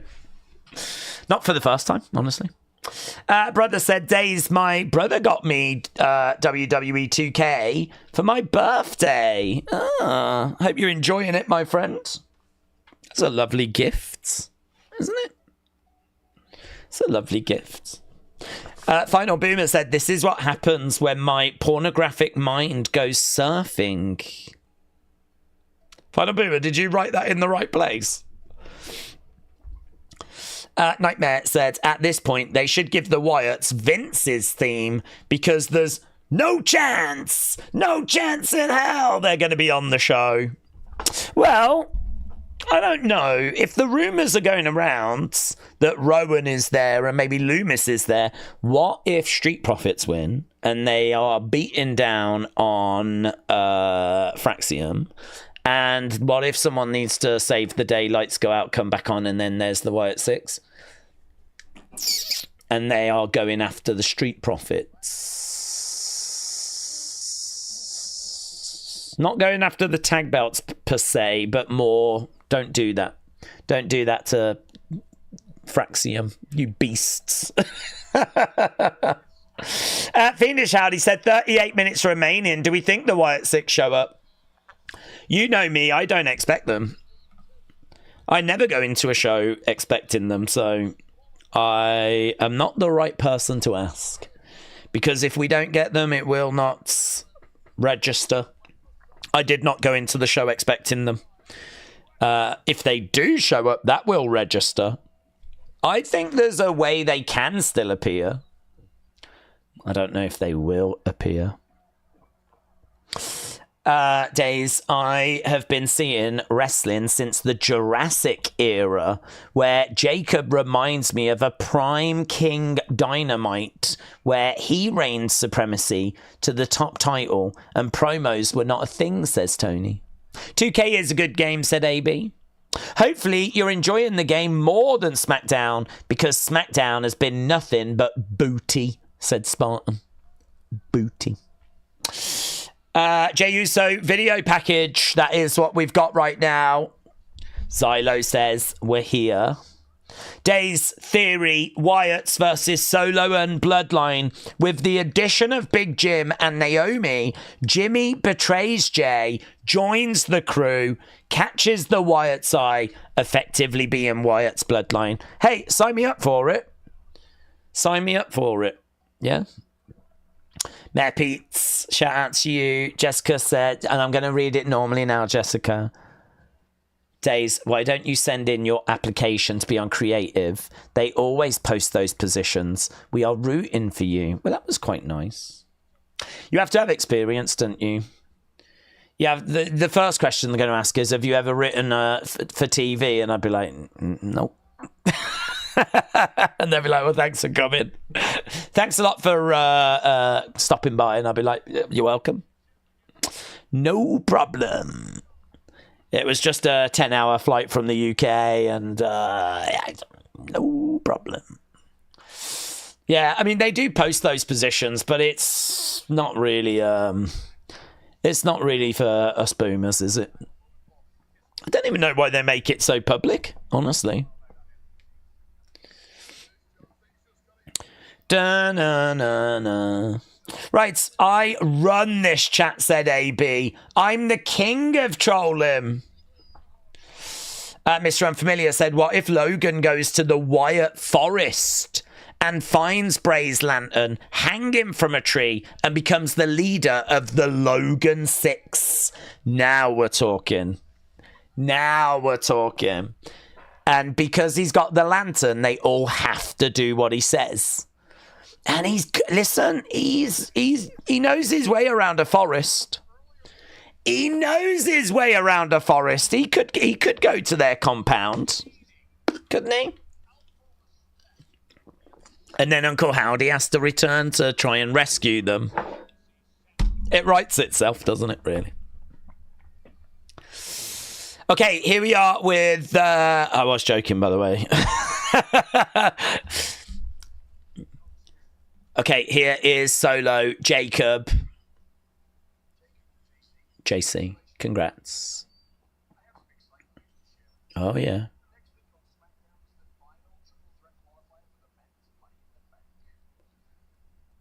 Jacob, you're in.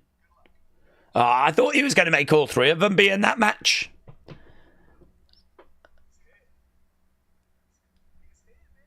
He's him. Congrats. Oh, so he is in the same match as Solo.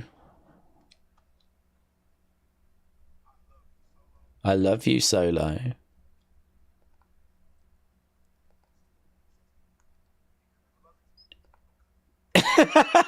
Solo's like, he hasn't said that in about 6 months. I love you too. Love you. Love you, buds. He hasn't said that. Oh my God, I think he was a little bit smitten. So what is that match then? Jacob, Solo, and who's the other boomer? Who else is in it? Where are we going now? Sunday. Battleground. The baddest brand in pro wrestling. Yes. Yes. Yes. Battleground, mate. Sunday, mate. Battleground Tampa, Sunday on Peacock. Commercial break. Telford Secret Harvest said, I'll talk to you tomorrow in more detail at our meeting, but I think I found a solution to our problem. It's not exactly legal, but it won't land us in jail for the rest of our lives either.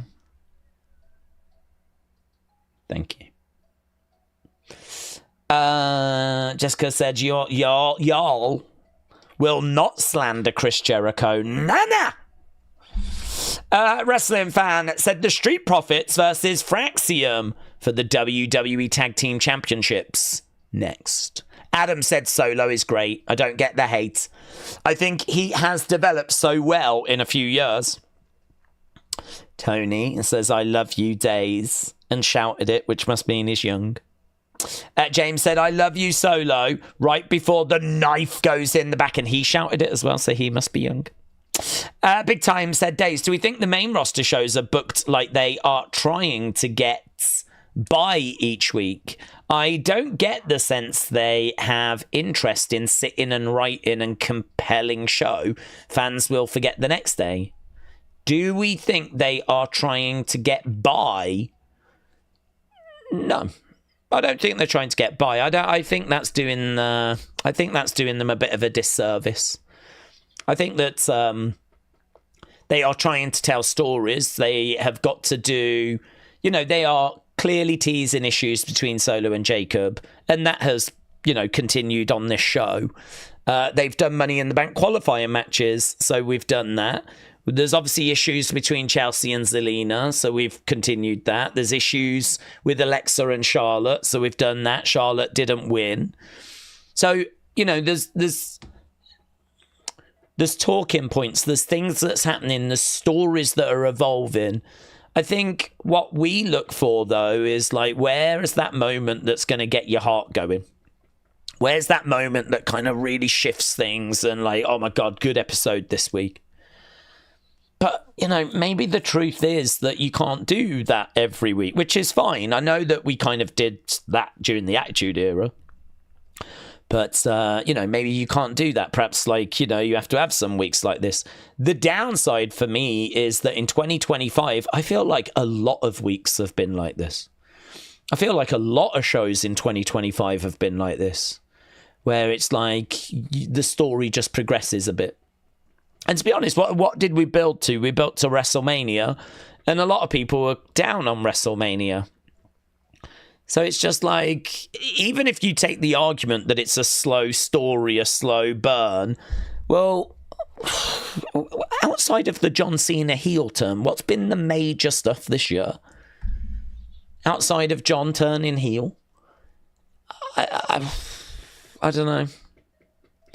It's one of those, isn't it, where I can't defend it. The only thing I can say is I think it's a discredit to sort of say that they're just trying to get by, that this is an inconvenience. I mean, honestly, if booking shows is an inconvenience, you're in the wrong job. That's your job. The whole creative team, their only purpose is to put on the most entertaining shows possible.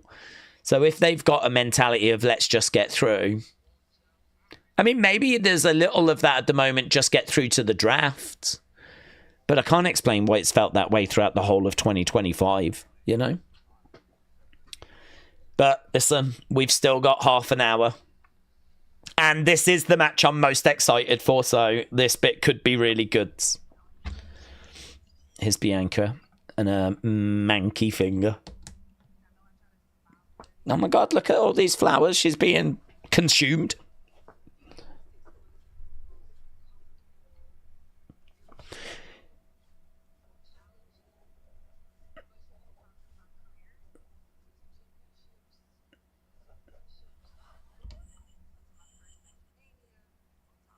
But this music does not fit at all, does it?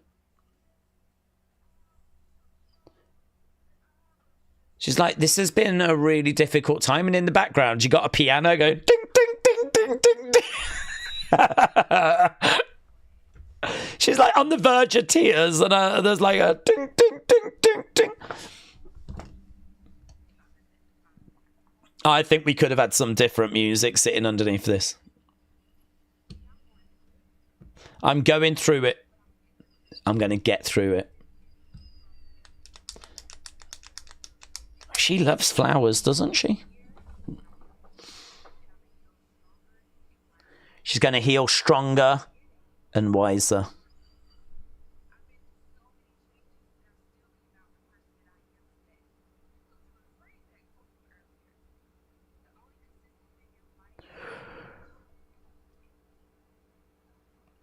Okay.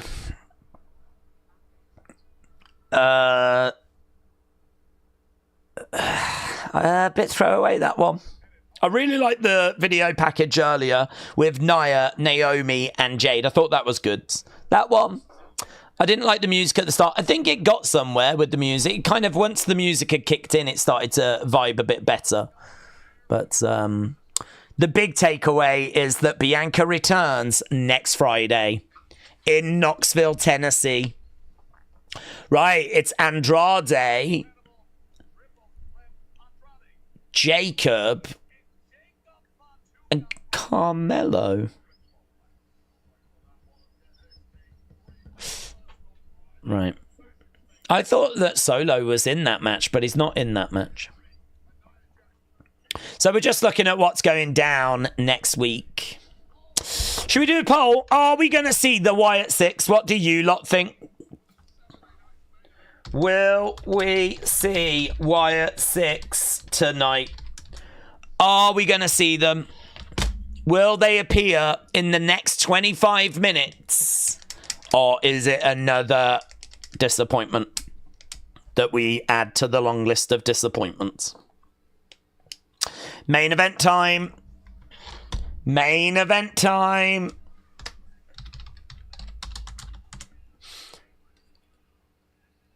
Is this new music?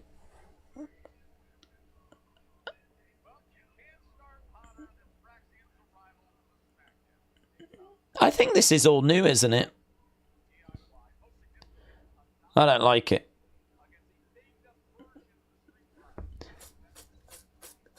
They're really leaning into the Fraxium name. I like the graphics, the Fraxium graphics. It's like the universe. And it's got... honestly, that music sounds like it's AI generated. That's the best way I can explain that music. It sounds like they've gone and made it via AI.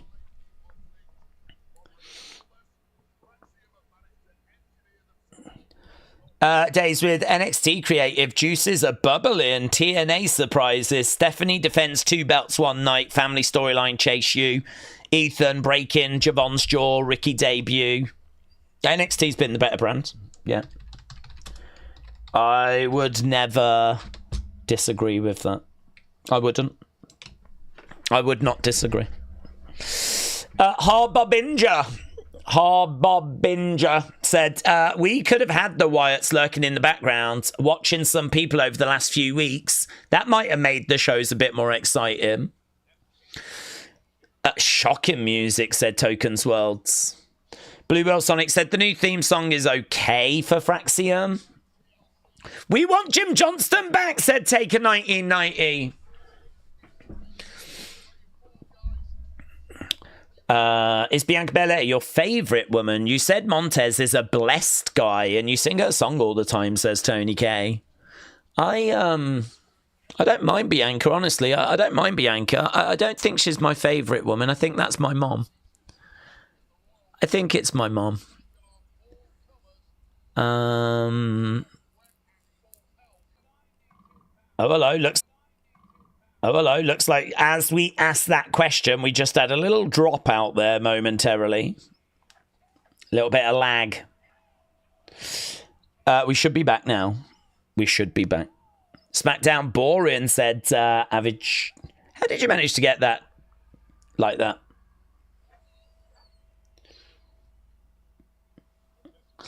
Frozen, lagging. It just dipped out. It should be back now. Right, there's the championships, 20 minutes to go. I thought Fraxium's entrances were trash. I was trying to figure out who was coming out, said WrestleRants. Laggy Zabisco, said Zoom Station. We did suffer just a drop out there momentarily. Just a little drop out. I thought I heard Def Rebel were getting the boots. Yeah, I thought that as well, but I think it was hope. I think the wrestling fans united in hope. We need Ronda back, said Aubrey. Crowd might get a table in this match, said Josh. Let's go, Fraxium. You are good now, said Kareem. Thank you, Kareem. Thank you. Right, we are underway with Dawkins in there with Axiom. 20 minutes to go. 20 minutes to go. Championship match, and they're going to give this match some time. Obviously, we're going to have a billion commercials, but I think we should only have one tag title, so it matters more. Yeah, I agree, actually. I agree. What was you saying when there was lag? Bianca not your favourite? Yeah, no, I said she's... I really like Kendall Gray and Evolve. If I look at NXT, I might go with a Jada or a Stephanie. Stephanie's great, of course.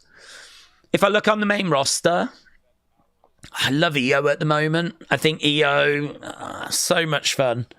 I'm just trying to think on like the different brands who stands out.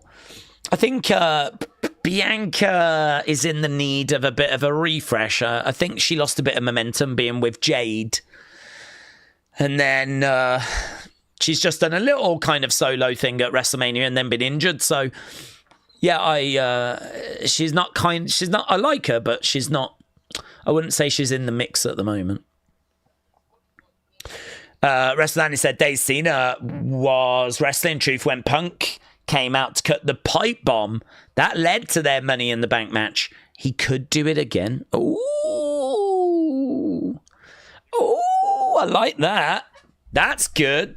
Wrestle with Andy. That's good. Word on the street is, though, that Money in the Bank is going to be a 6-person tag match. I don't know that history will repeat itself, but that is very interesting. Iron said, EO is my favourite at the moment. Consistently great. Here we go. Nathan is in there with Dawkins. Gets driven back against the sides of the ring into the turnbuckles. That's the word I was looking for. Jessica said, I still like Damian Priest. He needs a better gimmick, but he is great. Scottish Nightmare said, Punk isn't a heel, though. Nobody could still come out and interrupt John, couldn't he? And go off on him in a pipe bomb promo-esque type thing. Maybe not cut a pipe bomb on the company, but go off on John.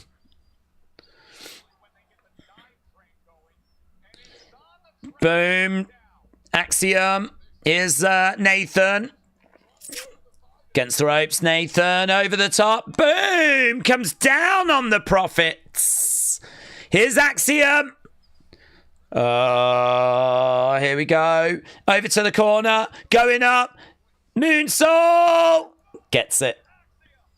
it's kind of strange, don't you think, that when they do a moonsault or something like that, you have the team on the outside having to sort of lean in to catch the person.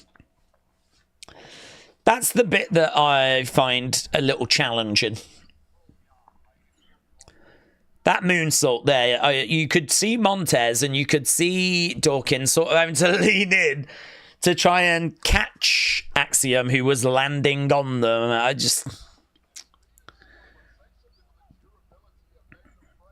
I think you can do those moves really well where they don't look as obvious. That one, I didn't think looked very good. Oh, but I feel like every flipping match has a move like that. I feel like every match has some sort of dive to the outside, moonsault to the outsides. I wish Axiom would be A-Kid again, said Nathan. Trick just came out for his match on TNA Under Siege. Noctivux.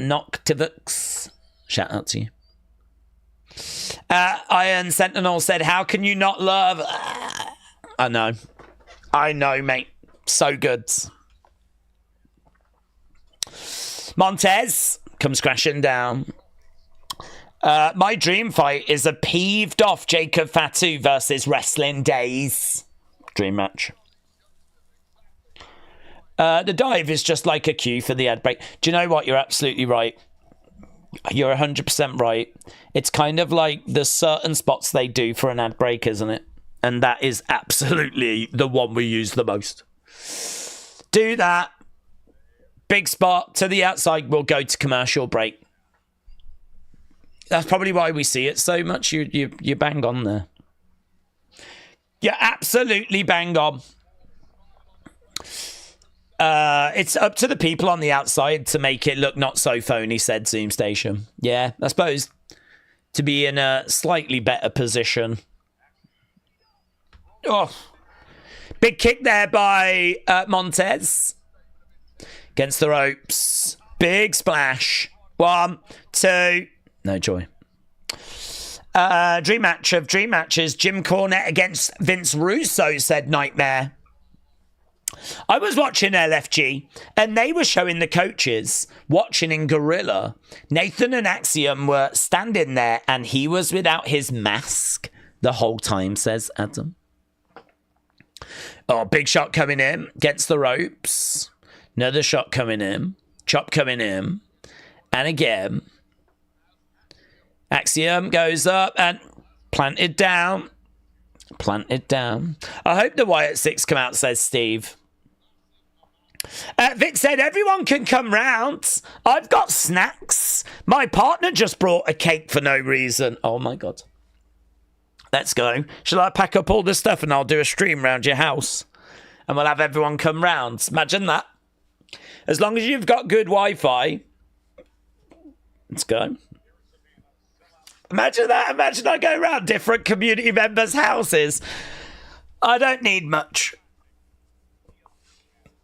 Do you have any scones?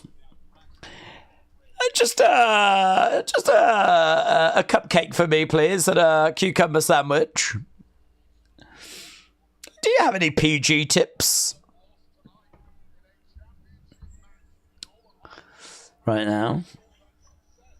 Ref bumps are the craze at the moment, said David. Ain't that the truth? Dr. Luchalala said, sorry, Daze, but you're not welcome here. Yeah, that's fair. To be honest, but that's fair. Victoria Sponge, anyone? Daze, thanks to you. I'm now hooked on beans on toast, said Billy. Billy! They're the best. You're welcome. James said, all the bacon sarnies you want at my... James, mate, I'm round. Jesus. All the bacon sarnies we want. Oh, my God. Let's go. George said, you can stream at my house as long as I get 50% of all the super chats. Oh, well, brilliant. That works great for me, doesn't it? Because 50% goes to YouTube.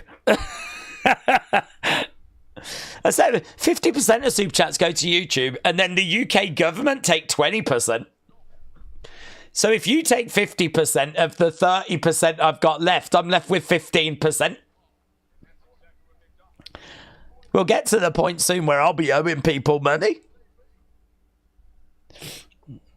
Axiom in the corner. It sounds unhealthy and it might lead to a heart attack. I feel bad for those that eat that. Eat what? Beans on toast. It's the best. Tea cakes. Oh, let's go. Let's go. Do you have any crumpets? A cup of tea and crumpets, and I'm there. Bang! And again, down goes Montez. Who wins the last match? The last match we watched was their late night. Oh, look at that drop kick. Lovely work there by Nathan. Are you going to any UK tour dates? I'm not, no. Oof. If I was going to go anywhere, it'd be the Birmingham one. Crumpets are lush. Guys, that's breaking news. That's breaking news from James Chadwick. This is the nicest comment James has ever written in the chat. Nathan on the outside. Kick coming in. Nathan jumping out the way. Kick there to Dawkins. Oh, he's going to... Here we go. Here we go. All gas. No break. Oh, there was a break there. He was going for it. Now he goes again. Bang. Look at this by James. Crumpets are lush. He loves it. He's like that with the crumpets. Yeah.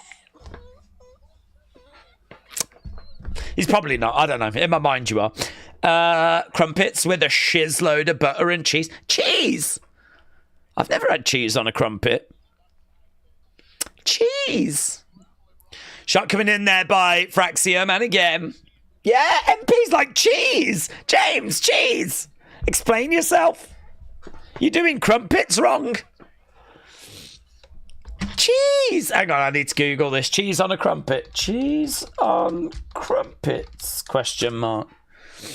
Cheese on crumpets. No, yeah, there's people that swear by them. Well, I never, ever have I heard of this. Yeah, there are recipes, in all fairness, for cheesy crumpets. Hello, darling. Hello, darling. Can I have a bit of your cheesy crumpet? That's my James impression. That's my go-to James impression. Yeah, preheat the grill. Place the grated cheese on top of a crumpet. 4-5 minutes. Done. Flipping done, mate. Never in my life. I wouldn't even dream of such a thing. Big shot. Oh, my God. That was massive right hand there by Dawkins. Solar Toxic said, tomorrow I'm starting wrestling training. Wish me luck. Good luck, my friends. Good luck. Where are you going, Solar Toxic? Where are you going? Where are you training? No Wyatts. I'm peeved, said J95. You might still get them at the end of the show if they start beating down on Fraxium or something. Isn't a crumpet just like a muffin?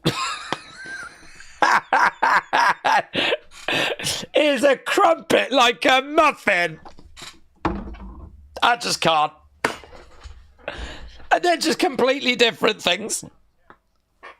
Final boomer. Oh, that's like saying isn't a Pop-Tart like an Oreo? I mean, come on, Jesus. They're just... Oh... You wait till I tell the lads down the pub that one. Oh, my God.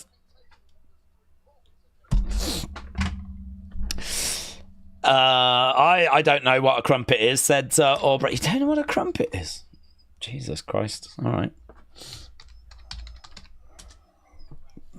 Let's flip and show you what a crumpet is, shall we? Look at this. Get your eyes around this, kids.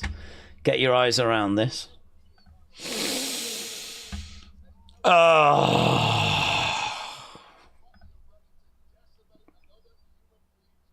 Love you. Love you.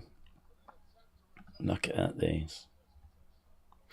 They're not They're not pancakes. You might think pancakes, but no. You'd be wrong. I don't even know what you would compare them to. I don't know what you would compare them to. They're fluffy. They're fluffy. They are buttery. Certainly when you put butter on them. And it melts into the holes. You know, there's lots of holes on top for the... Oh, you little sweet treat, you. You little treat. Hey? Pop a little bit of jam on there. And think of the Queen.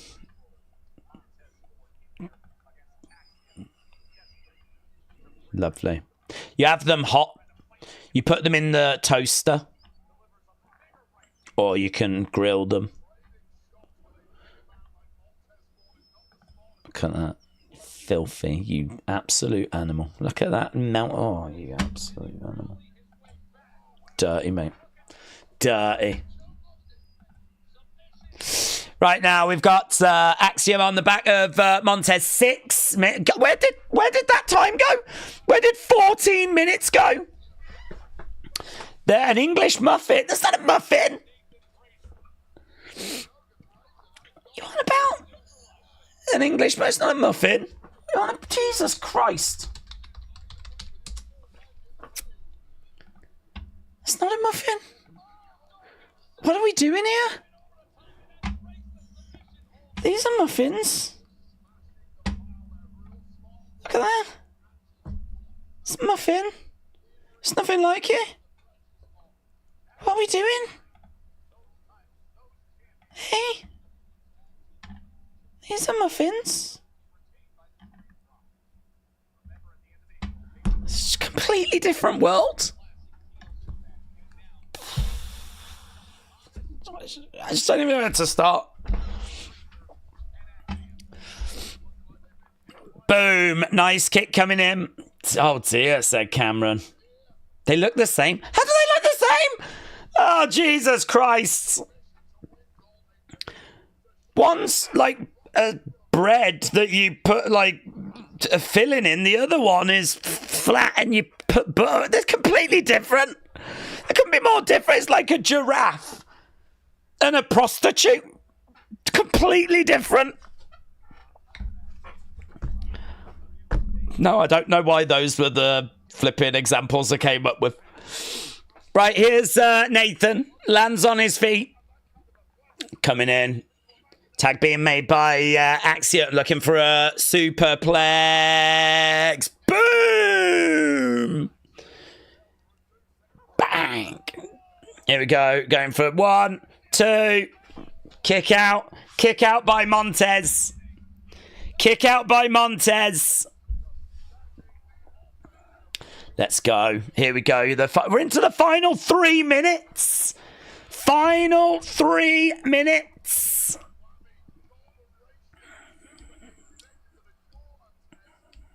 Here we go. Crowder. The crowd are a bit quiet here, actually. Although there is a slight "this is awesome" chant, you know. Into the ring steps goes Nathan. Roll up there of Axiom 2. No joy. Kick coming in. Axiom down. Tag being made. Here is Dawkins. Electric chair there. Looking to put Axiom away. Ball planted. Nathan. 1, 2. Oh my God. That was so close. Nathan Frazier making the save.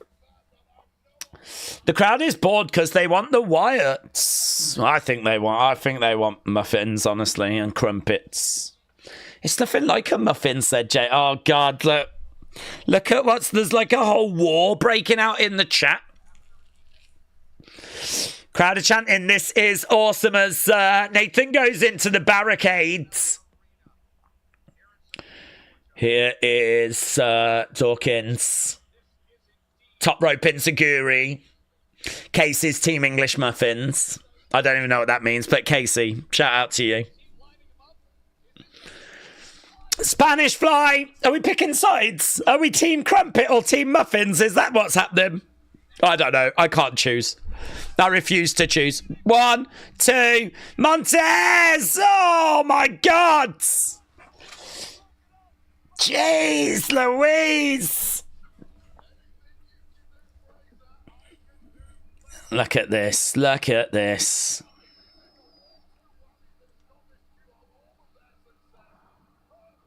Boom.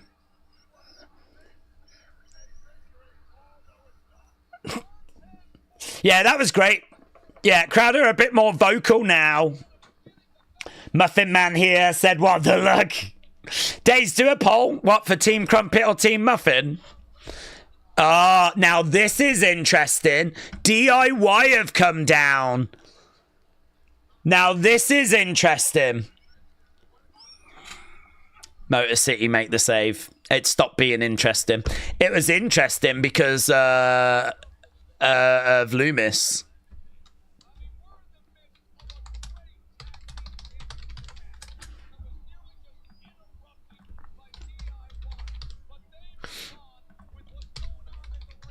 Yep. Montez over the top to the outside. Down went a lot of boomers. Nathan misses. Planted. Spinebuster.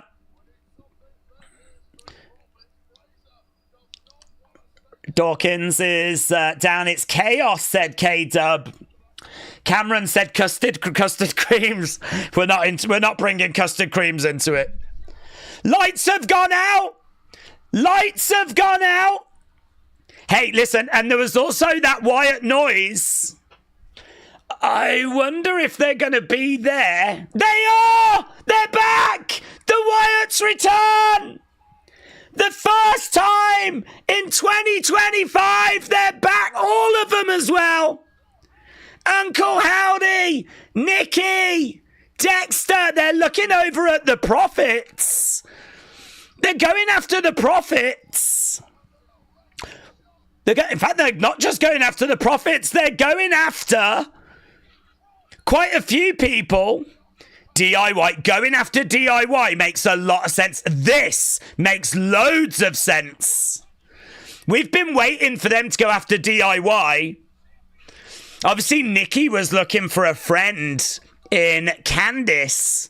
So there's a real history there. Certainly a history for Dexter Loomis with DIY.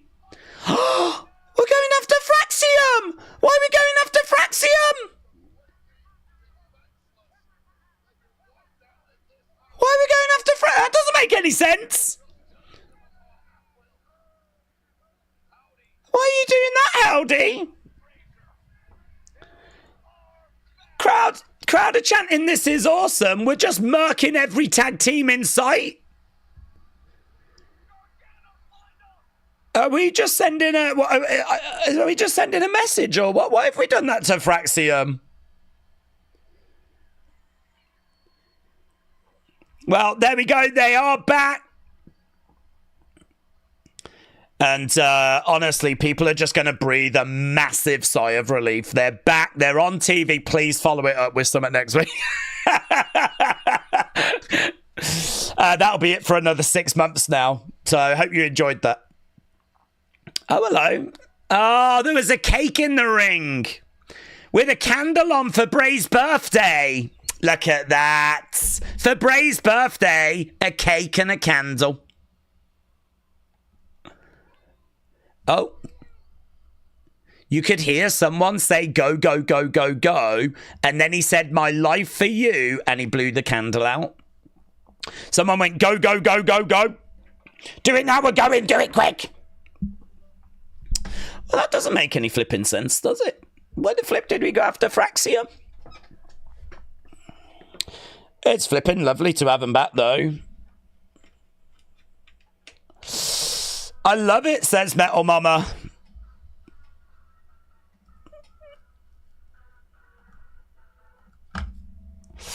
Wyatt 6, shocking return. Well, what does that do for people's... What does that do for people's score of the show? Does that improve your score of the show? I'd imagine it does. I missed the first year, but at least it was worth catching the end of the show. Oh, what, the first hour? Still the only thing that makes me cry, said Fiona's. Well, there we go. We're back, baby. We're back. So no more speculating as to, are they going to return? When are they going to return? Is it going to be this show? Is it going to be that show? They're back. Why did they go after the people they went after, though? I understand going after DIY. I don't really understand going after Street Profits. Is this a new direction for them? Or what's the dealio? What is the dealio?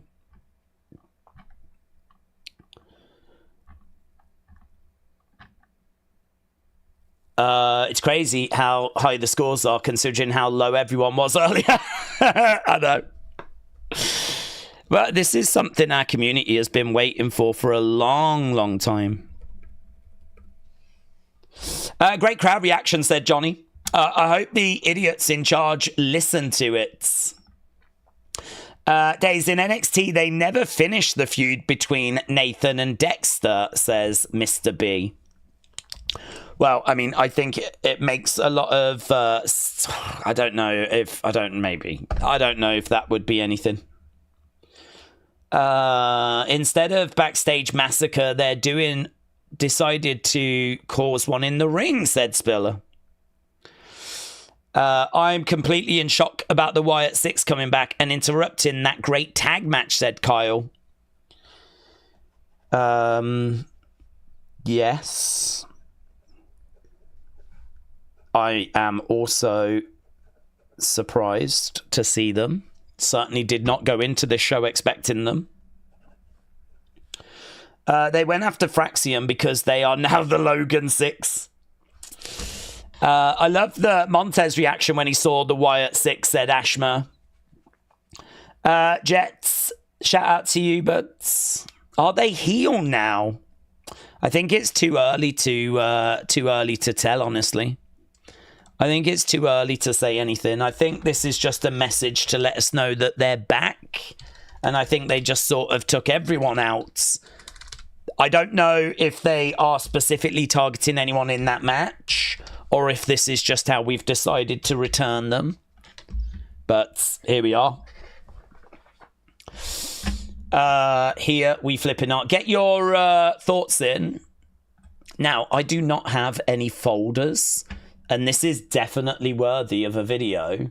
So whilst people are voting, I am going to try and do a quick video to the best of my ability, but I'm going to try and do it using a list, which is going to be difficult. This has got difficult written all over it, but let's have a quick look. So this is in the lists. These are all the little bits and bobs that we've got.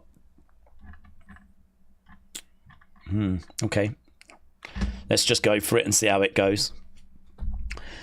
Massive breaking news coming out of SmackDown, and the show ending with a real shock and something that is going to be so well received by our community, and that is that the Wyatt 6 have returned. They did come back on Bray Wyatt's birthday, and that was shown with a cake at the very end with a candle on, and you could also hear someone at the very end, I think it was like one of the directors, one of the floor directors, going, okay, go now.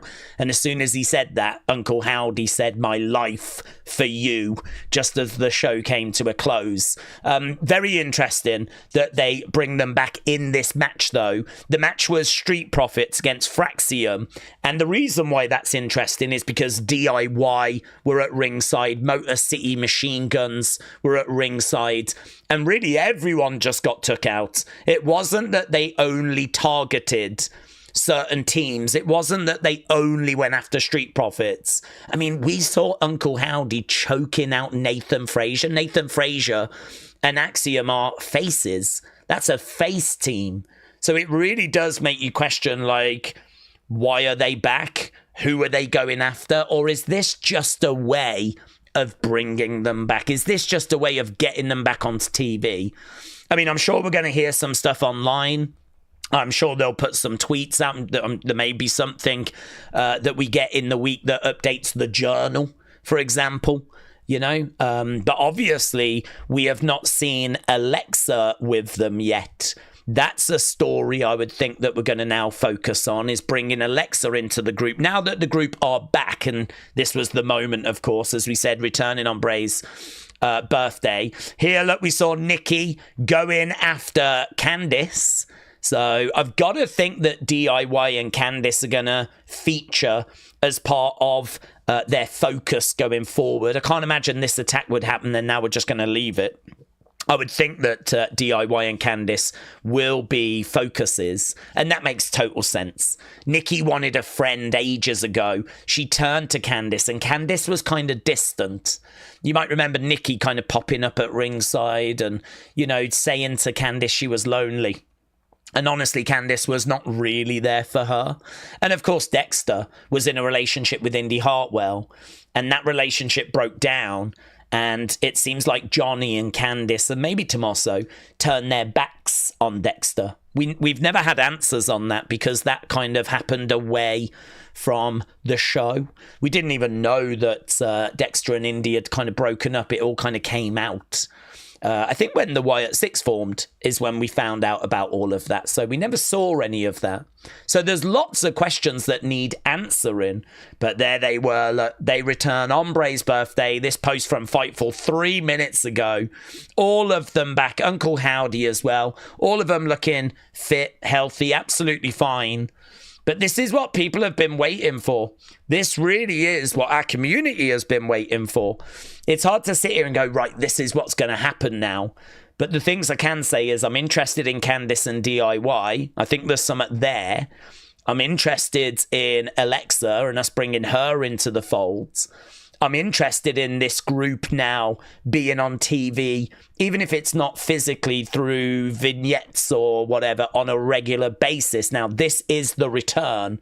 So do I expect to see something from them next week? Yes. Do I expect to see something from them the week after? Yes. We know that they're not going to be on the road. Don't expect to see them at house shows. That was a report that came out a few days ago. But look, they're back. You can get excited. Now we can really start getting our teeth into what the future might hold. But at the moment, them interrupting this tag match, is it that they've got their sights set on some teams here? Or is it that this was just a way of bringing them back? At the moment, there's no way of knowing. But obviously, there'll be plenty of rumours. And once we get those coming through, we'll drop them on the channel. So, yeah, very exciting. The Wyatt Six finally, after months, and I believe for the first time in 2025, the Wyatt Six are back. God, I'm so good then. Honestly, I'm a natural. I'm a natural. Maybe they'll go after Cena. Maybe. Now that they're back, now that they're in, now that they're here. Now we can start to get our teeth into what this means, where this is heading, kind of how it's going to play out. Good. I was very much done with when are they coming back? When are they coming back? When are they coming back? They're back.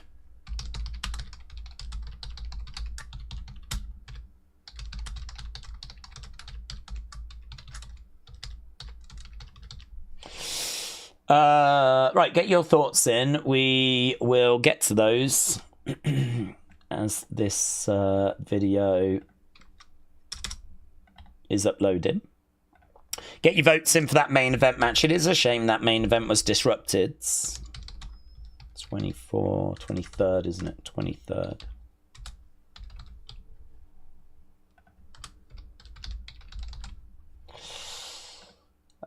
It's not SmackDown. It's not Raw, it's SmackDown. Let's do that. Boom. Lovely. Bum, bum, bum.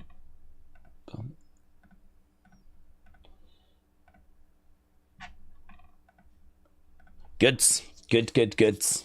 Well, I've got to say, a pretty mid-show, but the ending is all that really matters, isn't it? It's all that matters. That's the only thing we needed for this to be a show that's, you know, we want those talking points. We got one.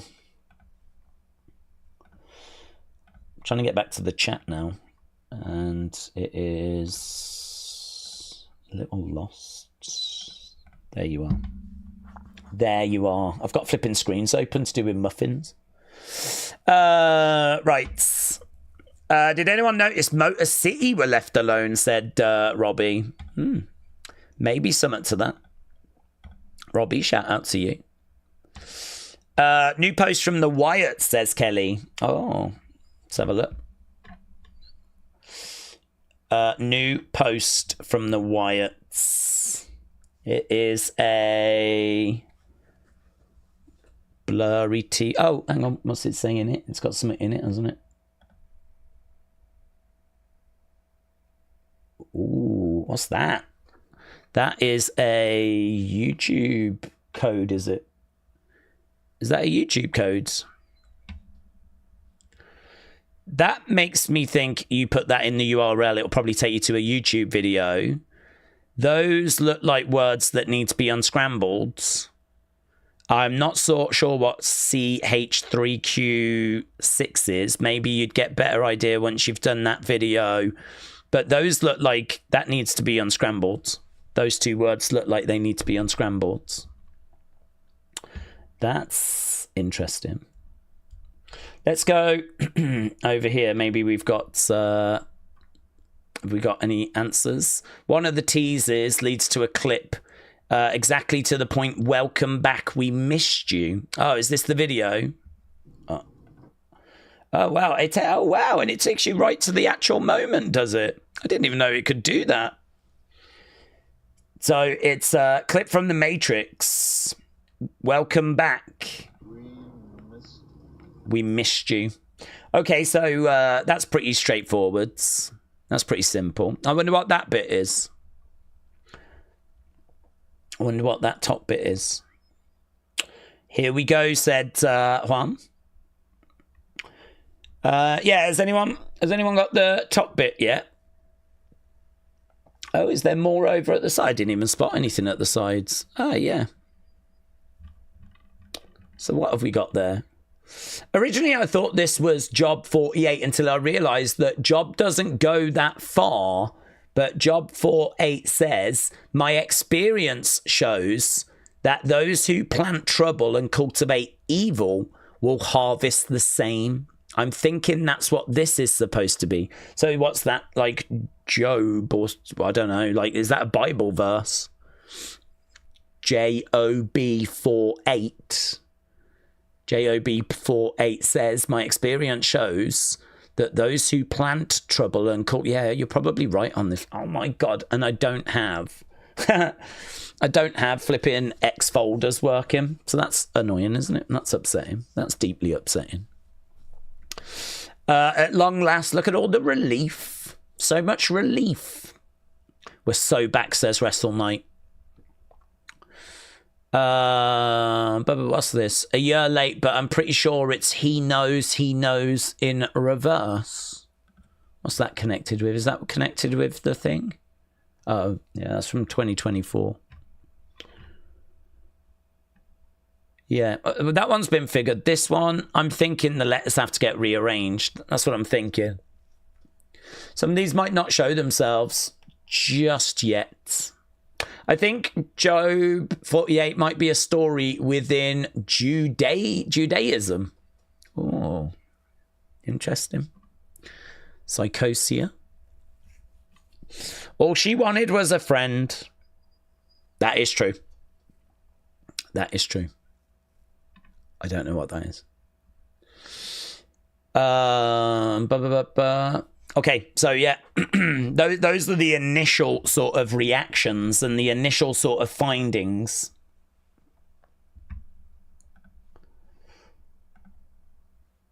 I'm trying to get back to the chat. There we go. Boom. It's backwards. Zaralek Cavern. It's a World of Warcraft reference, says Mayor of Pete's. Oh, okay. So what does that... wonder what that means.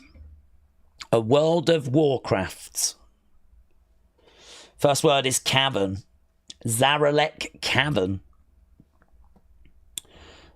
Zaralek Cavern is an enormous cave system underneath the Dragon Isles. Shy's Garage said Unseen is going to be fire. I don't know, but I don't... Flipping X folders don't work. All of this stuff I'd be chucking in Unseen. But, yeah, X folders just aren't working. So it is a little bit problematic. I might have to try and do what Mayor Pete said and see if I can get any... try and do it a different way with, like, browser folders, but we are going down roads that I've not been down before.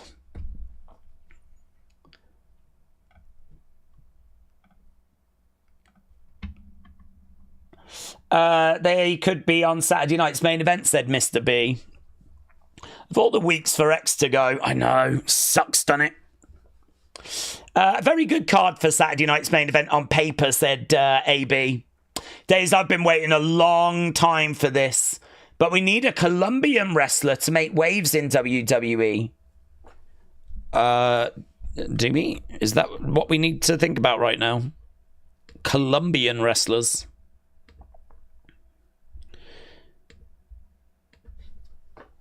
I can't say my mind is quite with Colombian wrestlers in this moment.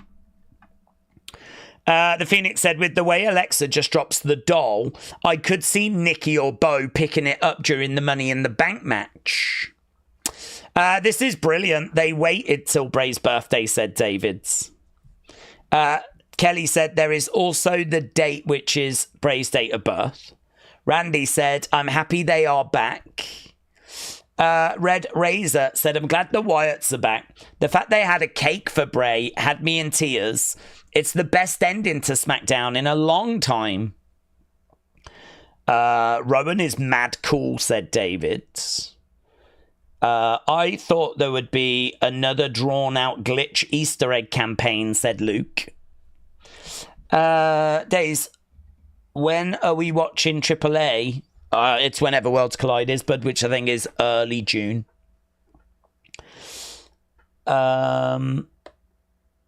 Days, I need to know more about the muffins. I think we've moved on from muffins, buds.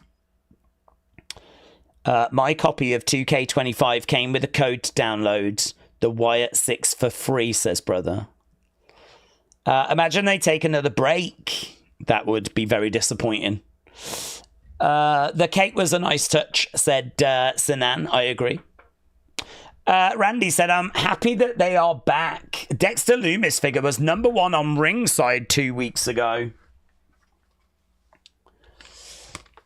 Let's go down.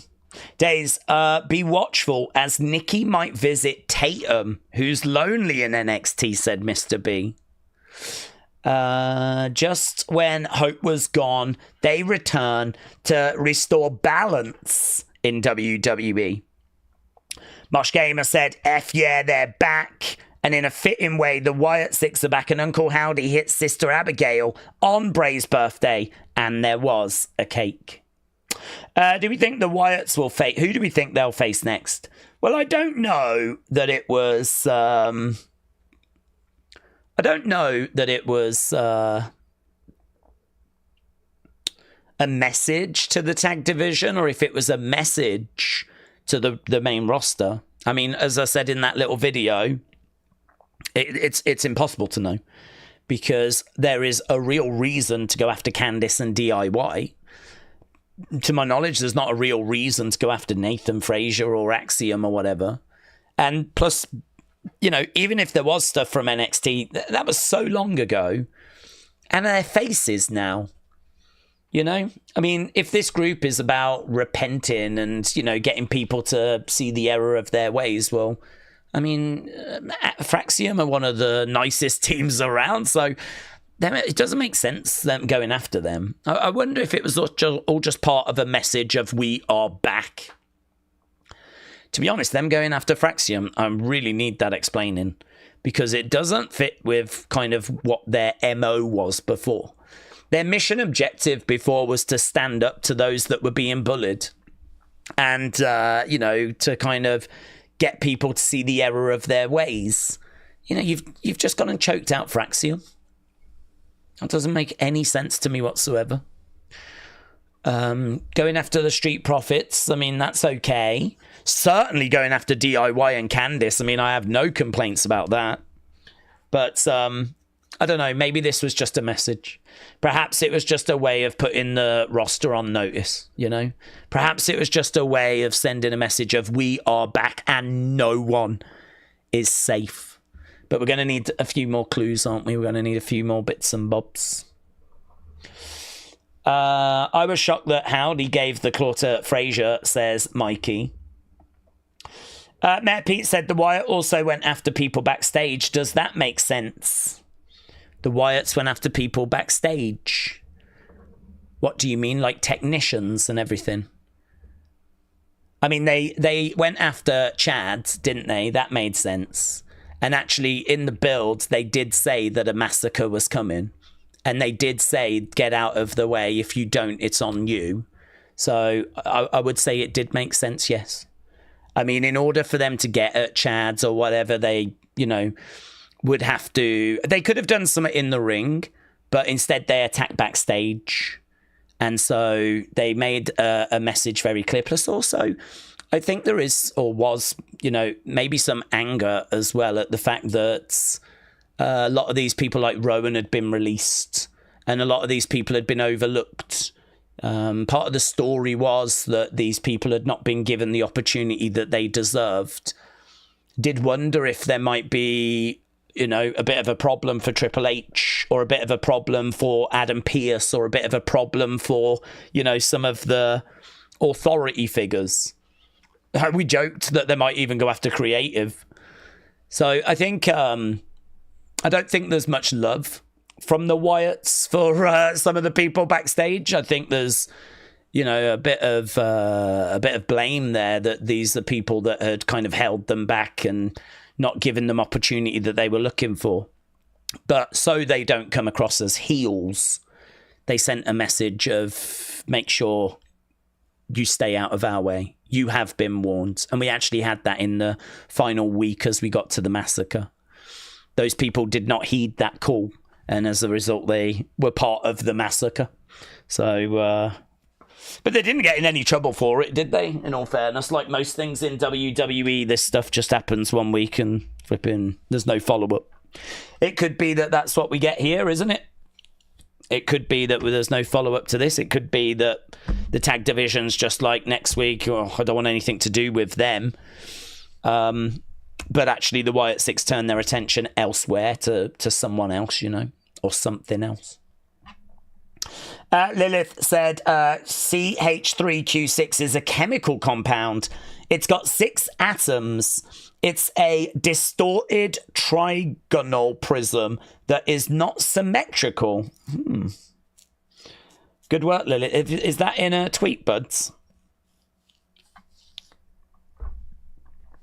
That is interesting.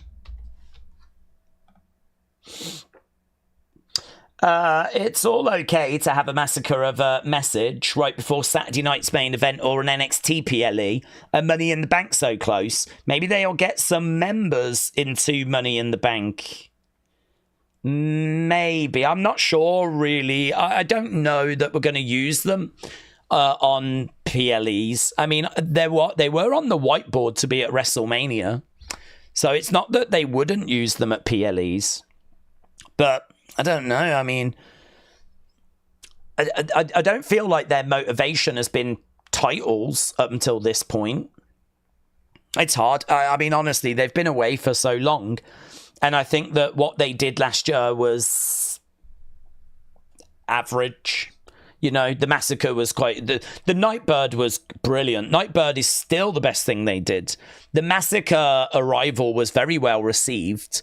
And I would say pretty much everything else after that was acceptable. I mean, there was some... The sit-down interviews were good. Those recorded interviews were good. But, I mean, hard to get excited about the feud with American Maids. Hard to get excited about the feud with Final Testament. And, you know, that thing ended, didn't it, with disappointment. So, and we stayed in them for like 6 months. So it blew my mind with how late in the show they came out. I was just saying they ain't gonna come out, and then they did come out, says Davids. Yeah, well, I mean, you knew my stance on this. My stance was I did not get my hopes up. I did not expect to see them on this show. And I didn't know, honestly. I didn't know. I mean, I thought as we were getting to the end of the show, there was, if they are to be on this show, there is a chance. Because we could have I was thinking Street Profits beat Fraxium, start beating them up, and then you have Wyatt 6 potentially make the save. We didn't do that. That is not the direction that we went. But in my mind, I was like, that's something we could do. We could do that. But I was fully prepared for the show to just end anyway. And not see them at all. So, yeah, they're back. That's the big headline. That's the big exciting breaking news. They're back. And now we can get our teeth into where do we go from here. With Mexico's AAA Mania happening, will you stream it as the Wyatts have potentially to be drafted there and being Wyatt says? I am interested in Triple Mania, yes. I am interested in doing that. The crowd went crazy for the Wyatts. I hope that WWE realised that we want the Wyatt 6, said Julia. They've got to be peeved about that they're not PLE pay-per-view since joining last year. Well, I don't know, to be honest, because if you said to the Wyatts, right, we're going to bring you in, we're going to use you in feuds, we're not going to use you on PLEs in 2024 because we want you to get TV time, but we want you to be a reason people tune into Raw, right? We're not going to use you at PLEs. All of your stories are going to play out on Raw, right? I know that might be a little disappointing, but it's good regular TV time, yeah? And we want people to tune in to watch Raw and give them reasons to watch Raw. We will use you on PLEs, but we ain't going to do that in 2024. And so, you know, you obviously leave it and get to 2025, and then you could start to look to use them. But the problem we've got is that at the end of 24, Bo gets his injury, and that's it. I mean, we ain't seen him since. So I don't know what the strategy was. I don't know. I certainly don't think they're being punished or anything. It could just be nothing more than a strategy of we want people to watch Raw so that they can tune in and enjoy that show, which I'm not down on, to be honest, because I get that theory. I understand there's other stories and I understand there's other things. And then, you know, you get to watch a PLE and then that hopefully will be good, just like how tomorrow will hopefully be good. And then you can tune in whenever they're on next, you know, Friday now, I'd imagine next Friday. And that, I mean, like how exciting is next Friday now? How much more excited about next week's SmackDown are you after what just happened? So rather than that story paying off at PLEs, I can forgive them going, let's not do that. Let's have people wait a week and so they are excited to tune in for next week's SmackDown. So I'm okay with that. That's fine. I'm not down on that. I can vibe with that. And if they want to keep doing that, that's okay. I do think, though, when it comes to the WrestleManias and the SummerSlams, those are the big shows. That's really where your casual fans tune in. I don't think your casual fans are tuning into Backlash, but your casual fans might be tuning into WrestleMania, into SummerSlam. So, you know, I would like for those casual fans to be introduced to the Wyatts. And you can only do that if they're on the show. So I'm encouraged that the Wyatts were on a whiteboard to potentially face Judgment Day at WrestleMania. I would like to see them at SummerSlam. If I don't see them on another PLE, that would be okay for me. I don't need them at Money in the Bank. I do need them to make it clear what they're here for, though. I don't know if they're going after titles or what they're going after. Have we abandoned their original mission objective now? Are we doing something different now? We're going to have to wait and see. I want some Wyatt Funkos, said Randy. This is a nice, soft reset. That's the message. Letting everyone know they're back and they're here for chaos. We need some unpredictability, said Steve. And Milo said, finally. Andrew said, I appreciate that. Yeah, you're not wrong. I mean, if people are down and disappointed at not seeing more of them, we're all in that boat. And I understand people are going to want to see as much of them as possible. But I think for me, I would much rather that we get these stories right. They're back now. So where do we go from here?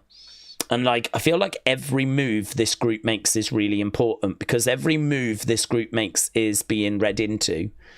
Like, for example, why did they attack Nathan Frazier? I mean, I'm not super keen on that at the moment, but I don't know where we're going. I don't know what the plan is, right? And as people said, they apparently didn't attack Motor City as their summit to that. I don't know.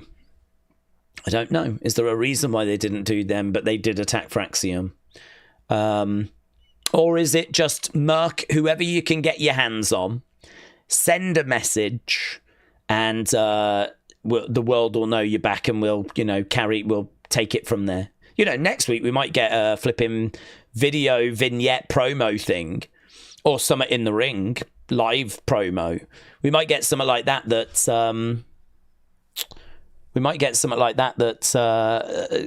has got nothing to do with the tag division. Do you know what I mean? Might have absolutely nothing to do with who they attack this week. So it's impossible to know right now where they're going, because they've only just returned. But I agree. They're back. Lots for us to theorize about and get our teeth into. And we can very much look forward to doing that. It's awesome that the Wyatt Six appeared. But for a 3-hour show, I don't know how many stuck around. Well, that's a good point, though, isn't it? That you should stick around. You can't take this for granted. You should stick around. Because if you do leave, then you're going to miss out. And so it's a good message to send. So if people did go, I would hope they're like, damn it, I should have stuck around. And it's like, yeah, you should have. So I'm not down on that, honestly. I sort of think, like, I can understand if people got a bit bored and stepped away, but if they did, it's hard to have sympathy, isn't it? Because we didn't. We stuck with it, and we got rewarded, didn't we? We deserve it. We deserve it. Right, do we think Tatum joins them, said Abids. No, I'm not leaning towards Tatum joining them. There could be some interaction.